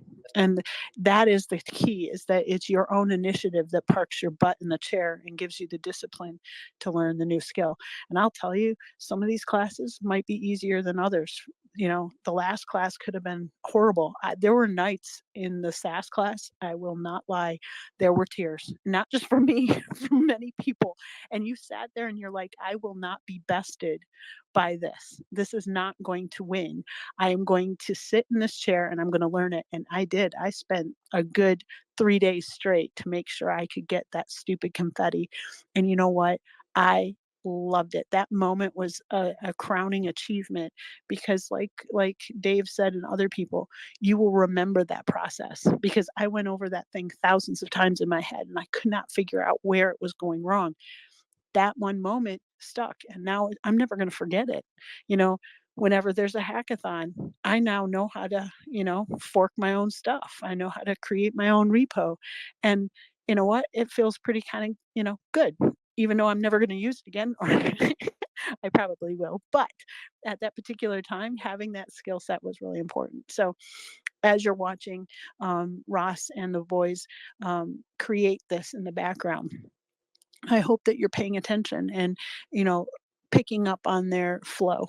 The flow is really important and how they're doing things and what order they're doing things, because that's stuff you can't learn in a textbook. You can't learn it sometimes on a YouTube channel. That comes from, being present. And I know it's late for a lot of us, and I know it's a work day tomorrow. We all get it. But I want to commend you for improving your own life and taking the wheel. You are changing your stars, and I think it's a very interesting kind of stoic principle, memento mori. We accept our fate. We do accept our fate. We know the end game, but there is a part of us that says, you know what? I understand my fate, but I also take ownership of the journey. And that's what you're doing, is that you are changing your stations in life. You are opting to take a different path. And that path is some that other people won't take. And businessmen and women in general, any entrepreneurial mindset, they are the ones that see opportunity where other people don't. They're unconventional thinkers, doers, dreamers, innovators, and they choose a different path for themselves. And sometimes it's hard. There's not going to lie. How many of your friends are in bed right now? How many people have called it quits for the day and they're perfectly content living a W-2 existence? They're fine with putting their name on the back of the check. But I will tell you, it's awesome to be a 1099 and have your name on the front of the check. There's a different experience, and only you can have that. And it takes a lot of dedication to do that. So I'm proud of each and every one of you that have stuck it out tonight, because it's important. These skills are important. These tools are important. And the cohorts, these collaborators, they're all with you. And yes, it is the new currency. And my, oh my, are you rich? You are rich, wealthy, wonderful folks. So I'll leave it there. Sarah, I absolutely love it. And in like the whole, can you, for my own sanity, tell me the name of the stone that you were referring to, that one guy had that nobody else had, that he had the advantage over? You like, I might have to go to the recording. But what was Oh, that? you're talking about Leonardo da Vinci. Yes, Okay, yes. story time with Sarah. This is an ASAP fable. That's ASAP, okay? Because it's late. Leonardo da Vinci had access to a Lucida camera, Lucida. Oh. Now, most people think that it came into existence in the 1400s or so, but that's not true. If you polished any of those kinds of lenses, you could have a reflection. And that's what he did. A Lucida camera is very fascinating. You can actually make one with your own cell phone, right? You can have a mirror image and flash it against a wall, for instance, if you wanted to create a mural. You have the ability to bend light. Well, the problem is that the average painter, they barely had money for the pigments. So when your patrons gave you money for the pigments, you would, you know, decide how you were going to use them. And obviously, blue was the most expensive color. It was made from lapis lazuli, so obviously that cost a lot of money. But Leonardo da Vinci managed to score one of these polished lenses, and he was able to um, copy in really quick succession various books and drawings that he had access Hello, to in how these can I assist libraries. you today? People forget that when you came into the port, they took all of your knowledge and made copies of it. Right? That's kind of the dirty little secret about some of these ports and towns and how they acquired intellectual property, right?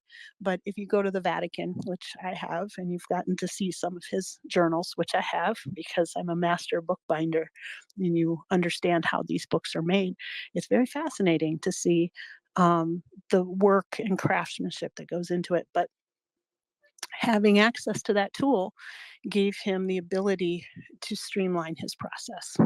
It gave him the mechanical advantage. And so if you are thinking of a Lucida camera, you're getting a different view of the world. You're getting a way to create in a faster, more efficient way. And that's what Ross and Tech in Schools are offering you. They're giving you the mechanical advantage. They're giving you a first mover advantage. You're having access to things that other people do not. And if you don't take advantage of that, shame on you.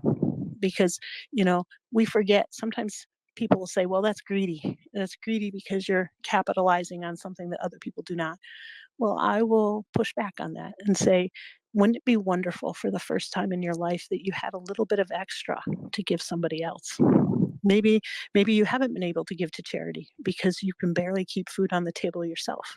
But what if your skills and your talents and your tools and your ideas could be leveraged and you could get that profit and that little bit of extra that could help somebody else? And in doing so, pushed innovation further. I would beg to differ, when someone says, well, you're hoarding that knowledge or whatever. No, you're not. You're putting it to good use. So I I will leave that discussion for another day, my friends. But I see that Ross and our friend Dallas they're both on stage right now. So we'll take to the hands and then close out, I think, tonight's session. And I'm going to do a quick, Ross, just like go ahead. mic interception real quick. Sarah, thank you so much for saying that, because when you had brought it up, I was thinking to myself that AI is kind of like that new stone, the Lucida camera, right? And what we have here is Da Vinci's are people who are getting their hands on that first. Imagine if Da Vinci would have had a class teaching everybody exactly how to use that tool, how to make these stones, and giving them the tool for free. I mean, this type of stuff is, in my mind, priceless. And if we can recognize it in the modern age, when we have these sharper tools and when we have experts around us who are well versed, teachers, creators, that actually these are moments that we got to soak up and we got to really learn more. So, Sarah, thank you so much for like driving that home. I didn't remember the name of the artist or the stone, so it was driving me crazy. But I thank you so much for picking that up. And look, I'll fumble the mic at this point. We'll give it right over to Ross. Actually, let's go to Dallas first, and then Ross, we'll let you give closing notes for week number 2 of building our WordPress site from idea to impact. What a series. Dallas, great to have you inside the tank, sir. Any questions, comments, last notes before we close this off? Hey, yes. So just wanted to say thank you very much to everybody, especially Tech in Schools, the whole team. You guys, amazing, amazing, amazing. Thank you so much. And so I don't know if I'm probably going to get ahead of the curriculum. I was just curious about adding video and sound, particularly to the website, considering the tech activation that we did. I think it was either last week or on Saturday with the avatar. There's a video that I was able to create with that. It was a small kind of like AI generated stand-up routine that I wanted to put on the site just to have something that plays as someone scrolls through this site. But if I'm getting ahead of where the curriculum is, please just let me know and just hand it over to you. But yeah, thanks again. Great work. Video is available. I've already got it on my site. Click the very bottom. It's there, and it does do the MP4 also. Okay, so I was able to upload the shot or the file, but I did not hear any audio from the site when I scrolled by it. That was just kind of my only thing, but I'm a tinkerer, so I'll figure it out. But yeah, so thank you for that. Smoking. Thank you. Yeah, absolutely. Smoke, you're always there to answer a good question. And Ross, I see you have a hand up. If you have any notes, you guys are writing the curriculum, leading the class, of course, with Sarah right here as well. But Ross, if you want to answer Dallas's question, also closing notes, sir, would be beautiful. We'll give a couple from the team, and then let's head this to an end. We'll get everybody to sleep. Let them have a great couple days till ITT number 55. Ross, we'll give you the mic, sir. Yeah, so I'll answer his question, and then I'll do closing notes. But Dallas, yes, you can do video for sure. Are you getting ahead of the curriculum? A little bit. But it doesn't matter because next week we're going to be going over how to integrate all sorts of media into your website. What I showcased tonight on the stream is integrating AI Tutor Premium Botcraft Pro into the website. And before I give closing notes, I need everyone to be quiet for like a quick second. I want to test something. And the only way I could test this is if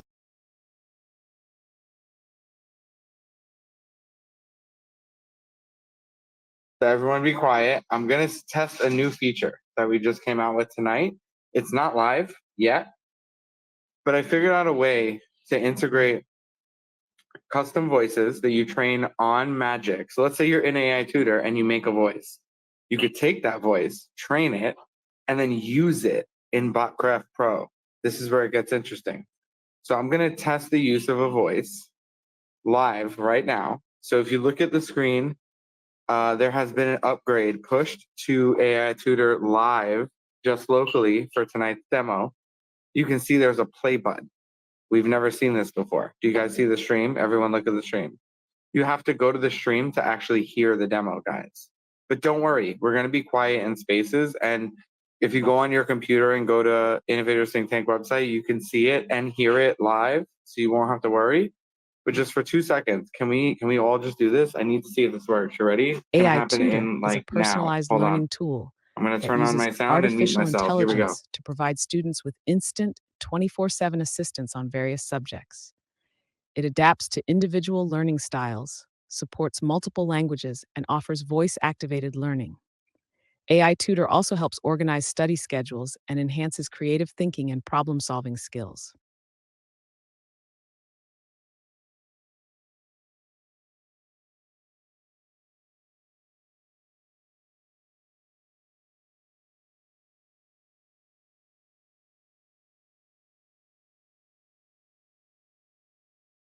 Did you all hear that on the live stream? Can you even imagine a world where on your website that kind of voice communication can occur in real time? That's coming to AI Tutor next week. Today's Wednesday. That means by Monday, this is available for every single person that has AI Tutor Premium. Do you know how powerful this integration is, guys? Imagine a chatbot that talks on your website and all it wants to talk about is you and your product. It doesn't care about anything else. And I really appreciate your quick moment of silence, really quick. But and for closing notes, but before I get to that, actually, Dallas, do you see the kind of integration that's possible already? Imagine what's possible. I'm bullish on the future. You know, that's everything Yeah, else. yeah, we're gonna go over all kinds of integration. And for closing notes, guys, while you guys were talking and playing around and posting your links, I was hard at work. I was integrating AI Tutor bot. I made a bot on AI Tutor Premium. It didn't take too long. It took about 10 minutes. I scanned my website and I brought it into Divi.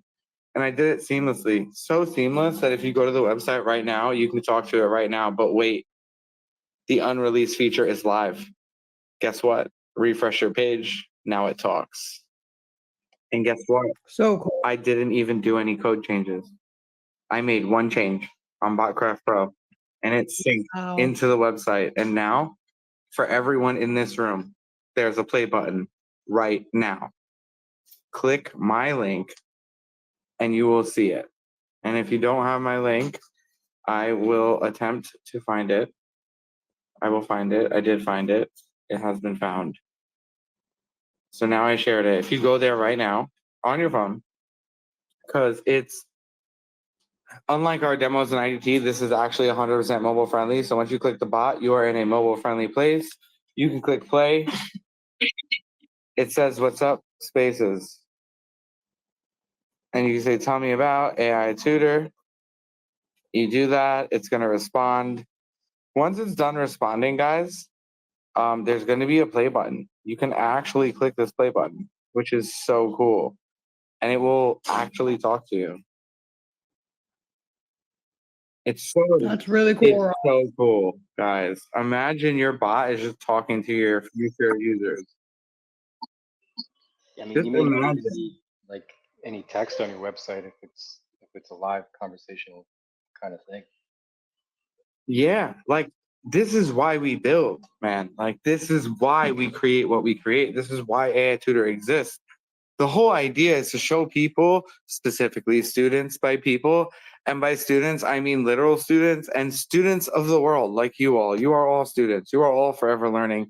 And if you're not learning, literally go online, go buy a t-shirt that says, "What are you even doing?" Get it printed, get like 3 of them, interchange them weekly until you get the idea and you wake up and smell the coffee. To give folks an inkling, this is on the recorded line. So, to my students, the young makers from Flint that are listening in, especially the kids from the students that are for the School of the Deaf and Blind, right there across the street from Kettering, the tool that Ross just created is especially for you. When you visit the sites, you'll be able to talk with a robot. So, for those that have impairments, um, websites have now just upped their game. So I wanted to thank Ross publicly for all of the young makers that will be listening in tomorrow morning in their class at 10 Yes, a.m. you are So right. thank you. You are 100% right, and you are welcome. Yes, And I'll we also just are. say, Thank like, you. you know what's even crazier is that voice isn't me or Nick or Alice or anyone. But you know what's crazy? Go to AI Tutor Premium, head over to Magic, train your real voice, and you can grab it right now and put it in your website. Imagine your website talks in your voice. Can you imagine? Okay, first of all, Dave, I know everyone makes this joke and like says, "Hey, tell me bedtime stories. You have the best voice." Literally, what do you do with that info? Let me tell you. Chatbot, website, your voice. That's what you do. You take your voice and you put it at the face of your brand. Because now you can do this. You can literally go to AI Tutor Premium, train your voice. I think that's such a fun It's idea. so I think I'm gonna crazy. do that It's just for so fun. crazy. And you say Bedtime it's stories fun. with Dave. Yo, you say it's fun. I think people will love it. I mean, I think people will go to your website just to hear you roast their landing page. Do you know how crazy that is, Dave? Such a cool way of using this tool. Yeah, I like it. I like it so much. And that's what I want you guys to leave here with, and Josh Hellman and Cash Money and Mattia. You already know you guys are the change makers, and without you, this doesn't exist. I mean, we deal with so much, if you could even put yourselves in our shoes for like 5 seconds, that we don't even, and I know it sounds kind of like pretentious, but I promise you it's not. We actually don't even have time to set this up, believe it or not. That's how busy we are. The fact that he sets this up and makes this happen and creates the environment where this can occur is so awesome. And I hope he continues to do it. And I hope Cash Money and Mattia and Josh, you like continue to create this environment, because this environment is the environment that people actually need to grow and succeed. And because of your famous saying, collaboration is the new currency, like then this is the ultimate exchange of currency. So I hope you continue to facilitate this. And if you continue to facilitate this, we will continue to bring forth the most powerful education the world has ever seen. and So if I that could is my closing notes. just highlight one point. If you ever wanted to be Yeah, omnipotent, please. this is how you be omnipotent. You can be everywhere at once now. I'm cloning Dave's voice. Be careful. Be careful with that. Ross, I'll say, man, let's keep these stars aligned as long as we can. Let's keep it open. Let's keep these rooms going. I think the Idea to Impact series, I know we're on the second ever course of that, but I think we're just getting started. And even how we teach it, what's available, how many people are here, I think all of that is going to continue to grow and iterate in both incremental and radical ways. I am so excited to see what happens here in the next many weeks. Folks, I want to encourage you. A lot of you are thinking of an idea that you're building a site for. I know that you're doing that. I think a lot of you are learning skills at the same time, but there's some idea that you have that you're wanting to learn these skills for. And I want to encourage you to start talking about that earlier than later. When you talk about your ideas, you end up having more of them. And I want to invite you guys, please go to the Innovators Think Tank website, apply to pitch. We want to hear from you on Saturday. What's the idea? What are you working on? Start getting feedback. Your pitch does not have to be ready to go for investors. It can say, hey, I'm looking for feedback on my idea. But what you need to be able to do is craft a solid 60 seconds to come on in and share a comprehensive view of what you're doing. But I want each and every person in here to kind of reflect and look at themselves and say, hey, have I been talking about my great ideas enough? Have I gone out there in the public and put them out there and gotten some feedback? We talked about just last week, I think Conrad was here talking about the art and the value of feedback. We said that feedback, getting that is information, and that we're the agents of change for our projects, for our ideas. They're not just going to get the information and change themselves.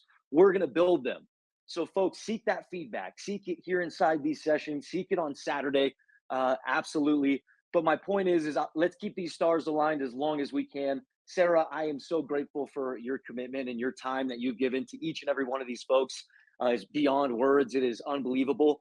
And I cannot wait for the future of the ITT, the future of TSI, the future of Sarah, of Dave, of just all these people who have continued to be just like relics of value creation inside this think tank. I just want to thank you guys. And I know there's so many more names to put out there. You know, people on stage: Brad, Douglas, Smoke, Morgan, Karis, Dallas.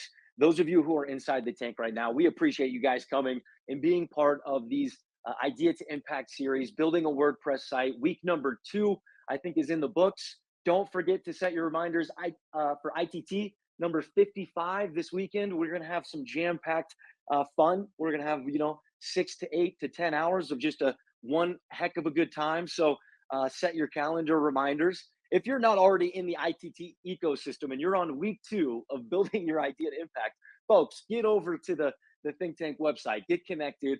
You know that we have a lot of great things coming, and big shout out to Luke, our developer, who makes all of this he's like the glue, right? He's like the glue between what we do up here on stage, making sure that we have all of this organized between TSI. What he's been able to do is provide a way for all of this to come together. So shout out to Luke. If you're not following that man, go follow him. If you want inspiration for a website, I think that the ITT site, shout out to Dave Muir as well for some of the design mind and some of the thinking that goes on. And what you see on the ITT website now is some of the product of Dave Muir's mind. So guys, you have resources around you. Ask people. Don't just come up with one question and ask one person and be satisfied. Come up with some great questions, ask many people, figure out what makes sense, separate the wheat from the chaff, and charge forward. You have a lot of resources here. You really, really do. I don't think that we have too much more for this second week. If anybody has any last thoughts, Ross, I see you got a beautiful yellow hand up, my friend. We'll go ahead and give you the mic for any thoughts. Cash Money, Mattia, if you guys are in a place that you want to give some closing notes, feel free to put a hand up. We'll go over to you guys and we'll close this out. We'll get everybody to bed. I know if you're in New York, you're like, man, it's almost tomorrow. It's almost, I get it. Ross, we'll give you the mic. 2 things. Thank you for everyone who came tonight, first of all. Second of all, Josh Hellman, you have helped right now in Twitter over 50 innovators in real time accomplish their future dreams. And on the universe, like over 500 people have tuned in across all social networks, which is just the definition of impact. And if you guys need help, literally, there is a Slack channel, not just a Slack channel. No, not just a Slack channel that just deletes after 30 days. No, a pro Slack channel that you can join and you are immediately given as if you're paying $10 a month. And if you're listening to the replay, great, you'll get everything you need. And if you need help, we're here for you. And I don't know the future of this. Like, I can be the first one to just tell you I don't. Neither does Josh, neither does Alistair, Nick, Mattia, or Cash. But I can tell you one thing. We are going to make impact. And if it's not today, it's tomorrow. And if it's not tomorrow, it's the next day. And if it is today, then you know what happens tomorrow? More impact. And we are relentless. Just know that. And we are going to make sure every single person that rolls through here has a functioning website by the end. And I have no words in the English language to tell you how important this is. But I'll just tell you it's really important. We really appreciate all of you. And Josh Hellman, Cash Money, and Mattia, you guys are awesome. And Sarah, you are just so great for helping, and then also buffer zones when GPUs are on fire or when servers are crashing. And I always nominate Dave for a random like 5-minute segment, and he always is just there. And you guys are just the best community. And I wish, I'm going to tell you one thing, Josh, and I wish I had the time to do what you're doing and like create a community, because really, that really can help people. Like this can help people. I just don't have the time. And it's so awesome that you have already created this community, and all we got to do is come in and show people a show and educate them and give them stuff. And so I just don't know how this would be possible without you guys doing this. So I'm sorry for extending the closing notes, but I think this thing that you're doing is so impactful. It's so unbelievable. And I wish I had a way to like screenshot the DMs and like post them live in a way that makes sense and looks pretty. And it doesn't yet. And I will make that. But Josh, like, I don't know what your DMs look like, but I've got like over 15 that are explaining how amazing this is. And they're coming in like every 2-3 minutes. And I think when you have that kind of feedback, that's not like necessarily in the public, but like via DM, I think it's really powerful. And you really are helping so many people. And together we can help so many people. And it's so incredible that this is like actually real and not just like some stupid Twitter post that you see on your timeline, like make money with ChatGPT and like generating images and making websites. This is like the step-by-step reality process of doing that. And I actually don't even know what I would pay for something like this. At my time when I needed it, I probably would have paid anything, like whatever money I had access to, because this is crazy what you're doing. And if you don't understand what's happening right now, take a moment, reflect for like a second, and then go rewatch it, because we're going to put it up immediately. And then you can honestly see how we're going super slow. We're making sure everyone's activated. We're making sure you know what buttons do. We're making sure you know what buttons are. And I want to say one extra thing. Josh Hellman, Cash Money, and Mattia, all three of you, and Sarah, guys, I know you're super busy during this whole process, and I know you're not participating, and that is not great, but I understand why. So after this process is over, just know y'all are activated for forever and eternity. You can revisit this and build your site. And for each one of you, it means something different. I don't know what it means, but I'm sure it means something. And so you can go there to your cPanel and make something whenever you get a chance. Just know, I know what goes on. Our team is all hands on deck during this time. But also what we're doing, you all have access like forever and beyond, as Buzz Lightyear says in Toy Story. So that is the true closing notes. Ross, I think one of the coolest things is that history doesn't remember people, but how you touch the lives of other folks and use your superpowers for good. That's how you become an immortal. You're a story worth retelling because of the things that you've done for other people. They tell your story after you're gone. And what's so beautiful about this space is it's not just us, behind the scenes and the DMs. It's how I'm watching in slow motion each and every one of you help each other. You come out of the woodwork. There are so many DMs behind the scenes of people in this space because you're in the trenches together. There's a saying that, um, Winston Churchill said that when you're going through hell, just keep going. Because if you're lucky enough, the devil won't know that you're there. You'll escaped it, right? There's something profound about being in the trenches and building side by side with somebody. It's contagious. That courage is contagious, just like fear is, but courage to do is absolutely contagious. And as each of you posted your websites tonight, every single one of us, we're doing a happy dance, not just for ourselves, but for each and every person. As you put up your websites as proof of person that I showed up, I did it, I did the thing, and I learned the skill. And I just want to commend each and every one of you who invested in yourself, but more so, who refused to let anybody stay behind, that you used the things that you learned immediately to teach us to learn twice. And I don't know if you know the profound nature of that yet, but it truly is that once you get something, whether it's Smoke coming out of the woodwork, or Dave coming out of the woodwork, or Douglas coming out of the woodwork, explaining something, it's to teach us to learn twice, because you understand the material so much that you can convey that to somebody else. And in that moment, that's a touch point, that's a network of people, and all of us are interconnected in incredible ways, and we're building incredible things. And we may never know how this is all going to play out or how it's going to affect history. But I can tell you this: I have met the coolest people. You know, biology gives us one family, but we have the unique opportunity to show up and cobble together an extended family, a pocket family, all of us together. And so I am just insanely proud of each and every one of you. And it's a privilege and an honor to be present to see you win.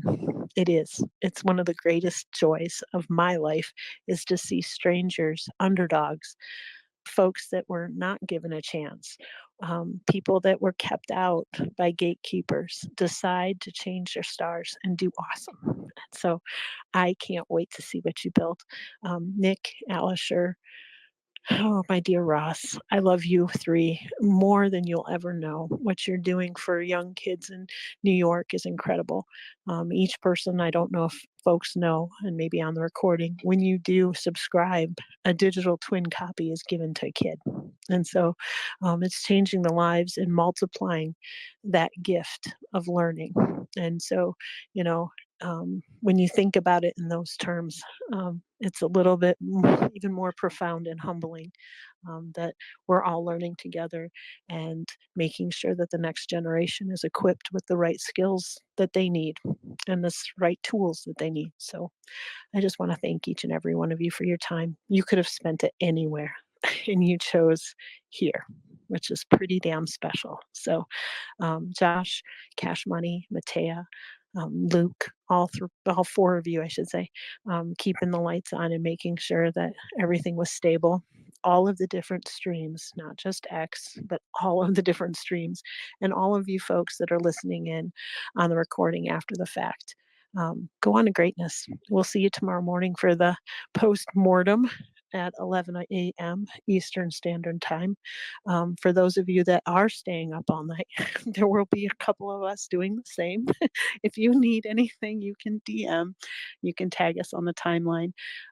Keep careful notes so that you can bring them to the table on tomorrow morning around a cup of coffee, and we'll make sure that everybody gets settled and sorted. So have a wonderful, wonderful evening, folks. Thank you once again. Josh, it's a tremendous honor. It's a privilege to be in your room, and thank you for being my friend. I just can't thank you and your wife to be, for your presence in my world. So you continue to shine and use your superpowers for good too, my friend. Sarah, I absolutely am so lucky to have you in my life as well. I hope you realize that. I just learned so much from you. We were talking about Larry Goldberg, and I think that he's, incredibly phenomenal and awesome. And Sarah, I want you to know that I throw you up in the class with titans like that, 100%. When I think about amazing creators, amazing teachers, people who are actually making a dent in the world, I really do think very highly of you. I hope you know that. And our whole team does. We are very lucky to be in your life. So when I heard you say that, it just like took me back. I want you to know we're lucky. I mean, if that makes us two lucky peas in a pod, then so be it. Ross, my dear friend, we will keep this rolling. I mean, I feel called to make this type of scene happen, and I want it to just grow even further and further. I think what we're looking at is just like the wheat barely beginning to come up the top of the soil here, right? And I think that we're just getting started of what it means to do these sessions. I know I say that often, but I want to encourage you guys that this is not just a flash in the pan. This is a long process, a long cook of making a great community. And I'm really excited about what we're building, Ross. So to have people like you, of your stature, of your caliber, to come in here and help innovators transform ideas to impact, just like we're doing in these series, to me is priceless, totally priceless. So look, also, if you have not listened to last week's ITT, Larry Goldberg, 78-year-old entrepreneur, investor, innovator, I definitely go catch that. Definitely go catch that. Douglas was on last week. Definitely go catch that. Conrad was as well. I just want to encourage folks. I think a lot of you familiar faces that I saw last week in the ITT, but folks who are on other platforms, please do go to my profile on X, hit on highlights, look at ITT number 54. And I think that that's a gem, one for the books. But also I want to let folks know that I think we're just getting started. Innovator interviews during the ITTs on Saturday. Who liked that? Who liked the innovator interviews? Oh, we got Larry Goldberg, on stage, and that's the beginning as well. I think this think tank, this innovators think tank, the ITT, is going to allow the stage to be blessed by so many incredible innovators and entrepreneurs as we grow, and we're going to learn from them, folks. We're going to learn.